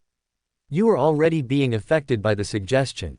Snow shook his head, poured Audrey a cup of black tea, and then pointed upwards, saying, "Before joining the psychology alchemists, remember to pray to Mr. Fool, asking him to protect your mind." "I understand." Audrey committed Snow's words to memory. Only then did Snow release Metatron, which had an excellent appearance. Although he also had a natal stand, its appearance was far inferior to this 36-winged angel. Of course, when showing it to a young lady, it had to be a good-looking one. How amazing! Audrey's eyes almost glowed as she looked at the angel that suddenly appeared before her. Snow then asked, "Want to learn? Can I? Isn't this a spell that can only be learned through a specific pathway?" Audrey picked up her teacup and took a small sip. Although her expression was surprised, the teacup in her hand was held steadily, exuding the aristocratic demeanor of, "Even if Mount Tai crumbles before me, etiquette must not be lost." Theoretically, ordinary people can learn it, but because the process is very difficult, the Pendergast family ancestors developed a set of mystical items, such as this ring. Upon hearing this, Audrey immediately recalled Glaint's and Annie's earlier words. Her expression darkened slightly, and she said helplessly, "Mr. Devil, I must remind you that giving a ring to a young lady who has not yet had her social debut is a very rude thing to do." Chapter 183 Backlund's Hardest Diamond. "Oh, my angel, while it's not impossible if you're willing to accept it, what I actually want to give you is this." Snow, without any awkwardness, took out a jewelry box from his embrace, and then, Audrey saw what was inside. An arrowhead. This was an ancient, old-looking arrowhead, its body covered in coppery green corrosion, making its material almost indistinguishable. However, upon its mottled surface, the two Rosellian characters, "when" and "he," seemed to possess a magical quality, as clear as if they had just been engraved. Its edges looked extremely sharp, just seeing it gave one a feeling of possibly being pricked. "This arrow is called Gentle, and it can awaken the stand of anyone it pricks," Snow said, displaying the arrowhead in his hand and quietly looking at Audrey. Audrey looked up at the angel radiating a sacred glow beside Snow, feeling a slight hesitation in her heart. However, Audrey was, at the end of the day, indeed the purest existence in the Tarot Club. After observing Snow's state for a while, she reached out and carefully picked up the arrowhead.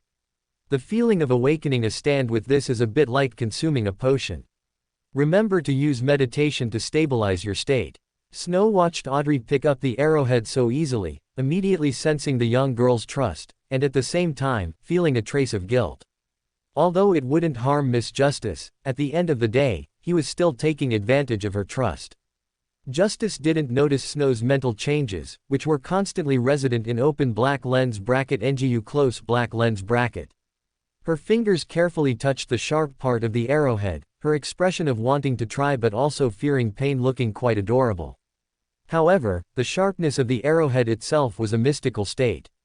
The moment it touched Audrey's fingertip, a special power cut through her tender skin, and then, the entire arrowhead transformed into a peculiar force, drilling into her body.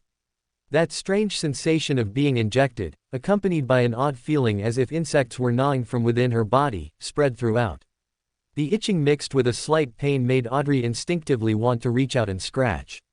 However, Audrey's excellent aristocratic upbringing allowed her to restrain this impolite urge. Relying on her experience of having drunk 2 bottles of potions, she quickly entered a meditative state. As the meditation continued, the strange sensations on her body slowly began to disappear, replaced by a magical warm current that circulated her spirituality throughout her body. Pieces of information emerged in her mind, and combined with that warm current, they imparted the knowledge of stands to Audrey. Before long, the intense stimulating sensation completely receded. If not for the continuously circulating warm current within her body, Audrey would even have thought that everything before was just an illusion. Is that it? Audrey opened her eyes, not noticing any changes in her body. But the moment she thought of the word, stand, a phantom appeared beside her, startling her so much she almost knocked over the teacup in front of her. This is my stand. Audrey looked at the suddenly appearing humanoid phantom, her expression a little shy.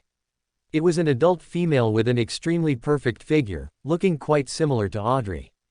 The difference was that her waist-length hair was not the golden color of Audrey's, but a black that seemed to swallow all other colors. She had twisted, devil-like horns on her head, a pair of folded bat wings on her back, and a thick tail with blade-sharp scales extending from her coccyx, gently swaying behind her with the rhythm of her breathing. She wore armor that seemed to be made of hard carapace. Although the material looked very sturdy, anyone who saw the large expanses of exposed fair skin would not think this thing had any defensive power. If one had to classify it, Audrey felt it was more like the type of swimsuit called a bikini, invented by Emperor Rosal. In contrast, the gauntlets and long boots on her hands and feet, made of jagged scales, looked extremely lethal, ferocious and domineering, referencing Devil May Cry's Beowulf or Gilgamesh. Just looking at them, one could imagine the tragic outcome of being struck by such a punch. Despite being filled with violence and temptation from head to toe, this stand behaved very elegantly. Both her posture and expression conformed to the aristocratic education Audrey had received since childhood, which gave her a strong sense of distortion. Is this the result of the combination of dragon and maiden elements? Snow's voice appeared in Audrey's ear. Only then did she remember that the devil was still beside her. Thinking of her stand's similar face and revealing attire, her cheeks immediately flushed. She quickly put away her stand, then looked at Snow and said, "Mr. Devil, why is my stand and I? Because that's your wish." Snow's face once again wore that playful smile, and Audrey immediately puffed out her cheeks. "I never wanted to wear clothes like that," Audrey retorted, blushing. Although in her heart, well, a maiden's rebellious spirit, she absolutely never really wanted to wear them. Absolutely. The fact that she didn't have a single bikini in her wardrobe was proof. "I wasn't talking about the clothing," Snow explained, looking a little regretful as the stand, which perfectly matched his aesthetic, disappeared from his sight. The essence of a stand is a reflection of spirituality and soul. Your stand possesses features like dragon scales, horns, tail, wings, and claws. This is a symbol of the potential inherent in your spectator sequence. Although she looks like a delicate maiden, I think she should have considerable close combat abilities. As for whether she has any other special abilities, only you would know. You don't have to tell me about such things. Stand abilities are very private matters." "I see." Audrey briefly investigated her stand's abilities, feeling a little excited, but still resisted the urge to demonstrate them to Mr. Devil in the confined space. She merely pondered to herself how she could find an opportunity to train her stand, perhaps during the hunting season, after returning to her territory. Audrey's heart was filled with longing for her new abilities, but at the same time, she was somewhat troubled by her stand's attire. Having a stand that looked so much like her, wearing such revealing clothes to fight, she always felt a bit, if you're worried about the clothes, you can try to give your stand psychological suggestions. Her attire is inherently formed by your subconscious. Once you become a psychologist, you should be able to change your stand's clothing. Snow looked at Audrey's distressed expression, grinning so widely he almost looked like a legend from Gotham. When Audrey saw his smile, she instinctively retorted. So I said, I never wanted to wear clothes like that. A sudden extra chapter. Surprised. Unexpected. Chapter 184. Tonight is not peaceful. Oh, Glaint, for heaven's sake, can you tell him not to use his ability on me next time? Glaint complained incoherently when he saw Audrey approach with Annie. Seeing Glaint's pitiful look, Audrey's eyes curved into a smile as she said, Glaint, let's not talk about that. You already have the main ingredient for your apothecary potion. Really? Glaint's complaining expression immediately transformed, and his entire demeanor changed. Audrey could only apologize in her heart before saying, yes, Mr. Snow happens to have the Beander characteristic of an apothecary. Well, it's something that can replace the main ingredient of the potion. That's wonderful. What do I need to pay? I remember the main ingredient for a sequence 9 potion is worth around £500. Glaint said impatiently, turning his head left and right as if searching for Mr. Snow, the seller. Audrey found Glaint's eagerness a bit amusing, but she still replied as she had discussed with Mr. Devil, no need. Snow said it's compensation for providing the venue. At this point, Audrey blinked and said mysteriously, and this is just the first one. In 2 months, there's another surprise waiting for you. A surprise. 2 months. Glaint felt as if a bolt of lightning had struck him, and he stood frozen on the spot. Audrey immediately realized Glaint had probably misunderstood something again, but she didn't care, he would know eventually. According to Mr. Devil's estimation, she would need about 2 months to fully master the stand. After that, the gentle arrow could be given to Glaint to use. The apothecary Beander characteristic is in your music room. Remember to add the supplementary ingredients. If you don't know the taboos, it's best to have Furs or Zio supervise you when you consume it. Audrey whispered a few instructions into Glaint's ear, then turned and walked towards the door. She had to pray to Mr. Fool as soon as possible to remove the psychological suggestion on her. In the evening, at 7:15 p.m., Klein, who had prepared, was about to perform the ritual of summoning himself when he suddenly heard layers of prayers. He immediately walked backward 4 steps and arrived above the gray fog. Who is it? Has Mr. Devil's pre-meal prayer not been completed yet? It's a female voice. Could something have gone wrong with helping Miss Magician cover up her divination this morning? Klein, who appeared above the gray fog, did not delay. He immediately extended his spirituality towards the constantly expanding and contracting crimson star. Soon, Miss Justice's prayer echoed in his ears. Slightly relieved, Klein pondered for a moment, deciding he had enough time. He immediately materialized a parchment and transmitted the spirit channeling technique, similar to the secret pact ritual, to Miss Justice. Audrey, receiving the feedback, did not delay. She immediately lit 2 candles and, as in previous mystic rituals, threw essential oils, hydrosols, and herbal powders into the flames. As the illusory mist spread within the altar, enclosed by the spiritual wall, Audrey immediately adjusted her body and mind according to the knowledge transmitted by Mr. Fool, entering meditation and silently chanting Mr. Fool's honorific name again and again. The first time is unfamiliar, the second time is familiar.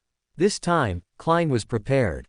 The moment Audrey's phantom appeared, the prepared paper figure and the power of the sun brooch floated towards Audrey's body. At that moment, Audrey seemed to see a majestic golden figure and the sky obscuring black wings behind him. An angel. Not Mr. Devil's stand, but a true angel. Audrey excitedly watched the angel with many wings make contact with her. A warm feeling enveloped her body, accompanied by the disappearance of some subtle shackles. Audrey also heard Mr. Fool's deep and majestic voice. Your psychological suggestion has been removed. Before joining the psychology alchemists, you may pray to me again for protection. Praise Mr. Fool. Having completed the removal of the psychological suggestion on Miss Justice, Klein quickly returned to reality. Seeing that less than 5 minutes had passed, he breathed a sigh of relief and immediately continued his full process of summoning himself and responding to himself. He ascended to the gray fog once again, then incorporated the sun brooch and the biological toxin bottle into his spirit body, and finally picked up the Black Emperor card, allowing his spirit body to envelop it. Suddenly, Klein felt his spirit body solidify as if it had flesh and blood, seemingly able to pick up a pistol and move tables and chairs. A dark, illusory mist permeated around his body, forming a majestic armor on the surface of his spirit body. A pitch-black crown appeared on his head, and behind him, a magnificent black long cloak fluttered in the wind. At this moment, he seemed like an emperor about to embark on a journey. Black Emperor. Without hesitation, Klein stepped into the illusory door of summoning, leapt out of the candlelight, and, under the cover of night, quickly rushed to Capham's villa on Iris Street in Sherwood Borough. Having already scouted the location, he entered as if no one were there, soon appearing in the dining room where Capham and a group of Beyonders were eating. Watching them chew on expensive ingredients and drink high-grade champagne, Klein quietly opened the biological toxin bottle, allowing the toxins to spread throughout the enclosed room. Bang! The explosion caused by the ignited gas almost blew off the roof of Capham's villa. Flames and shockwaves shattered glass and outer walls. There were screams, and there were onlookers, but at this moment, a man in an Intis-style suit suddenly took a step towards the villa. And with his movement, a group of black-clad men, as if long prepared, immediately followed behind him. But such uniform movements did not attract the attention of the surrounding onlookers. They were enveloped in fluorescence, holding various blunt weapons, and strode towards the man who rushed out of the villa, his body engulfed in flames. Get out of the way. The ability to become invisible seemed to have no effect on mid-sequence powerhouses. Haras, who was running wildly, almost immediately saw this group of men in black suits on the empty lawn. He let out a roar, his face, covered in layers of bubbles, appearing so ferocious. He swung his arm forcefully and shouted, "Blocking the road is forbidden here, violators will." Before he finished speaking, the man in front of him gently stroked his right index finger. As the silver ring inlaid with a purple gem emitted a faint glow, an angel with 6 wings, holding a horn, and burning with golden flames, appeared out of thin air. At the same time, behind him, more than 10 phantoms appeared almost simultaneously. Although their forms varied, under the radiance of the 6-winged angel, they all transformed into streams of light and drilled into the golden horn. Be punished. Haras tried to continue his proclamation, but the angel had already blown the horn. Buzz. A strange sound wave, imperceptible to ordinary people, resonated in the air. On Haras's face, which was already covered in bubbles, each bubble suddenly burst. It was as if countless crawling insects were wriggling in his body, and with a shrill scream, his body exploded with a bang. Proceed as planned. The man called out to those behind him. The men who had lost their phantoms immediately took out a body bag and skillfully packed the corpse, while the remaining people followed him and rushed towards Capham's villa. Chapter 185. Sir, do you need to take the blame? Klein let out an invisible shriek, striking Bayless, who was guarding the basement, until he saw stars, but he still didn't lose consciousness. After firing a few shots at Klein, he rushed into the hall, attempting to run towards the door. Klein didn't want to waste time with this guy. After a brief consideration, he turned off the main valve, went to the entrance of the underground area, and began to dismantle the confinement. Just then, a grand and powerful wave of sound suddenly exploded in Klein's ear. He spun around sharply, only to see an angel with 6 wings on its back, its body burning with a sacred golden flame, standing majestically at the hall's entrance. Bayless, who had fled earlier, was now lying on the ground, seemingly lifeless. Klein's vigilance immediately shot up, but the man waved his hand, signaling his subordinates to take Bayless's body away, then took a step forward and bowed respectfully. Sir, we have no intention of being your enemy. Our goal is to rescue these young girls. Compared to wasting time here, we should both have more important things to do. With that, the man retracted the 6-winged angel in front of him, his expression sincere and solemn. Klein's gaze swept over the ring on his index finger, seeing the ancient Hermes runes for Foundation and 9 written on it. He understood a little, but still asked in a deep and authoritative tone. Your name? Gabriel. You can call me Gabriel. Gianna reported his codename. Klein nodded, then passed through the basement ceiling and flew upwards. At the same time, his voice entered Gianna's ears. Move faster. Of course. Gianna softly assented, then turned to the remaining gang members and said, "Hurry up and rescue the people first. Take those from East Borough back with us, and send the others to the night church. Those black-skinned people will be here soon, and we can't let them handle this." "Understood." A dozen black-clad figures immediately surged into the basement, not bothering with soft reassurances but instead shouting loudly, "Hurry out, you're saved. Those who know us, come with us. If you don't trust us, go to the night church immediately. Quick." As they shouted, they ran deeper inside. The young girls who had just been captured and not yet tortured didn't need their help. Their focus was on the pitiful individuals who had become numb and lost hope. Having already prepared a rescue plan, they moved very quickly. In just a few tens of seconds, they had driven all the young girls out of the dungeon and, taking those abducted from the East Borough, disappeared into the crowd. Although he had entrusted the rescue to Gianna, Klein kept an eye on him, and only after confirming that he was indeed purposefully saving people did Klein collect the two extracted Beander characteristics, quietly awaiting the arrival of the church's powerhouses. The final curtain call must disappear under the eyes of a high-sequence Beander to be truly perfect. Leaving the god of doves, who was once again late, to rage in incompetence, Klein disappeared from the roof of Capham's villa with an elegant chest bow, returning above the grey fog. Klein immediately took out the parchment to confirm the subsequent safety of Daisy and the other young girls. Daisy can return home safely. He held the pendulum in his left hand, closed his eyes, and silently recited the divination phrase. After 7 repetitions, the pendulum slowly began to rotate clockwise, at a moderate but very steady speed. It seems Mr. Gabriel really came to save people.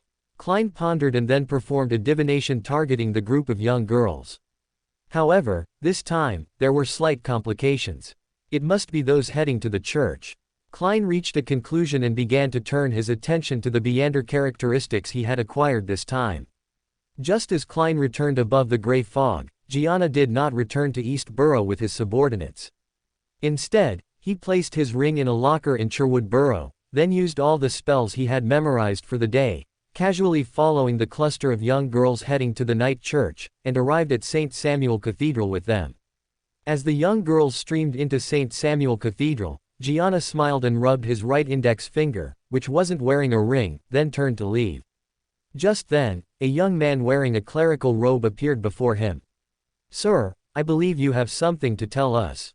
Gianna looked at the man's attire, paused for a moment on the red glove, then nodded slightly. "Of course. Quote. Leonard, there's a case you need to follow up on." Leonard, who was in the St. Samuel resting area reminiscing about old friends, suddenly heard a call and immediately stood up. "What is it? Ince Zangwill?" "No." The priest who called him shook his head, then said, "Earlier, a human trafficker's mansion in Sherwood Borough was attacked, and some young girls were rescued. They need comfort." "Sherwood Borough? Why would they be sent here? Isn't that Punisher's territory?" Leonard stood up. Even the Red Glove's nightmare had to be brought in. It seemed there were quite a few people. They weren't sent over, but were brought over by someone. The priest shook his head, leading Leonard towards their destination, handing him a statement as they walked. "This man is named Gianna, a gang leader from East Borough. He secretly escorted these young girls all the way here. We've conducted a preliminary interrogation of him, and he seems to have no issues, but to be safe." "To be safe, you want me to interrogate him, right?" Leonard sighed, a bit helplessly. "I thought you wanted me to comfort those injured young girls, but I didn't expect it to be interrogating such a rough man. Well, he's not bad looking, though. If you insist, I'll find air to swap with you." The priest seemed accustomed to Leonard's flippant tone and responded casually. Leonard, however, shook his head upon hearing this, and while looking at the statement, said, "Let's just go interrogate him first. It won't take too long, This person isn't a Beander." "That's right. Although his spiritual power is quite good, he is indeed not a Beander." Sitting in the quiet room, Gianna elegantly sipped the not-so-good black tea. His gaze was serene, as if nothing could affect his state. Suddenly, a breeze blew through, and he felt a momentary daze. Immediately, a young man wearing red gloves walked in. His appearance was quite handsome, even ranking among the top 3 of the people Gianna had met, but the flippancy in his brows made him seem less reliable. The young man took a few steps to Gianna's opposite side, sat down casually, and then asked in a curious tone. Mr. Gianna, I'm very curious, why would you, a gang leader, appear in the role of a protector for these poor young girls? Chapter 186, Familiarity. Hearing Leonard's question, Gianna revealed a gentle smile, lightly adjusted his collar, and then said with a laugh. Sir, you might have some misunderstanding about me.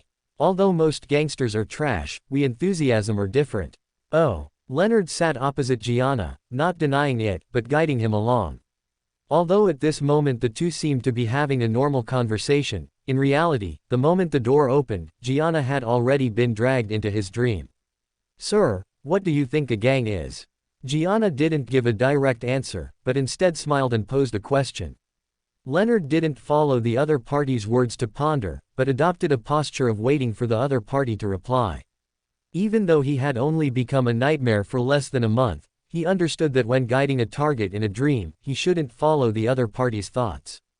Because people's thoughts in dreams are often chaotic and disordered, perhaps one second he is thinking about eating, the next second he will find himself having forgotten to wear pants. Providing the other party with a certain degree of guidance through sight and expression, allowing them to think in the direction one desires, this is the true application of a nightmare's ability. Seeing that Leonard did not respond, Gianna continued. In my opinion, gangs are a supplement to order. After saying this, Gianna didn't give Leonard time to think, but instead explained.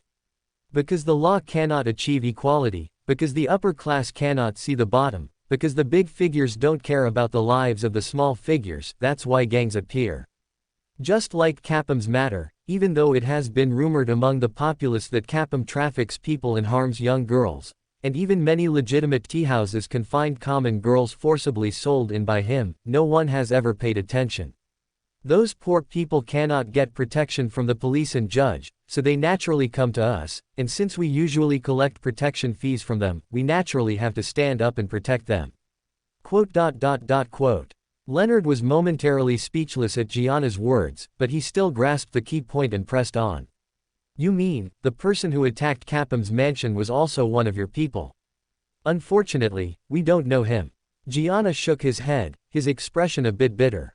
Capam's villa was harder to invade than expected. We tried many methods and couldn't succeed. We even prepared some explo. In short, it was very fortunate that Capam seemed to have offended someone he shouldn't have, and we merely used the chaos to rescue the trapped girls inside. Planning to use explosives to attack a place protected by a Beander. If Klein were alive, he would probably have something in common with you. Hearing Gianna's words, Leonard couldn't help but recall that colleague who once suggested using artillery bombardment to deal with Beander incidents, and he felt a bit dejected. He gently shook his head, beginning to blur Gianna's perception of the environment, and then started to guide him. As his Beander ability took effect, the surrounding environment began to blur. Then, a villa appeared before them. Leonard saw Gianna leading a group of subordinates, carrying various weapons and dangerous-looking items.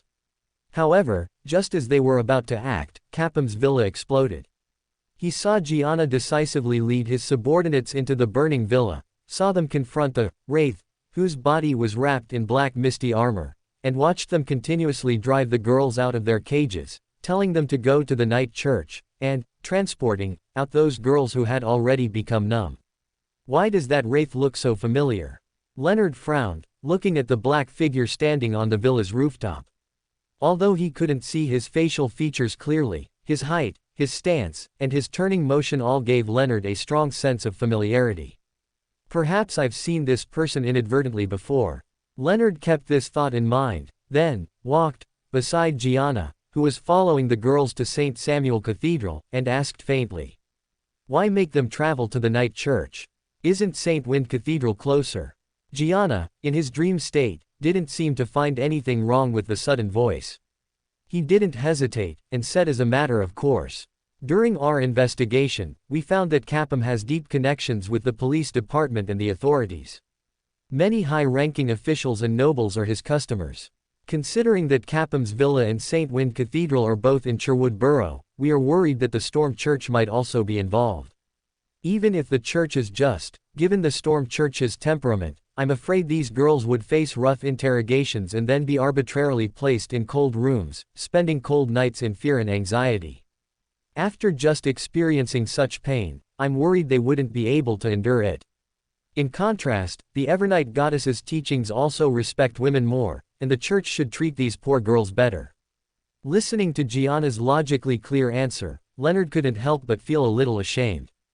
If Gianna hadn't mentioned it, he wouldn't even have thought that a mere refuge had so many details. Activating his Beyander ability again, the scene switched once more. The surroundings became dilapidated and desolate. Gianna walked on the street, facing several weeping women who were lamenting the disappearance of their daughters, begging this savior of the East Borough for help. Gianna carefully inquired about the information, then dispatched his subordinates to begin investigating the theft. Leonard followed Gianna's perspective as it constantly shifted. Suddenly, he noticed a figure who brushed past Gianna. That person's face was blurred, like many passers-by, making it impossible to see his features, but Leonard once again felt a strong sense of familiarity. Although there was no logical reason, Leonard instinctively felt that he had definitely seen this person somewhere before, even if he couldn't make out his features or clothing. Who was that person? Although Leonard knew that blurred faces in dreams represented a lack of impression, he still asked with a grasping at straws attitude. Gianna frowned upon hearing his question, then shook his head blankly. I don't know. Sigh. Leonard sighed inwardly, but some thoughts still arose in his mind. He switched the scene back to the reception room. Leonard casually asked a few questions, then, without warning, released his ability. Gianna felt a slight daze, then saw the young man still sitting in front of him with a faint smile, saying softly, Mr. Gianna, you are a true gentleman. I believe those girls will surely thank you. No, they should thank the powerful individual who blew up Capham's villa. Gianna lightly patted his chest, then said emotionally, without him, our operation this time would have lost at least half of our manpower. Even with such resolve, you still appeared. This is enough to show your nobility. Leonard chuckled and tapped his chest 4 times in quick succession, drawing a crimson moon, then stood up and said, I still have some matters to attend to, so I'll take my leave. You can rest here for the night, or leave directly. Of course, we may also come to you with some questions in the near future, please don't take offense. Chapter 187 Changes. Leaving the reception room, Leonard headed towards the containment area. Although the pastor hadn't explicitly said so earlier, he knew from Gianna's dream that a significant number of people had arrived this time. Considering that the Nighthawks on duty within the church might not be enough, he decided to go and see if there was anything he could help with. However, as soon as he approached the containment area, Leonard felt a serene and peaceful power spreading. He knew it was the power of a soul assurer. Looks like I won't be needed, Leonard muttered with a slight self-mockery. Just as he was about to leave, he saw His Excellency, the Sword of the Goddess, walking towards him. He was still dressed as an ordinary clergyman, and coupled with the Night Pathway's inherent ability to blend with darkness, Leonard even thought he was just a regular priest before getting closer. Your Excellency Sessima, Leonard stood still and saluted. Crest Sessima merely nodded slightly and then said, The Storm Church just sent an inquiry, asking why we're taking in people from outside our district. Do you have any progress on your end? Sessima's tone was gentle and his voice magnetic, but no matter how Leonard listened, he felt that His Excellency was mocking the Storm Church. Based on his understanding of His Excellency, he was sure it wasn't his imagination. Gianna's performance in the dream is consistent with her confession. Also, when I replayed the scene in her dream, I saw someone suspected of being the mastermind of the incident pass by, but their face was blurry, so there shouldn't be much of an impression. As for why they were sent to the night church, of course, it's because those guys who don't know how to respect women are not trusted. As Leonard spoke, he unconsciously adopted Gianna's tone. Although Sessima frowned slightly, he still understood his meaning and nodded, saying, Write up the inquiry results into a report. I will explain it to the Storm Church. Understood. Leonard nodded, then suddenly spoke, Your Excellency Sessima, do we need to investigate this matter? I mean, the Beyander who attacked Capham's villa.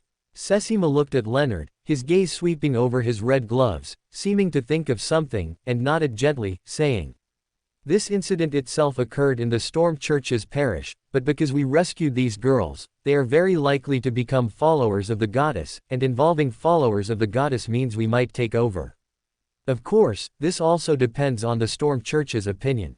If further investigation is needed, I will let you participate. Leonard was slightly startled by this, a little embarrassed that his little thoughts had been noticed, but he still respectfully saluted, drawing the crimson moon pattern with 4 rapid taps on his chest, and devoutly said, "Praise the goddess! Praise the goddess!" The reputation of the Black Emperor bandit spread overnight. Everyone's attention was on the mysterious Beander in black armor, but few noticed the gang members who silently rescued the girls. Were they really not noticed?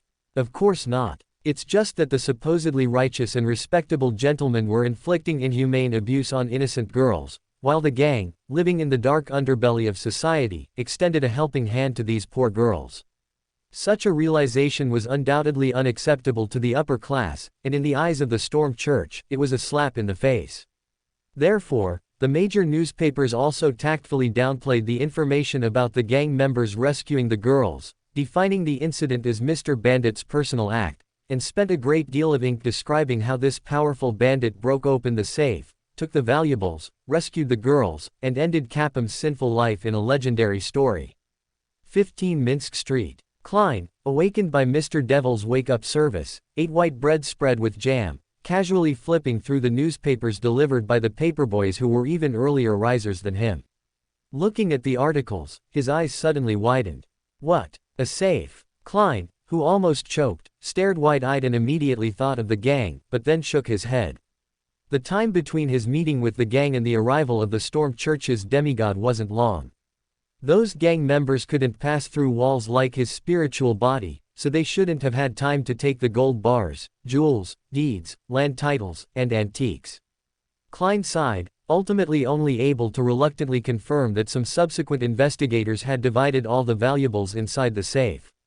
However, seeing the title, Black Emperor Bandit, he smiled contentedly, because he could feel that his potion was slowly being digested. Not just last night's performance, but even now, those who saw the newspapers seemed to indirectly witness his performance and provided him with considerable feedback. Although this feedback was insignificant compared to what the 2 demigods gave him, it further convinced Klein of the correctness of the acting principle: a magician needs the applause of the spectator. He drank the last of his tea, put on his formal attire, and got up to go to Porthos Alley. Although he had confirmed Daisy had returned home, he still had to appear to be diligently searching to avoid any flaws being discovered by the authorities investigating the Black Emperor bandit later. Having once been a Nighthawk, he understood the operational patterns of the authorities' Beander. Just as crimes committed by professionals are harder to trace, he also possessed excellent anti-reconnaissance capabilities.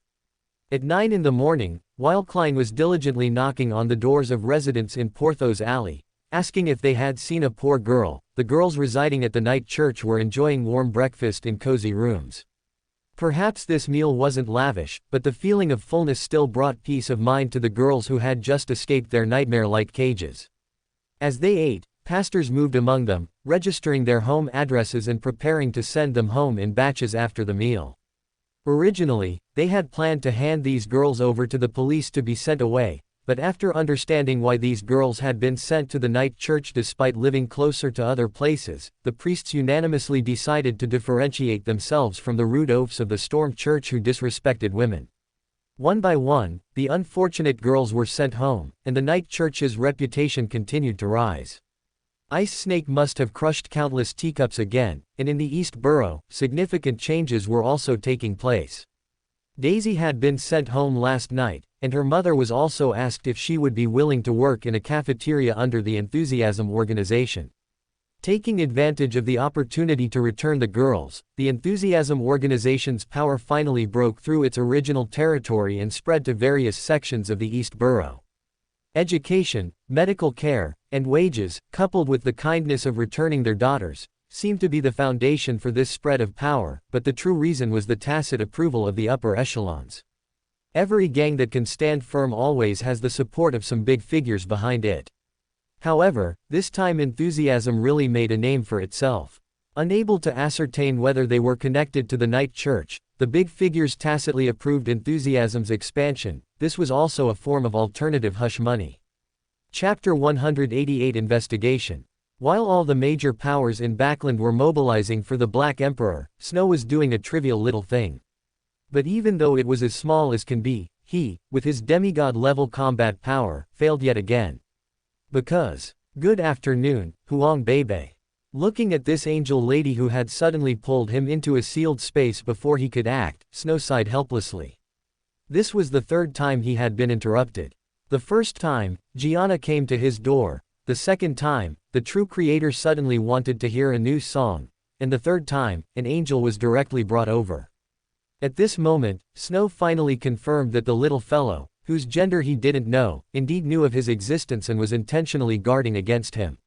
I'm only sequence 6. Is there really a need to be so cautious?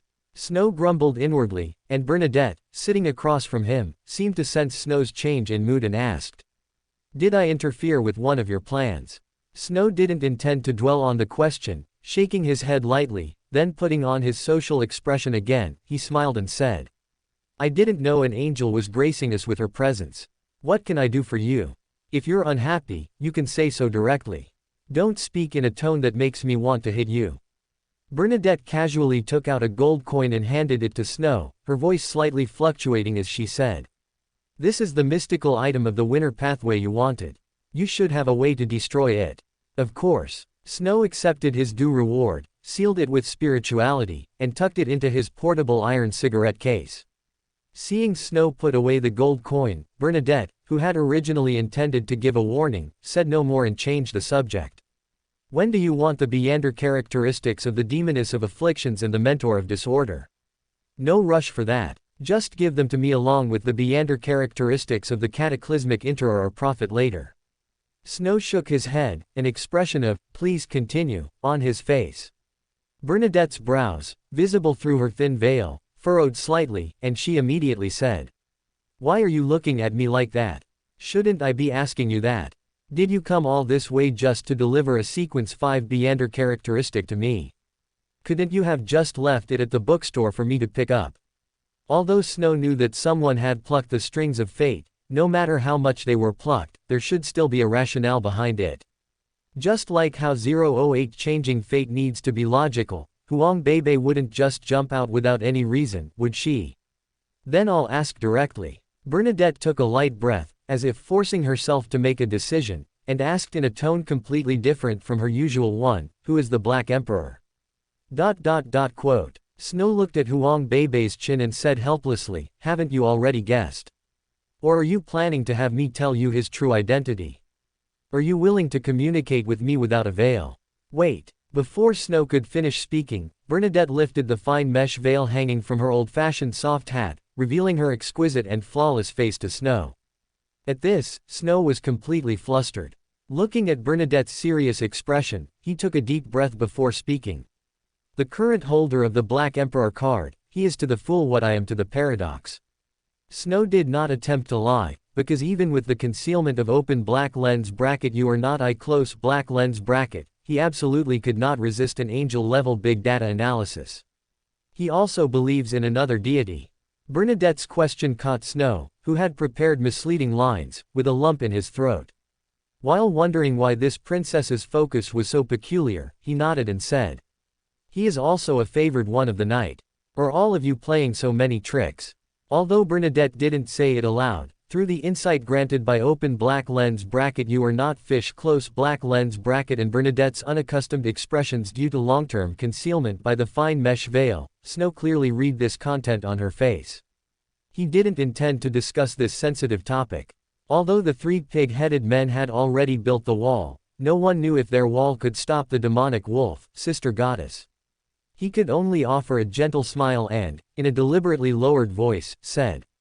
Many gazes are on him. Unless he actively comes to you, please do not interfere with his growth.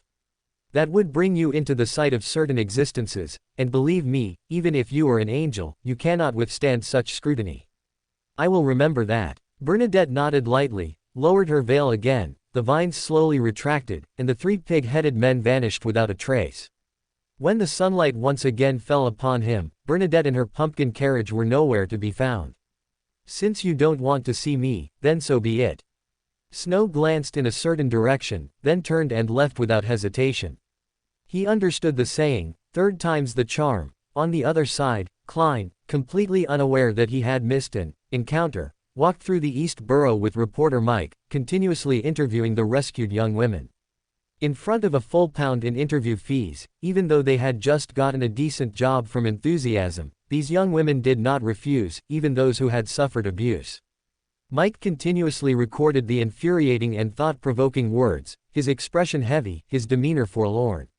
Walking on the way to the next house, Klein was about to comfort Mike when he suddenly felt a spiritual sensation, his expression slightly stiff, and he said, "Excuse me, I suddenly need to use the restroom.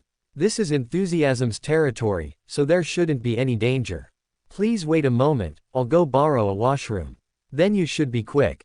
Even with enthusiasm, the East Borough is not a benevolent place after all. Mike frowned slightly, but still didn't stop Klein. Klein felt the premonition growing stronger and immediately turned around, heading in Daisy's direction. Mike watched Klein leave somewhat helplessly, standing awkwardly in the middle of the road, but he didn't dare to move casually, fearing that if he walked into a small alley, he might be stripped of all his valuables by hidden bandits. However, Klein didn't actually leave. After he was out of Mike's sight, he quickly climbed onto a wall and found a hidden spot to observe the street. Thanks to the chaotic architectural structure of the East Borough, Klein easily found a place to hide. Soon, he saw a familiar figure. Leonard. He joined the Red Gloves. Klein watched the handsome figure walking in the team in surprise.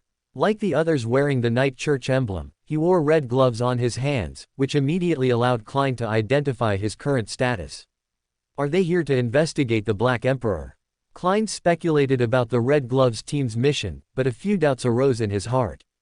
If it was just for investigation, wouldn't it be simpler and more direct for a nightmare to enter dreams at night? While he was pondering, Mike and the Red Gloves team made contact.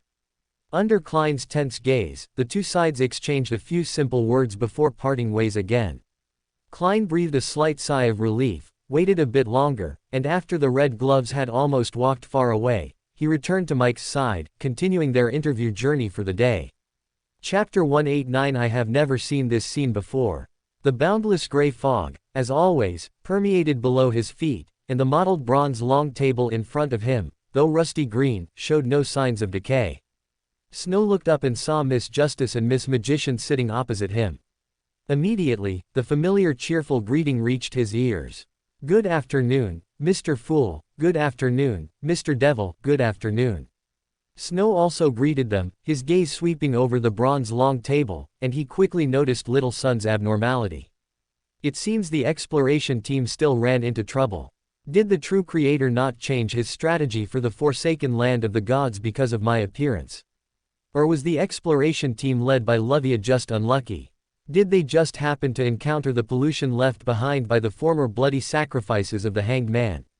While Snow was deep in thought, the Hanged Man turned his head towards the head of the table and humbly said, "Respected Mr. Fool, I have collected 3 new pages of Russell's diary."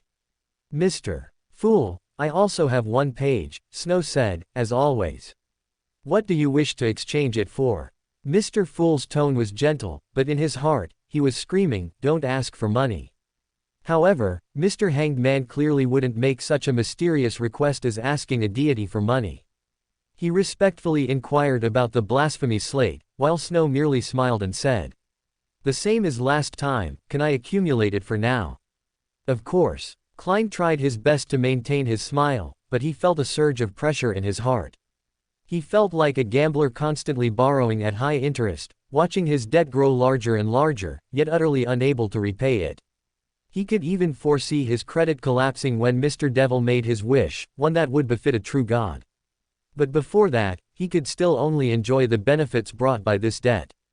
HMPH, Klein sighed silently in his heart, adjusted his mindset, and picked up the 3 pages of the diary that Mr. Hanged Man had already written. Then, his eyes suddenly narrowed because he once again saw the term that made him feel a little impulsive. West Continent. The end of the Misty Sea is the West Continent, and the end of the Sonia Sea might be the East Continent of the forsaken land of the gods. This also aligns with what Mr. Hanged Man once said about the Aurora Order searching for the true creator's sanctuary in the Sonia Sea. Is the sanctuary the forsaken land of the gods? But last time I saw Senior Paindrax and the female elf getting close, and this time Rosal encountered an elf. Is this also a form of convergence?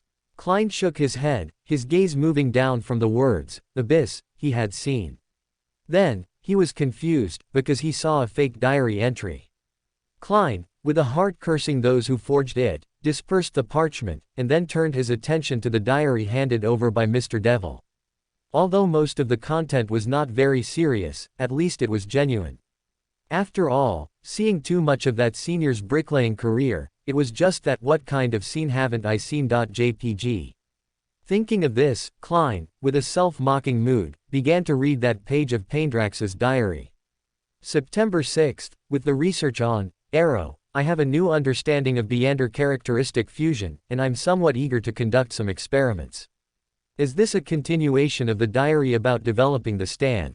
Klein raised his eyebrows. This was the first time he had encountered a similar Paindrax's diary. He had personally experienced the effect of the sun's brooch, so he clearly understood the power of the secret art of the stand. Although this senior did not specify the cultivation method, perhaps it could be inferred from his diary. Although Klein felt that it was a bit overly ambitious for his mystical knowledge to think about such things, he still couldn't stop the fantasies in his heart.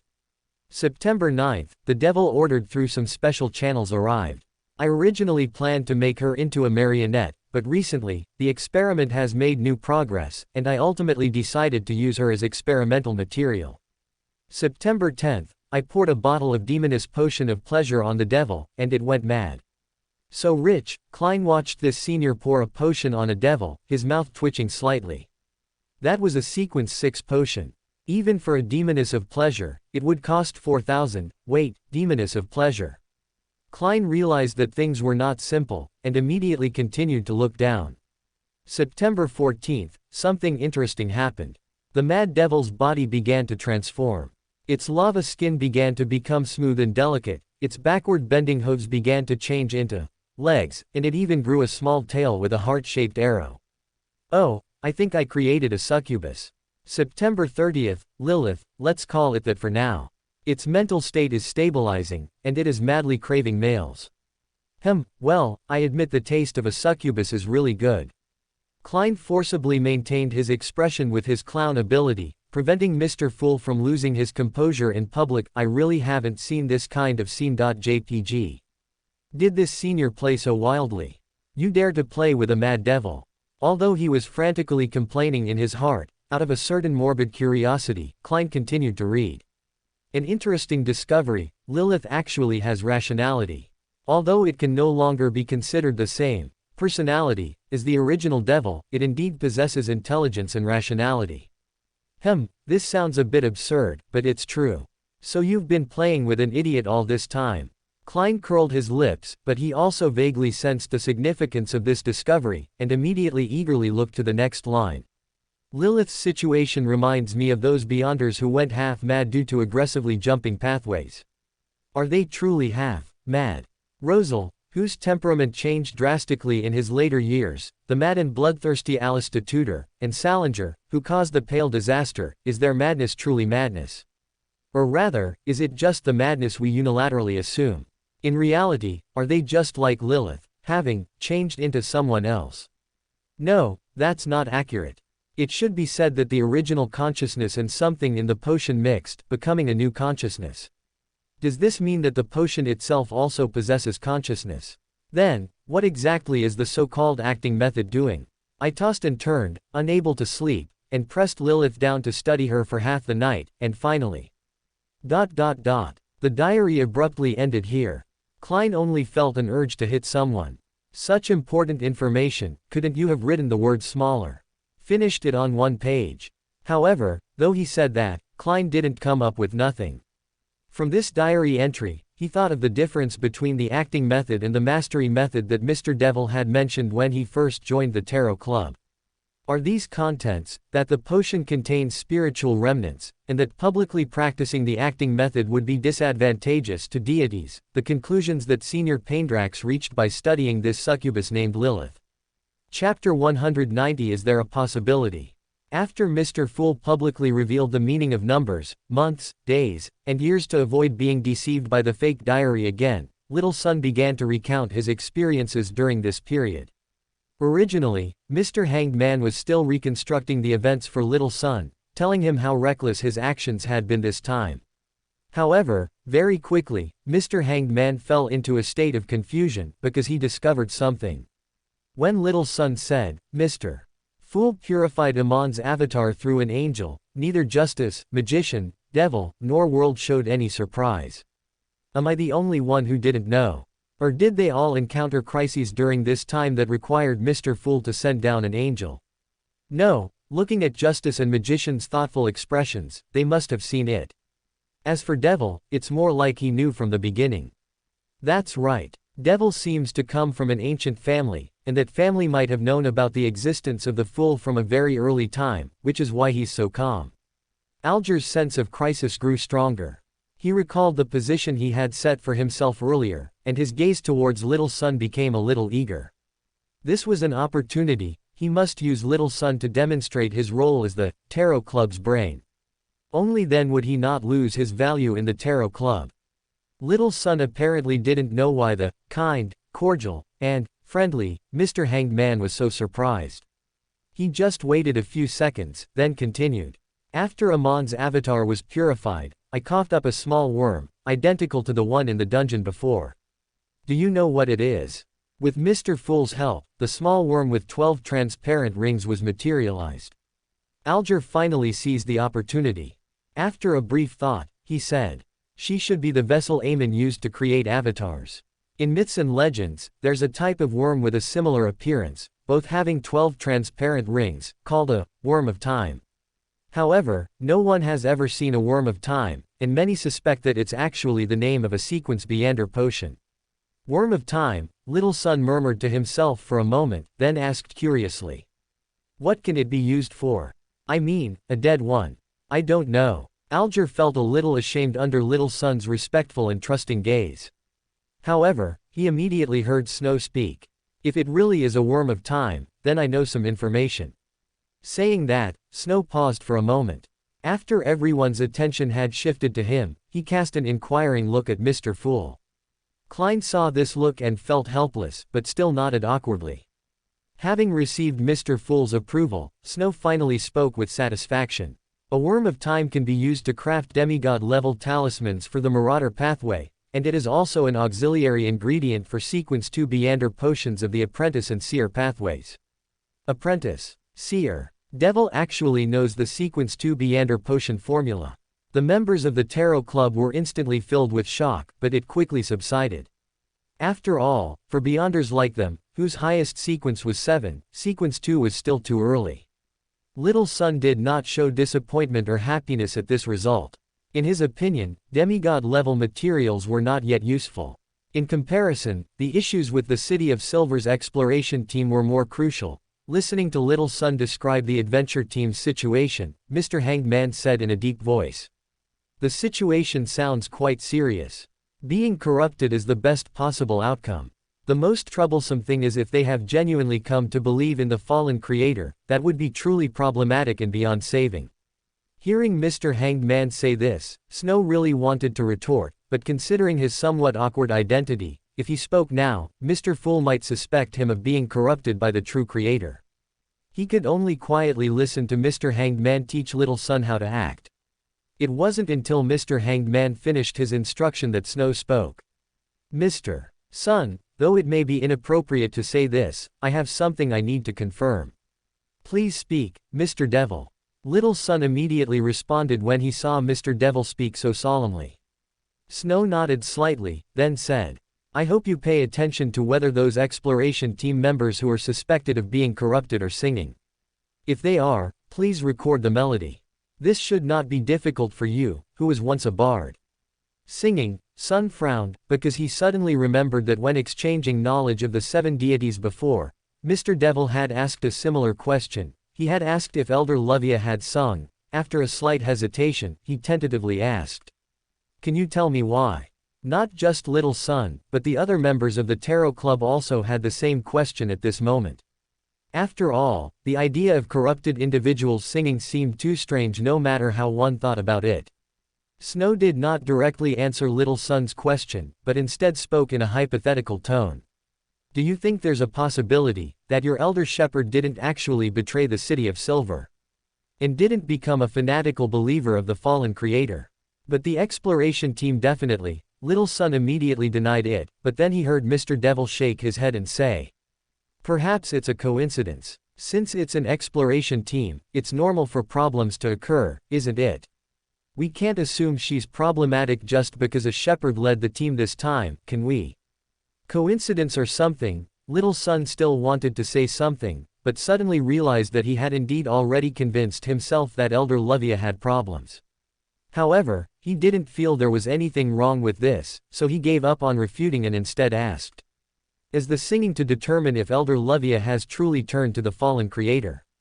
It's just corroborating evidence. Not just the exploration team and Elder Shepherd, but also within the City of Silver. If you discover certain tunes suddenly becoming popular, please inform me immediately. I understand. Derek nodded thoughtfully. His instinct told him that Mr. Devil probably knew something, but had no intention of saying it. He could only firmly remember the characteristic of singing in his mind, intending to observe it after returning. Of course, he would not relax his guard against Elder Lovia because of Mr. Devil's behavior. Instead, he began to ponder how to pry open Mr. Devil's mouth. Son's topic concluded there, and Miss Magician began to inquire about information regarding the apprentice pathway. Watching Mr. Fool eagerly control world to answer first, Snow was slightly amused but did not interject further. He had no intention of competing for business related to occult knowledge. Compared to these essential nutrients for Mr. Fool's growth, he was more interested in persecuting Mr. Fool's wallet. Chapter 191. Klein felt a shock. In the early morning, Klein was awakened punctually as usual. He opened his eyes, feeling a bit dazed, but instinctively threw off the covers, preparing to walk 4 steps counterclockwise to respond to Mr. Devil's wake-up call.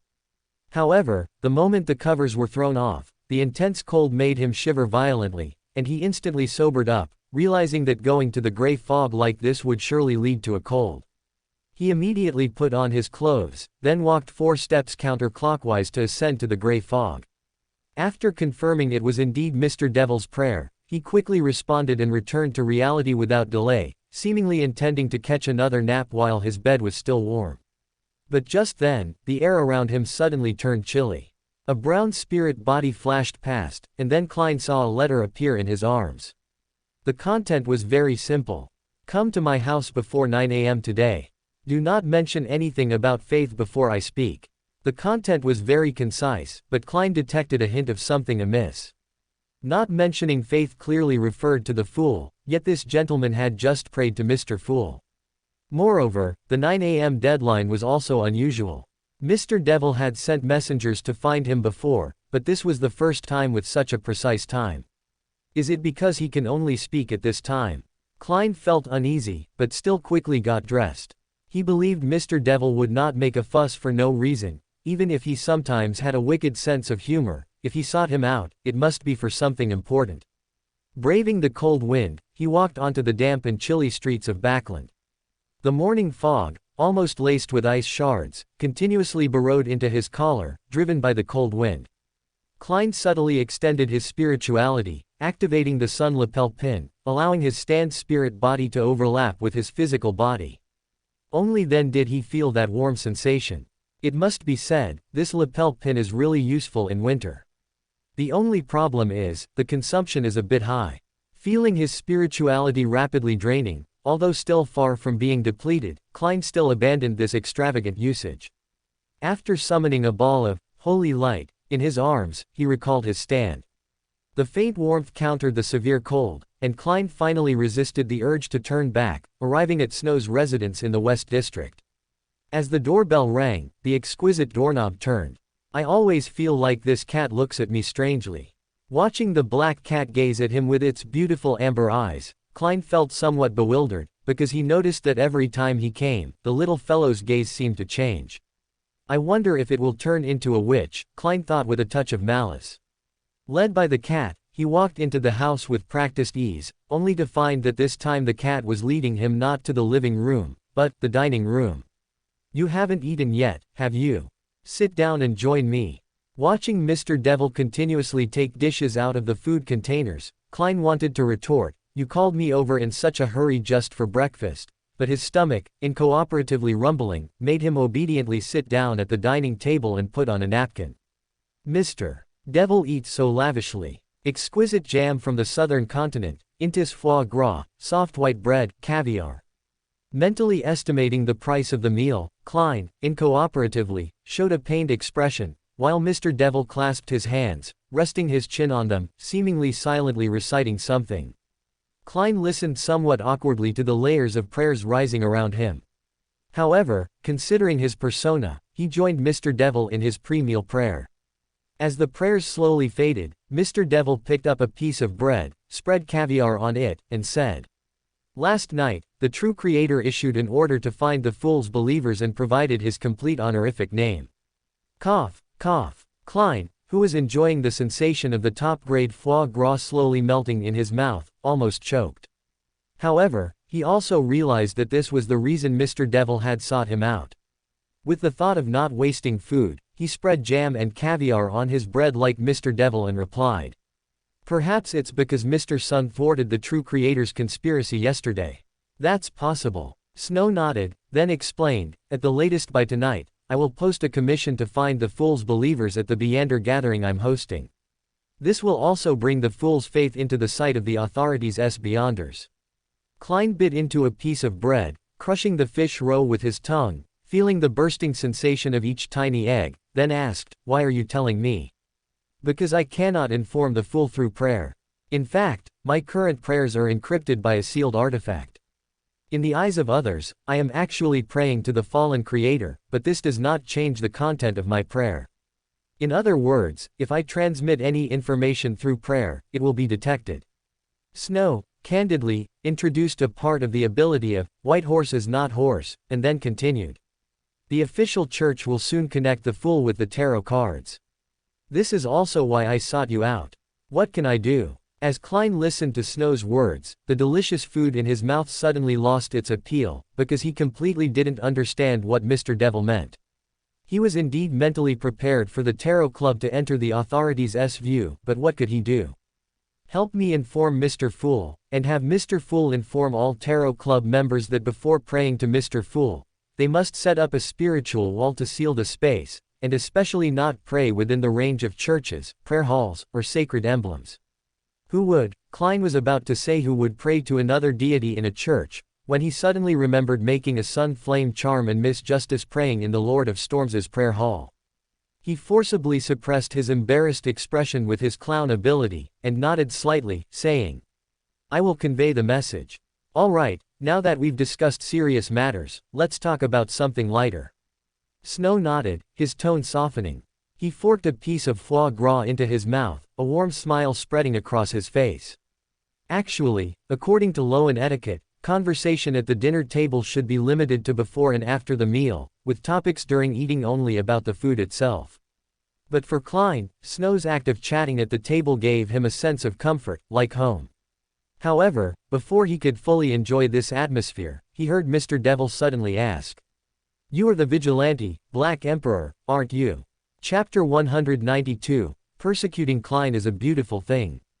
The Black Emperor. I don't quite understand what you mean. Klein shook his head, a hint of wariness rising in his heart. If he admitted it, he would face a problem. Why did the Black Emperor leave behind open black lens bracket Emperor close black lens bracket and open black lens bracket Judgment close black lens bracket instead of open black lens bracket the World close black lens bracket? Although this seemed like no big deal, it inevitably gave people the strange feeling that Mr. Fool's favored one is playing multiple roles, and at the same time, it would make the Sherlock persona increasingly transparent. But just as he denied it, he heard Mr. Devil's words, which made his blood pressure skyrocket. "Oh, is that so? Then never mind. I was thinking that if you were the Black Emperor, I would give you a share of the wealth seized from Capham's mansion before. Can't admit it. Can't admit it. Klein forcibly suppressed his urge to speak. Although he knew it was a huge sum, admitting it now, after having already denied it, would undoubtedly affect the prestige of Mr. Fool's favored one. Moreover, it couldn't be done through Mr. Fool, because Mr. Fool wouldn't care about such small change, and as a powerful Beander, since the Black Emperor didn't take it at the time, there was naturally no reason to demand it afterward. Even as his favored one, he couldn't even suggest having the Fool transfer it, as this would inevitably give the impression that a god's favored one was privately soliciting offerings from believers.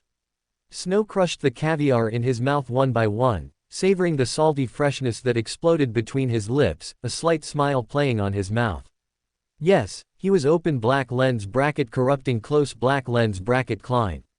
If Klein abandoned his persona and admitted his identity as the Black Emperor, it would mean he was corrupted by money, and his potion acting progress would greatly improve. Conversely, if Klein resisted the temptation, he could also see Klein's pitiful look, clearly wanting it but only able to refuse.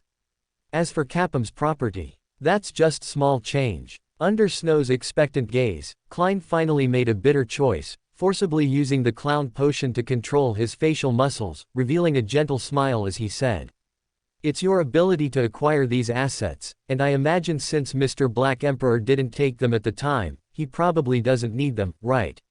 Snow looked at Klein's forced smile and immediately felt satisfied. With the thought of not letting the cat get out of control, he said, "However, my subordinates were able to obtain these assets thanks to Mr. Black Emperor. The share that should be there cannot be less. After the fuss dies down, please ask Mr. Fool to transfer it on his behalf." Alas, I wonder if this will seem a bit disrespectful. No, absolutely not. Klein immediately responded in his heart, but he certainly couldn't say it aloud. He could only silently take a sip of soup. But after this sip, he suddenly felt that the soup was even fresher, the foie gras even more fragrant, and even the bread seemed to have become softer. Snow, of course, knew Klein's thoughts, because his potion's digestion progress also jumped a small bit. A little less than expected. Perhaps it's because although he used money to blind Klein's eyes, he didn't make him do anything against his principles, so the effect was discounted. However, Klein is Klein after all. If he were so easily swayed from his principles, he wouldn't be the lovable K-meow. After treating Klein to a breakfast worth a month of his food expenses, Snow went to Mr. A's house and began to play music for Heaven Manufacturing. At this moment, he was very grateful that he was not a shepherd, otherwise, last night, he might have experienced the feeling of eating hands. Of course, the experience of suddenly being woken up by polluted whispers while sleeping soundly wasn't very good either. According to his memory of the original work, the upcoming November would be a calm month, but the following December would usher in that great disaster. Snow did not intend to save everyone, nor could he save everyone, but he still felt that he should save as many as he could. The only thing to be thankful for was that His Majesty Zhou III seemed to have regarded gangs as a supplement to order, as an unreasonable new order. Although he did not directly and brazenly dispatch Military Intelligence Section 9 to enthusiasm, he gave many implicit benefits. Snow did not believe that His Majesty did not know that a certain evil god might be behind enthusiasm, but having already cooperated with the demonist sect, he completely did not care about another evil god participating. Or rather, the more evil gods there were, the more they could divert conflicts and make him, the king, less conspicuous. This was probably also the reason why he didn't simply establish a gang himself. Snow was naturally happy to see this, but he still gave Gianna the order to act discreetly. After all, according to what reporter Mike investigated about the East Borough before, it wouldn't be long before the authorities' church would conduct a major cleanup of the East Borough. Although enthusiasm would most likely escape investigation under Zhou III's protection, temporarily weakening the faith content within the gang was still extremely important. After all, even Zhou III, before becoming a god, could not openly protect evil god believers. After doing all this, Snow wrote a few more chapters of the Star Expeditionary Army's drafts before starting to prepare for tonight's Beander gathering. In Empress Borough, Backland, inside Viscount Glaint's mansion, there was uncharacteristically no ball or salon today. One should know that the last time this mansion was so deserted was more than 2 months ago, when the Aurora Order was causing trouble in Backland. The main reason why it was so deserted was that its owner was currently undergoing a transformation in his life.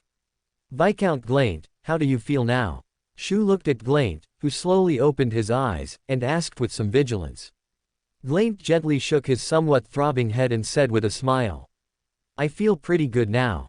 Although the formulas that suddenly flooded into my head were a bit uncomfortable, after meditating, there are basically no problems. That's good. However, before your spirituality stabilizes, you still can't stop meditating. If you hear any abnormal sounds, you must also treat them cautiously. Shu breathed a slight sigh of relief, observed the other party with the Arbiter's not too strong spiritual vision, and after confirming that there was nothing wrong except for some overflowing spirituality, she temporarily relaxed. Glaint had a good relationship with Cones from Military Intelligence Section 9, so he also knew the dangers contained in the potion. Naturally, he wouldn't be careless in this regard. He wrote down Shu's words one by one, and then said, Oh, by the way, you said you had something to ask me before. What is it? Oh. Shu then remembered that she still had a favor to ask. Immediately, in a tone uncharacteristic of her usual demeanor, she said somewhat awkwardly. I hope to borrow some money from you, £400 would be enough. Shu was not good at borrowing money, but today, Furs happened to need to arrange a certain gentleman's funeral, so she could only come herself. However, Glaint obviously didn't care much about mere £400. He nodded and said, That's certainly no problem, but in exchange, I hope you can accompany me to another Beander gathering today. Today, I will attend the Beander gathering as a Beander. Chapter 193, Glallant's tags added. At the intersection of West and Empress Borough in Backland, inside an unassuming mansion, for this area, the Beander gathering called by Mr. V was held as scheduled. Compared to when Snow first took over, the number of Beyonders here had more than doubled, exceeding 30 low to mid-sequence Beyonders. Some concealed their faces, while others brazenly displayed faces that might not have been their true appearance.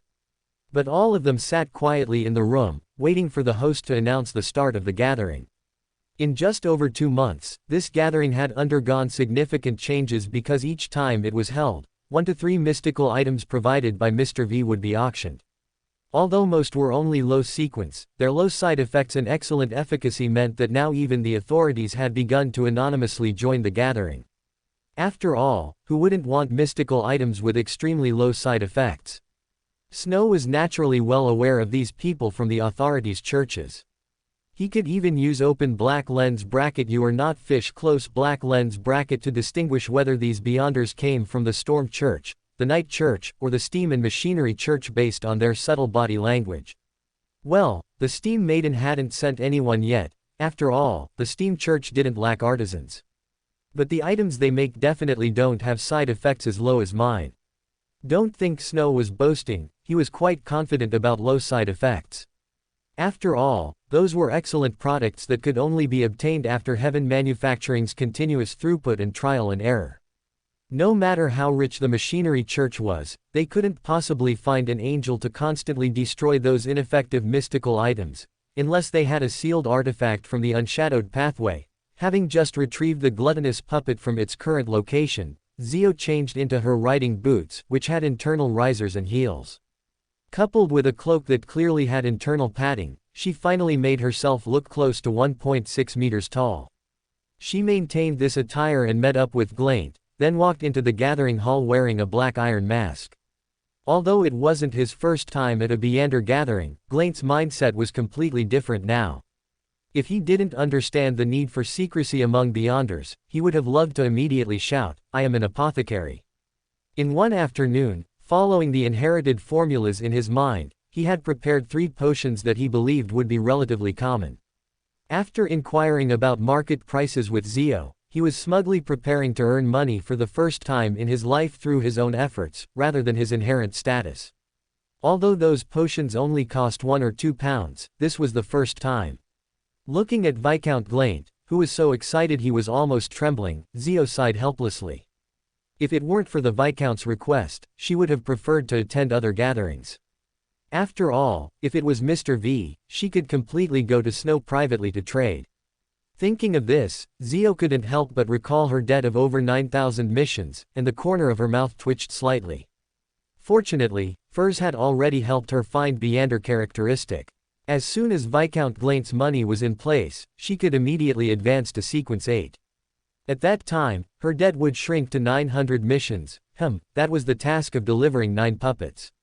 Although Zio also knew that tasks like delivering puppets, which were easy and well paid, weren't always available, this didn't stop her from using it to comfort herself.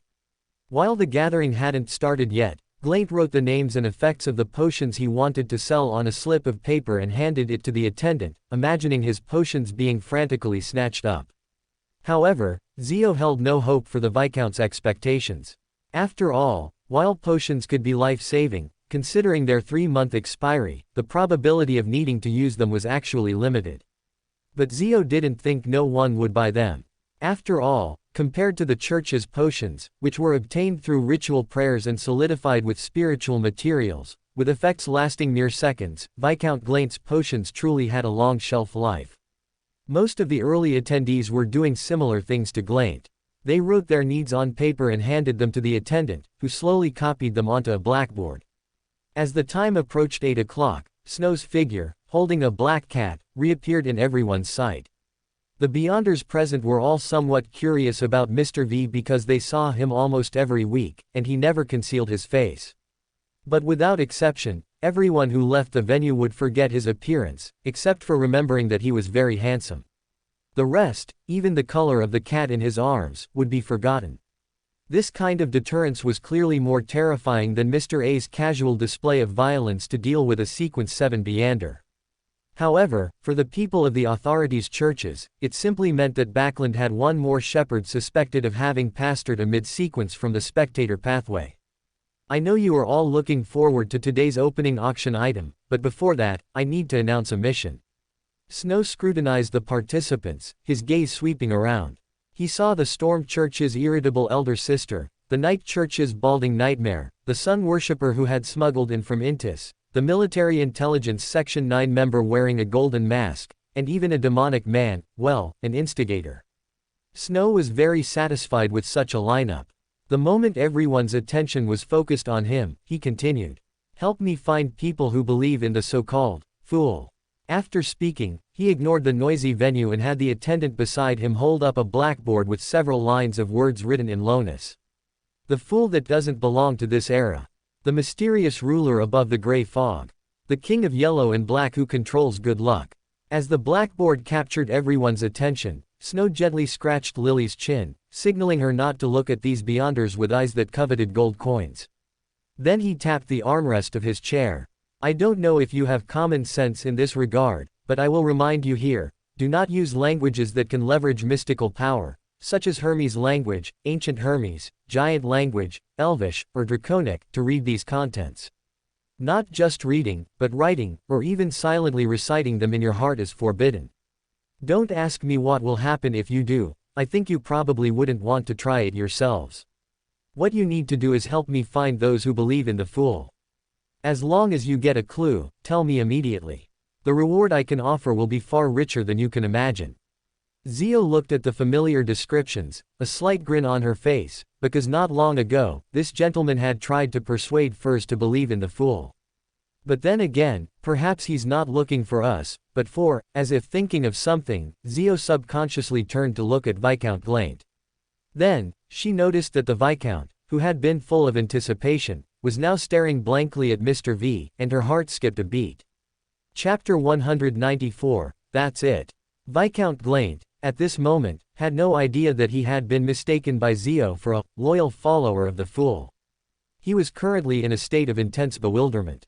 He could not have imagined that the famous socialite of Backlund was powerful enough to host a Beander gathering. And judging by the scale here, it was far larger than the other gatherings he had attended with Zio and the others before, and the items for trade on the blackboard were also more high-end than those at previous gatherings. No wonder she could easily produce the Beander characteristic of the apothecary pathway. Viscount Glaint, who had been in an inflated state after becoming a Beander, finally cooled down. Thinking of the potion he had drunk, he couldn't help but think of Audrey. Thinking of Audrey, he felt a bit of a headache. A surprise in 2 months. I just hope it's not a shock. Viscount Klein took a deep breath. His excellent aristocratic upbringing allowed him to quickly adjust his state. Although he was still somewhat conflicted internally, at least on the surface, he had returned to normal. It was then that he noticed that the Beyonders around him, each seemingly much stronger than him, were all discussing that honorific name. From their discussions, Klein, new to the Beyonder circle, realized that this honorific name seemed very unusual. To avoid showing his ignorance, he put on an interested expression and muttered to himself, in a voice neither too loud nor too soft. This honorific name is quite rare, isn't it? But it sounds quite extraordinary. As he spoke, he suddenly noticed Zio's strange gaze. His heart skipped a beat, suspecting he had said something wrong. He immediately looked left and right, and finding no one paying attention to him, he said to Zio. "Why are you looking at me like that?" "It's nothing, nothing." Zio shook her head vigorously, wisely choosing not to expose Viscount Klein's pretense in such an occasion. Instead, she decided to discuss it with Furs later. After all, Viscount Klein had been quite good to them. Perhaps she could first subtly probe Mr. Snow's purpose in seeking followers of the Fool. Just as Zio was having a certain misunderstanding about Viscount Klein, Audrey, who had just finished dinner, arrived with Susie by carriage at 7th Avenue in Hillston Borough, accompanied by her maids and bodyguards. This was the home of her psychology teacher, Ms. Islant, who had a doll-like face.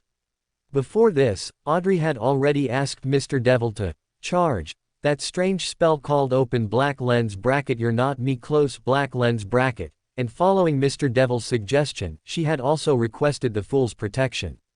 Coupled with her stand ability to detach from her physical body and examine herself, Audrey, with these 3 layers of protection, even placed the puppet Mr. Devil had given her in the carriage. She was truly well prepared. "Audrey, don't be nervous, relax." Seeing that the destination was approaching, Audrey gently patted her cheeks, picked up the puppet beside her, and stared at it for a moment. When her mind stabilized again, she let out a long breath and, with the help of her maid, stepped out of the carriage. At this moment, Ms. Islant was already waiting at the door, her face amiable, coming forward to welcome the noble young lady. Audrey left all the maids and bodyguards in the living room and, taking her golden retriever Susie, followed Ms. Islant into the sitting room. After entering, she noticed that 2 other people were already waiting there. One was Mr. Hilbert Alucard, a psychiatrist introduced to her by Madame Norma and Ms. Islant. The other was Mr. Stephen Humphreys, the convener of a previous psychology seminar, suspected to be a homosexual and in a disadvantaged position. At this moment, although it was past dinner time, only a single ordinary candle was lit in the room. In Backlund's terrible evening visibility, it gave off a dim and mysterious feeling. Seeing this candle, Audrey almost immediately recalled what Mr. Devil had told her about the abilities of psychiatrists. They could use inducements like candlelight and pure dew to put a target into a semi-hypnotic state, thereby performing mind reading and suggestion. She herself had once been unknowingly subjected to a shallow suggestion. Although she had great confidence in Mr. Devil's spell open black lens bracket you're not me close black lens bracket, she cautiously maintained her superficial psychological state and greeted everyone present. After exchanging greetings, Mr. Hilbert, who seemed to have some southern continent ancestry and a brownish complexion, glanced at Susie but said nothing more. Audrey, however, keenly noticed this change and, without concealing her observation skills as a spectator, smiled apologetically. "With her here, I feel safer." Upon hearing this, Susie immediately looked at Hilbert with innocent eyes, which made him shake his head gently and say, "I can understand that feeling. All right, please sit down." Audrey could roughly guess what was about to happen. Although she couldn't help but feel a little uneasy, she still calmed down and sat down quietly. Hilbert casually poked the candlewick, making the light brighter. Immediately, Audrey clearly felt the power that was affecting her spirit. "Now answer me honestly, do you truly wish to join the psychology alchemists?" Hilbert's eyes were tinged with gold in the candlelight, and from deep within his pupils, a vertical pupil, like that of a lizard, appeared incredibly majestic. Audrey quickly sobered from the trance but still maintained a seemingly hypnotized state, nodding gently. "Yes." Hilbert evidently did not realize that Audrey had broken free from the hypnosis and continued to ask. "Would you intentionally harm the psychology alchemists?" "No. After several such questions, Audrey answered very directly, which made Hilbert, Islant, and the others all breathe a sigh of relief. However, they did not stop the hypnosis there but asked one last question. Is there anything else you are hiding? Audrey deliberately showed some struggle, then calmly said, I once bought the spectator potion formula at a Beander gathering. I am already a spectator. Hilbert nodded slightly, then asked about the source of the spectator formula and the origin of the spectator potion ingredients. Audrey responded with incomplete truths until the three had no more questions. Only then did Hilbert withdraw his ability, gently fiddling with the candlewick, causing the flame to suddenly leap. Simultaneously, the mysterious power enveloping Audrey also abruptly vanished. Listening to Hilbert congratulate her on becoming an official member of the Psychology Alchemists, Audrey responded gracefully. As she listened to him introduce the Psychology Alchemists, she secretly mused to herself. Never mind an angel's blessing and Mr. Devil's barrier, even my Stan's spontaneous defense wasn't penetrated. Did I really bother Mr. Fool to dispatch an angel for something like this? Isn't that a bit of an overreaction? Chapter 195 It's not easy to die. Some people are corrupted by money, some by ideals, and some by familial affection. While these can be given grand, righteous names like hope, dreams, and love, they ultimately change one's original self. Corruption is not purely deterioration, rather, it is about making the target change in the direction one desires. In a sense, it can also be seen as a more crude and self-serving form of nurturing. Different people have different demands, so the methods of corruption also vary. Grasping the key to this is the focus of corruption. At the border of Backland's West District and Empress Borough, in a not-too-extravagant two-story building, Snow was holding an exquisite sapphire blue fountain pen, writing down his summarized acting principles in Chinese. Thanks to his current involvement with the fates of many ordinary people, the Baron of Corruption's acting was very smooth. Even without teasing K Meow, he was confident he could digest the Baron of Corruption before K Meow advanced to Faceless. But this did not mean he could quickly become a Sequence 5. In fact, he hadn't even prepared the ritual required for advancing to Sequence 5, because his Xeno's turtle acting had made almost no progress. If Buridan's donkey needed to overcome decision paralysis, Pavlov's dog needed to master conditioned reflexes, and Zhuangzi's fish needed to understand empathy, then Xeno's turtle's side effect truly offered no hints at all. Or rather, his current state was one off-skipping class. Why say this? Because his soul was too fragmented. So fragmented that it was almost impossible to bear a complete mind-body. In other words, if the main consciousness remained in a certain part of the soul, then as time passed, the consciousness that could not be fully contained would be continuously worn down, eventually becoming a little retard, just like the other subordinate consciousnesses. And actively splitting one's main consciousness and storing it in different souls is also possible, but without fully unifying the branch consciousnesses, this could easily lead to mental breakdown, multiple personalities, or even the troublesome situation of multiple souls in one body. The worst outcome could even be the complete obliteration of the self, leaving only a completely self-serving shell controlled by a hive mind. It is conceivable that this pathway should be similar to a listener, possessing a certain time limit. For example, the former must dominate all soul fragments before consciousness is worn down, while the latter must reintegrate consciousness before mental breakdown. Of course, even if he could deduce this acting method, Snow dared not try it, because he was not confident enough to overcome all obstacles and tame the hundreds of millions of branch consciousnesses.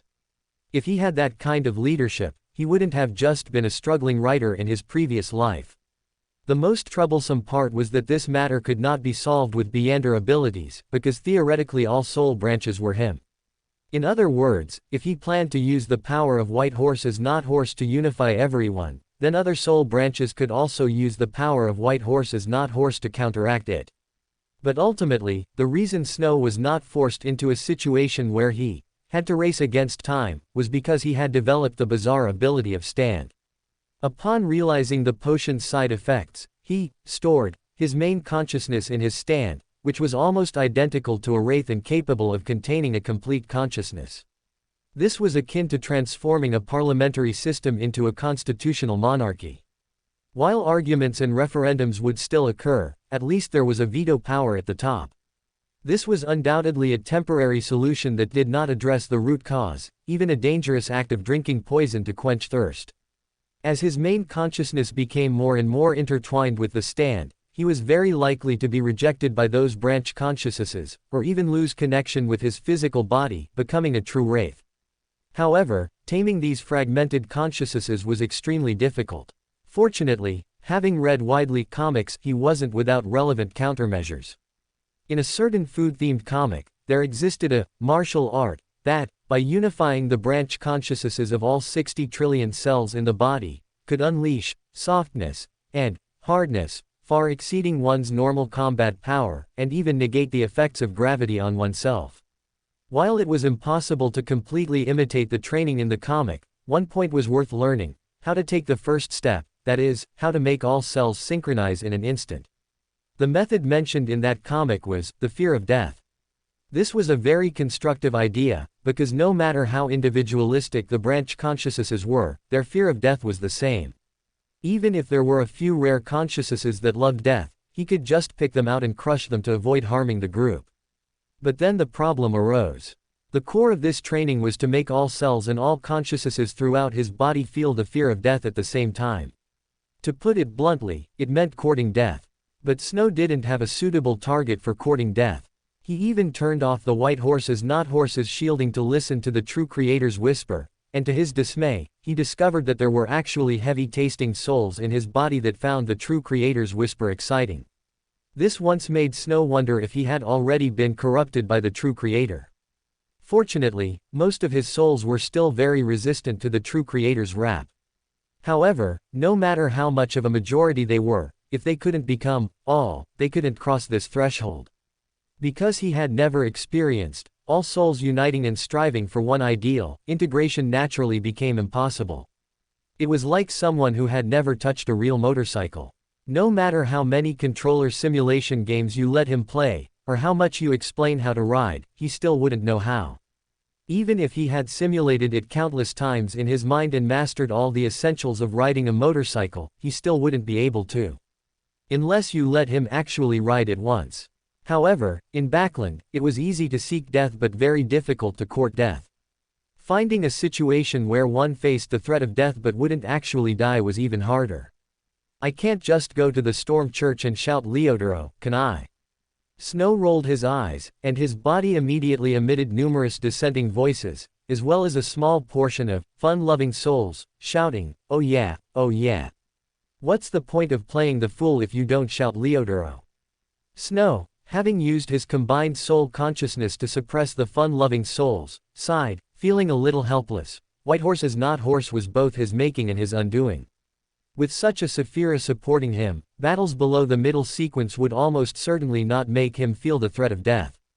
As for provoking a demigod, it wasn't that he wasn't afraid of demigods, but rather that in Backland, even if he successfully provoked a demigod into a life or death struggle with him, it would be difficult to truly fight to the brink of death. Before that, he would be surrounded and observed by a group of demigods, or even angels, from various churches. Chapter 196, Seeking Death in Progress. On the fertile fields outside Backland, a river flowed from the distance, made a bend around a cliff, and then continued flowing into the distance. One side of the cliff was bare, revealing pure white rock. From afar, under the clear air away from the city, the sunlight gently covered it, giving a beautiful touch of sanctity and warmth.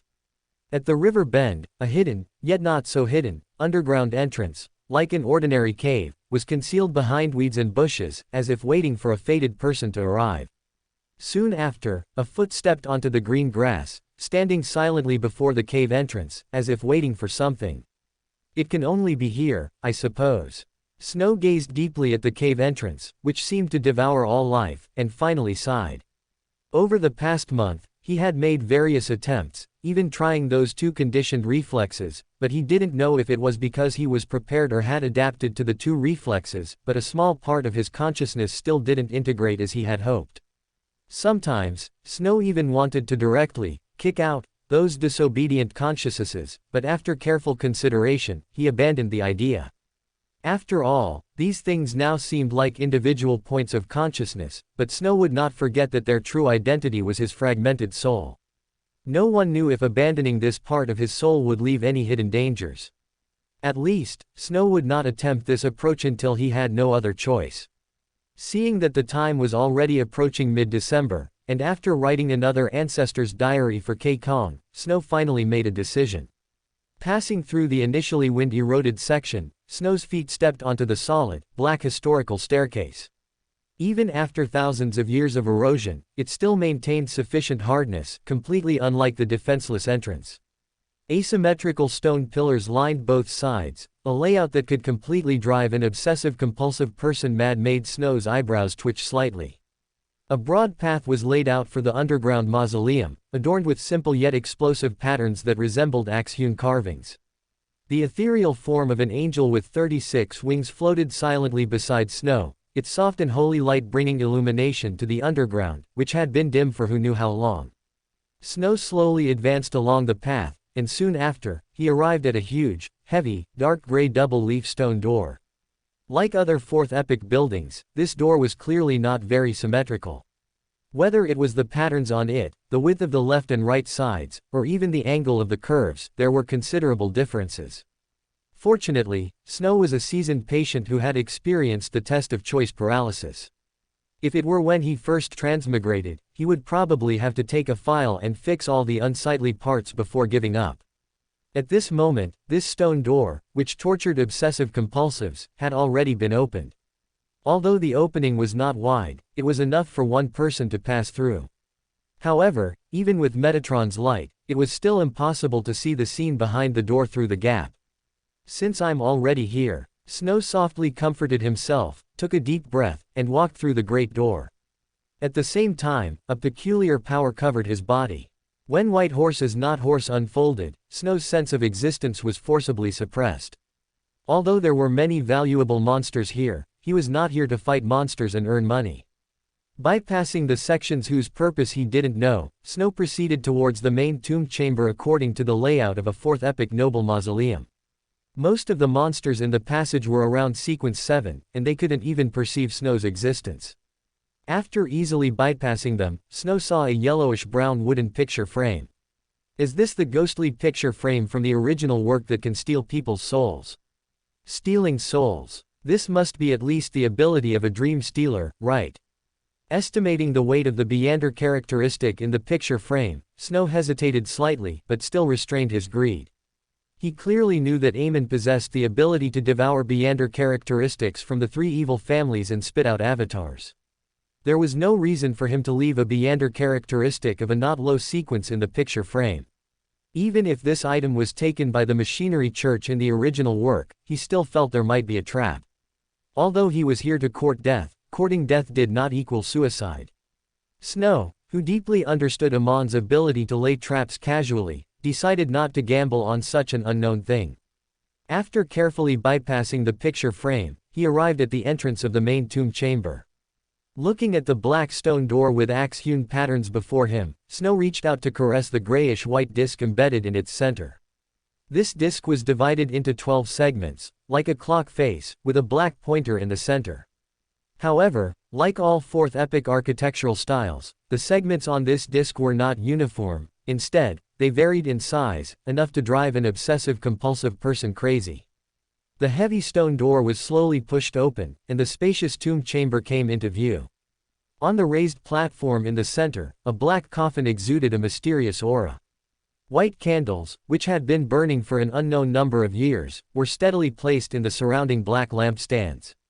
No Beander characteristic. I thought there would at least be one of Amon's avatars in here.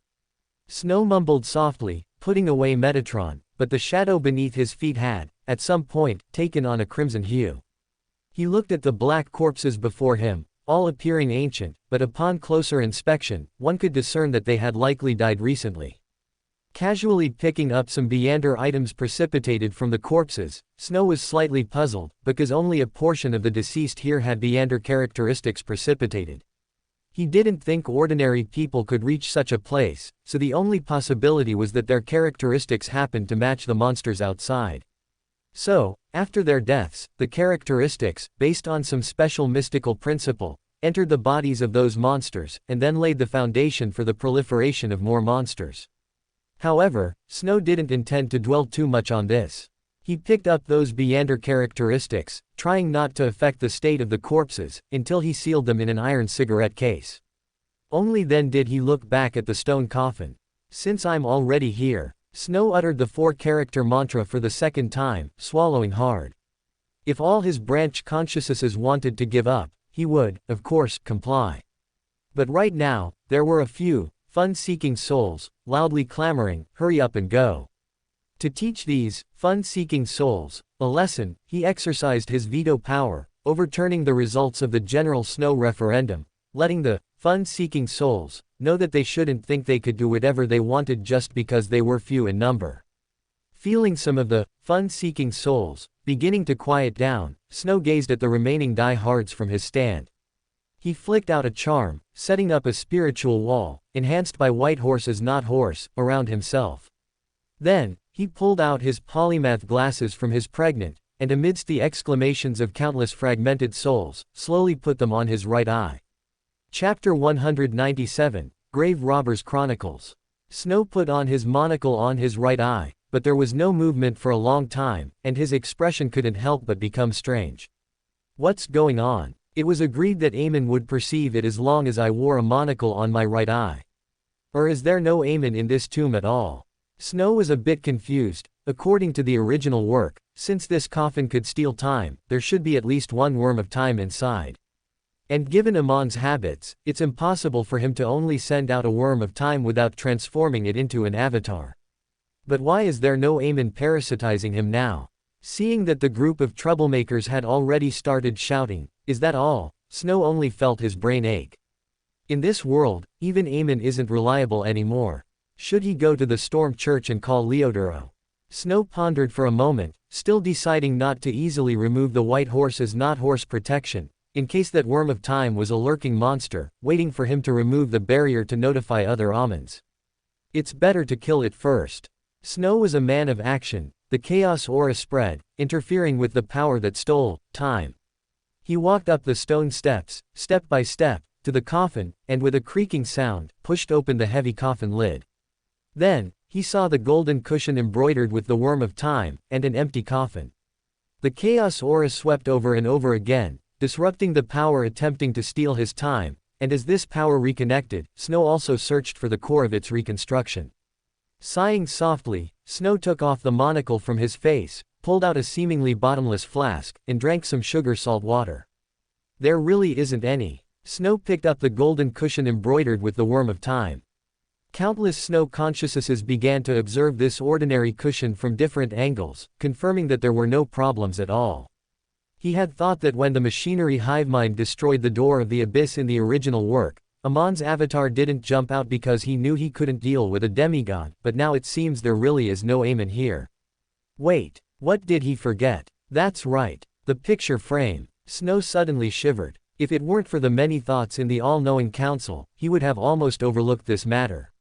His gaze bypassed the coffin and looked at the portrait lying face down at the bottom of the high platform, his expression becoming solemn. In the original work, this thing didn't cause any danger, so he subconsciously thought, no, it couldn't be subconscious. He couldn't possibly overlook anything related to Emilyn. Did this thing steal his vigilance? Snow's brows furrowed tighter, but he still reached out his hand towards the picture frame. At this moment, the all-knowing council once again fell into a state of fear. All the split souls resisted approaching the picture frame, yet there were still a few playful souls loudly shouting, "Hurry up!" Making the originally somewhat orderly all-knowing council once again tinged with a bit of variegated. Suppressing the urge to directly strangle those playful souls, Snow picked up the picture frame and saw the smiling portrait of Emilyn within it. An invisible tightening and silence seemed on the verge of breaking, but just then, the enclosure formed by white horses not horse replaced the function of the picture frame, freezing time in the room. However, if one observed carefully, they would find that this freezing seemed completely different from before. The burning of the candle was like a video playing frame by frame. The flickering flame was now still and then stuck, making one feel uncomfortable. This was the demigod-level application of flying arrow as unmoving, achieving a state similar to time pause through time freezing. In this state, corpses would still decay, and candles would still burn, but the speed would be so slow as to appear almost still. Of course, he couldn't maintain this freeze by drawing time from outsiders like Emilyn's portrait. With the spiritual energy Snow paid this time, perhaps a month, no, 20 days at most, the enclosure here would collapse. But that wasn't important. Snow played with the picture frame in his hand, watching Emilyn's face become increasingly vivid. He immediately pulled out a silver coin, injected spiritual energy, and began to seal the picture frame. His method was not a normal spiritual seal, but rather the construction of a closed loop, allowing the picture frame's own power to seal the time within the loop, forming a time paradox of, I pause myself. This in itself was a very delicate task, but under the influence of Snow's demigod ability, which he tentatively named chain reaction, the massive amount of time stored in Emilyn's picture frame and its characteristic of absorbing time on its own, spontaneously completed this time loop. Watching the picture frame gradually turn gray and white, as if detached from the world, Snow finally breathed a sigh of relief. If Emilyn hadn't appeared by now, then he really wasn't there. Pulling out a black cloth to wrap Emilyn's picture frame, Snow took out paper and pen and began to write. To Mr. Thief, the self-portrait placed in your tomb is exceptionally well done, and I also greatly admire the time sealed within it. Of course, I also like your fourth epic-style coffin, the pillars with their chisel-cut patterns, and the great door leading to the abyss, but unfortunately, the things I can take are extremely limited. So I only took your portrait. And the time sealed within the portrait. I already have plans for their destination, and I believe I will not bring shame to your millennia of accumulation. Sincerely, the thief who stole the thief's treasure. Although this attempt to court death was unsuccessful, Snow still cleaned up all traces he left behind. Placing his message on the golden cushion embroidered with the worm of time, he slowly closed the coffin lid. However, just as he was about to leave, a sudden flash of inspiration struck him. With a smile, he walked over to the fresco depicting Emilyn's birth, took out his monocle and put it on his left eye.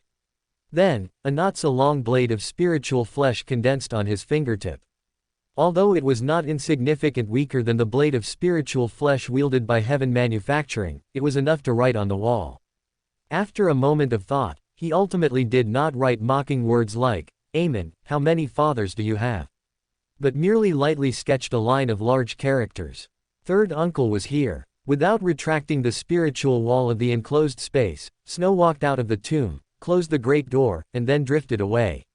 A young man in a black robe and a pointed soft hat walked across the desolate wilderness.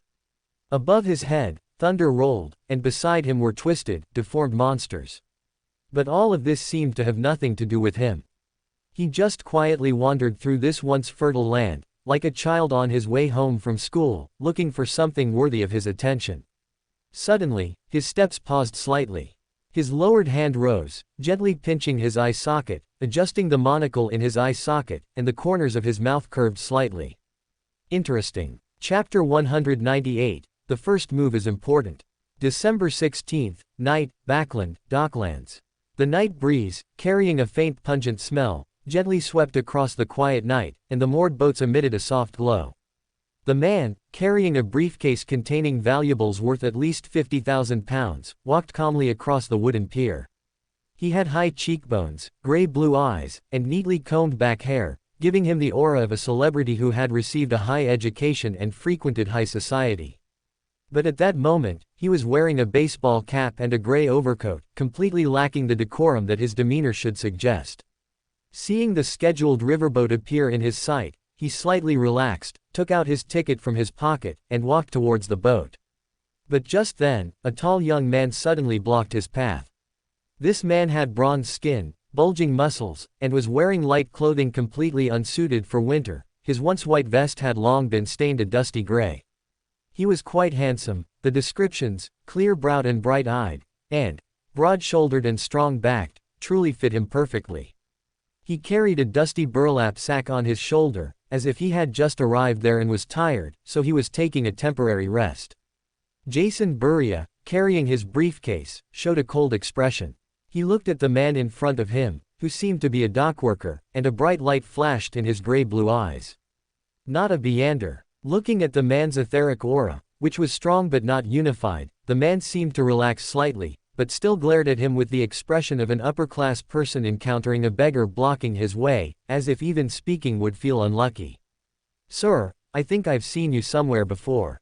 The muscular young man carrying the sack did not flinch from the man's gaze. Instead, he responded with a simple, honest voice. Jason's face immediately darkened, and he angrily retorted, "Know your place. And I'm in a hurry." With that, he didn't linger, but like someone genuinely in a hurry, he tried to go around the strong man. After all, this was an important port handling shipping and logistics between Backland and Enmad port. It wasn't so much that one person blocking the way would make it impossible to proceed. However, just as he took a step, the large burlap sack blocked his way again, accompanied by that honest and sincere voice. "Sir, you really do look familiar. Get out of the way." Jason's face grew even uglier. He took a step, trying to force his way around the strong man, but with a bang, the large burlap sack was placed on the ground by the man. In that instant, he even felt the ground beneath his feet tremble a few times. "Although I don't want to doubt you, sir, you really look a lot like a dangerous individual on a certain wanted poster. To ensure the safety of the ship, would you mind waiting a moment?" The dockworker's voice remained honest, but as he spoke, his left hand reached into his chest, pulling out an emerald ring completely unsuited for a dockworker's identity, and slipped it onto the thick, rough, calloused index finger of his right hand. It was an exquisite signet ring, with intricate, delicate, yet strongly religious patterns carved into the perfect emerald, the size of a thumb pad.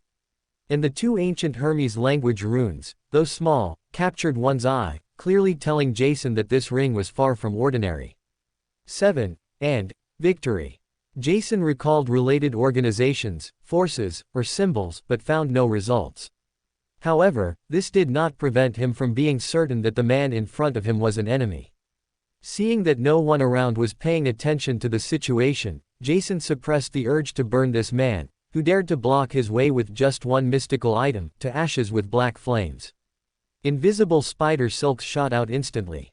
But something he couldn't understand happened. His spider silks couldn't make this man move an inch. He was like an incredibly solid statue, unmoving no matter how much he was pulled. Damn it! What exactly is the ability of this ring? Jason frowned, and strange forces spread around him. Passers-by nearby suddenly began to cough, and many even fell to the ground, gasping in pain. But the man in front of him, less than 3 meters away and having been in the disease aura for at least 20 seconds, showed no reaction at all. Is this guy even human? Jason tugged hard on the spider silks, but still got no reaction. If he hadn't confirmed it with spirit vision earlier, he would have even suspected the strong man in front of him was a golem. Yanar. A young voice, inconsistent with his previous honest tone, came from the man's mouth. As the murmur, like a sigh, fell, a green light emanated from his ring. It was an angel with gray-white wings, beautiful and noble in appearance, wearing a simple yet perfectly figure-hugging green robe. A key, seemingly imbued with immense magic, hung in the cleavage of her chest, and a brown lantern was held high in her hand. As the green light emanated, Jason's spreading disease aura was immediately suppressed, and the condition of the implicated passers-by rapidly improved. The angel continuously shed light, but the strong man suddenly raised his fist, and the spider silks connected to him snapped one by one. Jason Buridan no longer cared about attracting attention. An ice wall immediately rose in front of him, and at the same time, black flames transformed into fireballs, booming directly towards the strong man's face. Crack! The ice wall, which could withstand a volley from a high-pressure steam rifle, was shattered by the punch. Jason relied entirely on the spider silks to pull himself, finally escaping the attack range, but even so, the ice crystals that exploded due to the force of the punch left scratches on his face. However, to deliver this unsuccessful blow, the strong man also paid a corresponding price. Although he blocked the black flames with his other arm, the fiercely burning black fire had no intention of letting him go. In just a few breaths, the black flames had completely enveloped his left arm. Even with the angel's green light protection, the flames continuously broke through the defense, burning his skin and eroding his flesh and bones. Amidst the crackling sound of frying fat and the smell of scorching, beads of sweat the size of beans seeped from the strong man's forehead. Jason's scratched face, which strangely showed no trace of blood, radiated malice and schadenfreude, and his gaze towards the emerald ring couldn't help but reveal a hint of greed. But just as he was expecting the strong man to be completely incinerated by the black flames, which had already spread to his shoulder, suddenly extinguished. And in the scorching heat of the flames, the arm, which had already exposed stark white bones, began to grow pink granulation tissue. "I'm sorry, sir, to disappoint you." The strong man's voice, enduring the pain, suddenly rang out. Jason was astonished to notice that a handsome young man, dressed in a black formal suit, wearing a semi-tall silk top hat, and with a playful smile on his lips, had appeared beside the strong man at some unknown point.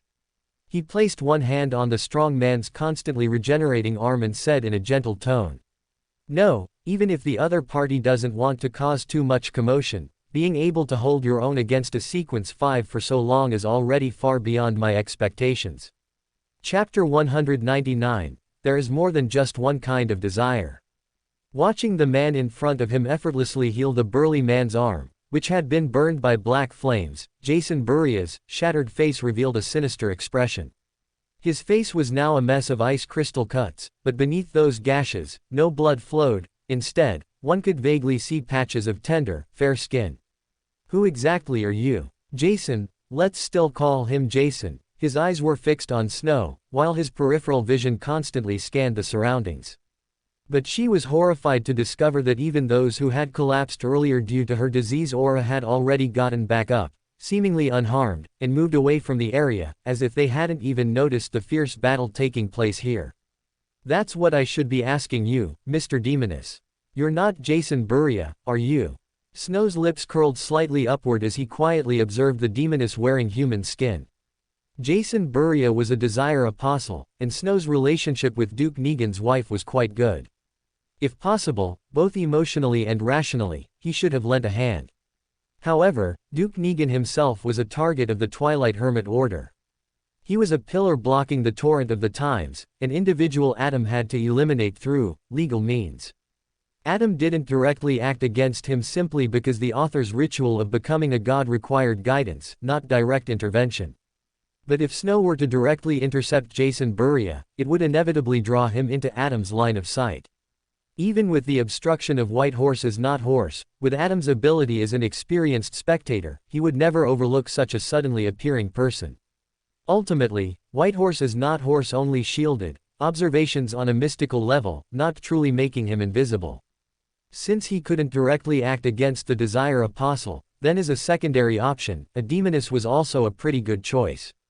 As for Duke Negan, he should look out for himself. After all, having a relationship with your wife has nothing to do with you. Feeling somewhat unnerved by Snow's piercing gaze, Jason understood that this damaged human skin was no longer useful. She reached out, grabbed her tattered face, and tore it off, revealing a charming and alluring face.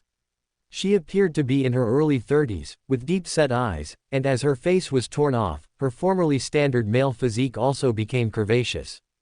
Almost the instant she revealed her face, a strong impulse surged towards Snow's lower body, and the all-knowing council immediately began to clamor like they were in heat. But it wasn't enough. "Leave this to me. You still have work to do, don't you?" Snow released Mr. Victory's arm, which, aside from being slightly fairer, was no different from before, and glanced at the sack on the ground. Mr. Victory nodded, said nothing more, grabbed the sack, and turned to walk towards a nearby warehouse. Watching the guy who looked like an alchemical golem finally leave, Jason didn't feel the slightest bit of relief, because the man in front of her, with a playful smile always on his face, gave her a much stronger feeling than the burly man. Without hesitation, she made a decision almost instantly. The moment the man in front of her watched the burly man leave, she decisively activated her invisibility spell, leaving only a mirror stand in place to confront the dangerous man. But an invisible wall appeared before Jason. Smack. It was clearly just an ordinary spiritual wall, but at this moment, it possessed a defense like an iron wall, causing Jason, who had originally planned to sneak away, to let out a crisp thud. Snow was not in a hurry to act. A smile played on his lips, and his eyes shamelessly roamed over Jason, who had reverted to her female form, even beginning to fantasize about forbidden scenes based on this image. As a demoness, Jason instantly felt the surging desire from the man in front of her. Her expression flickered between dark and light, but she quickly changed her approach. A fawning smile appeared on her charming face, and she subtly tightened her arms, making her chest even more prominent. Invisible spider silk spread around, but it did not touch Snow. Instead, it served as a conduit, radiating a strong hormonal scent. Although not a desire apostle, the demoness of pleasure's power could still lead people to death through extreme pleasure. Only, it really doesn't work. Snow sighed helplessly. Even with the same pleasure, the sub-souls had different ideas. Some wanted XX, some wanted ZZ, some wanted AH, some wanted CC. The previous paragraph was censored, no choice. Even though he had allowed the power of pleasure to influence them, the divisions among the sub-souls grew even greater. In fact, intense discordant noises had already begun to spread within Snow's body at this moment. If someone were to observe his etheric body with spiritual vision at this moment, they would probably see a chaotic, jumbled, and even maddeningly distorted scene, wouldn't they? But he was still able to maintain a smile, because while the all-knowing council was in internal conflict, Snow's main consciousness was controlling his body through a stand. However, Jason clearly didn't understand this truth. In her eyes, Snow had completely fallen captive to desire. The spider silk that had spread out instantly contracted, and waves of pleasure surged into Snow's body along the ends of the silk. Black flames ignited from the inside out, and the disease aura was pushed to a degree that almost affected herself. Jason almost frantically squeezed her spirituality, releasing all offensive Beyonder abilities in an instant. Smack! The body bound by the spider silk suddenly exploded, leaving only a tragically shaped paper man being consumed by black flames.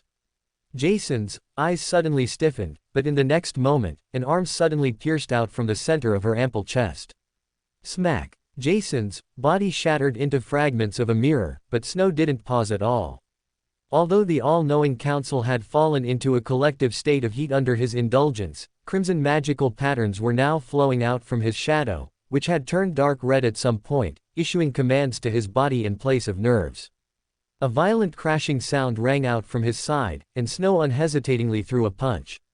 It wasn't that Jason didn't want to use this brief window to escape, it was simply that the spiritual wall was too hard. Because the spiritual wall can mystically divide inside from outside, any Beyonder power cannot pass through it. With this enhancement, unless Jason was willing to drop all defenses and revert to a normal human state, she couldn't hope to penetrate the spiritual wall's obstruction. But, did she dare? She didn't dare. Therefore, after an assassin's explosive strike still failed to shatter the barrier, she could only turn back and counterattack, attempting to escape the cage by killing Snow. However, what she faced was a naturally gifted powerhouse, who, based on physical strength alone, could pummel a warrior of the same rank. Chapter 200. Leonard's eyes became sharp. Casually tossing aside the corpse he had hammered beyond recognition, Snow let out a satisfied sigh.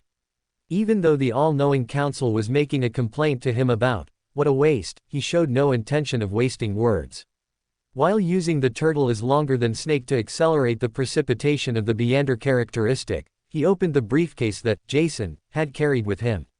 Immediately, he revealed a look of disgust. Unlike the briefcase in his memory that contained at least 50,000 pounds worth of valuables, the items in this box amounted to only about 2,000 pounds. The remaining space, besides a set of women's clothing, held a statue carved from white bone. This statue was only the size of a fist, vaguely depicting a beautiful woman with extremely long hair that extended all the way to her ankles, each strand distinct and thick like a venomous snake. At the tip of each strand of hair, an eye was carved, some closed, some open, densely packed. Feeling the eerie aura emanating from the statue, Snow rechecked the white horse's not horse's aura, confirming that the seal within this small space was sufficiently intact. Only then did he reach out and place the gems and banknotes into his pocket, then took out a brand new deck of tarot cards, unsealed them, and found a king of swords. He put on his polymath spectacles, simulated the magician's ability to turn paper into iron, and powerfully struck down at the statue in the box. The bone statue, which had little physical defense beyond its symbolic and directional meaning, was cleaved in half by this paper card, and the evil, twisted feeling it originally exuded vanished without a trace. Reaching out to pick up the Beander characteristic that had precipitated, Snow casually scattered the remaining tarot cards over the corpse, then selected the Devil and Justice cards, placing them face up over the location of the already pulverized eyes. Having completed all this, he raised his hand towards the sky, and a brilliant fireball flew from his fingertip into the heavens, then exploded with a bang into dazzling fireworks.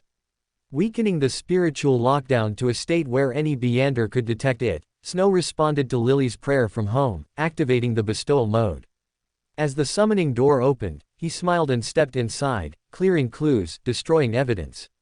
The red gloves in silver armor watched the black figure, which vanished along with the Desire Apostle's spirit body, and said in a low voice. However, when he turned his head to ask his companion for an opinion, he suddenly realized that Leonard, who had just finished bathing, was standing beside him at some unknown point. But he did not respond to his conjecture. Instead, he stared blankly at the disappearing black figure, lost in thought. Just as he was about to ask, a nighthawk suddenly appeared in his line of sight. He was not a Red Gloves responsible for tracking the Desire Apostle, nor was he an assistant nearby preparing hot water for support. This put all the Red Gloves, including Leonard who was still deep in thought, on alert. However, before they could ask, the Nighthawks presented a token that looked similar to the Night Church's emblem but had subtle differences. He then spoke. Just now, a female corpse was discovered at the Backland shipyard in the Docklands. A large number of scattered tarot cards were found at the scene, with the Devil and Justice Major Arcana cards covering the deceased's eyes, very similar to the scene of the Capum case. Additionally, a cult idol was found at the scene, destroyed by the King of Swords card. According to the scene, the deceased should be a demoness of afflictions, and based on her cause of death, the perpetrator should be a powerful Beander of the warrior sequence. Tarot Cardus. Leonard, whose eyes were still a bit unfocused, immediately jolted, a flicker of urgency flashing in his eyes. As if noticing the change in Leonard's emotions, Sost immediately said. First, take Bob to bathe. After sealing 1 to 42, continue the investigation. Leonard, you and Cindy handle the scene. Leonard's heart trembled upon hearing this, and he immediately realized he had almost lost his composure. He nodded at once, took out his tools, shoveled up the soil contaminated by the Desire Apostle's shadow, and waited for the Beander characteristic to precipitate. In the underground area of the Steam Church, the machinery hivemind, who were originally discussing the meaning of the twilight given by Rhodes, fell into silence almost simultaneously. At this moment, they all cast their gaze to the corner, pretending not to have heard anything, because just a second ago, their respected Mr. Eakins had revealed a very embarrassing private matter. Watching the exhausted Deacon prepare to ask the second question, Carlson said with reluctance. Deacon, let me try. Try not to enter the punishment phase. Eakins hesitated for a moment, then finally nodded in agreement. Student Carl, who believed he had no unspeakable private matters, confidently imitated Eakins's actions, gently stroking the silver mirror's surface 3 times. As the other members gathered around, he asked his question with full confidence. Respected Rhodes, my question is, who are the Desire Apostle's collaborators? Water ripples floated on the surface of the silver mirror, and a corpse covered with tarot cardus appeared in the image. Her figure was exceptionally good, but the bruises showing through the gaps in the tarot cardus seemed to tell of the abuse this woman suffered before her death. However, what made everyone's expressions strange was that around the corpse, a group of familiar faces wearing red gloves stood. At the junction of Backland's West District and Empress Borough, in Mr. A's mansion, Snow had just fed the demoness of afflictions characteristic to Heaven Manufacturing. Although the true creator evil spirit cursed non-stop while eating, the speed at which it devoured the characteristic was not at all slow. How to describe it? Speaking one way but acting another. Snow shook his head, casting this blasphemous thought out of his mind, and refocused his gaze on Heaven Manufacturing. As the flowing, tentacle-like thorns released the last bit of residue and returned to their original positions, the small figure hanging on the inverted cross became even more curvaceous. What was originally only between round and an AA cup had expanded to the point where it could cover half of the vertical pupil. The long hair also seemed to be affected by gravity, piling up at the bottom of the inverted cross. Against the backdrop of the tightly entwined thorn patterns, there was not a hint of lewdness. Instead, it gave one a sense of sin, like a suffering saint, making one marvel at the beauty of art. True Creator Curse. As the true Creator evil spirit's curse exploded in his ears, that sacred sense of sin instantly vanished. After all, a saint who curses is no longer so holy. Snow picked up Heaven Manufacturing and inserted it upside down into its dedicated slot beside the piano. Just as he was wondering whether to play The Spinning Girl, to soothe it, the White Horses Not Horses filter suddenly issued a first-tier warning. Snow barely had to think about what had happened and immediately stood up, saying, "Something unexpected has happened. I'm going to deal with it. I'll play you a new song when I get back." True Creator Curse. For more thrilling fanfiction stories like this, check out my channel Fanfic Audiobook. Dive into epic adventures, mysterious realms, and legendary journeys brought to life through immersive storytelling. Don't forget to like, share, and subscribe for more amazing audiobooks.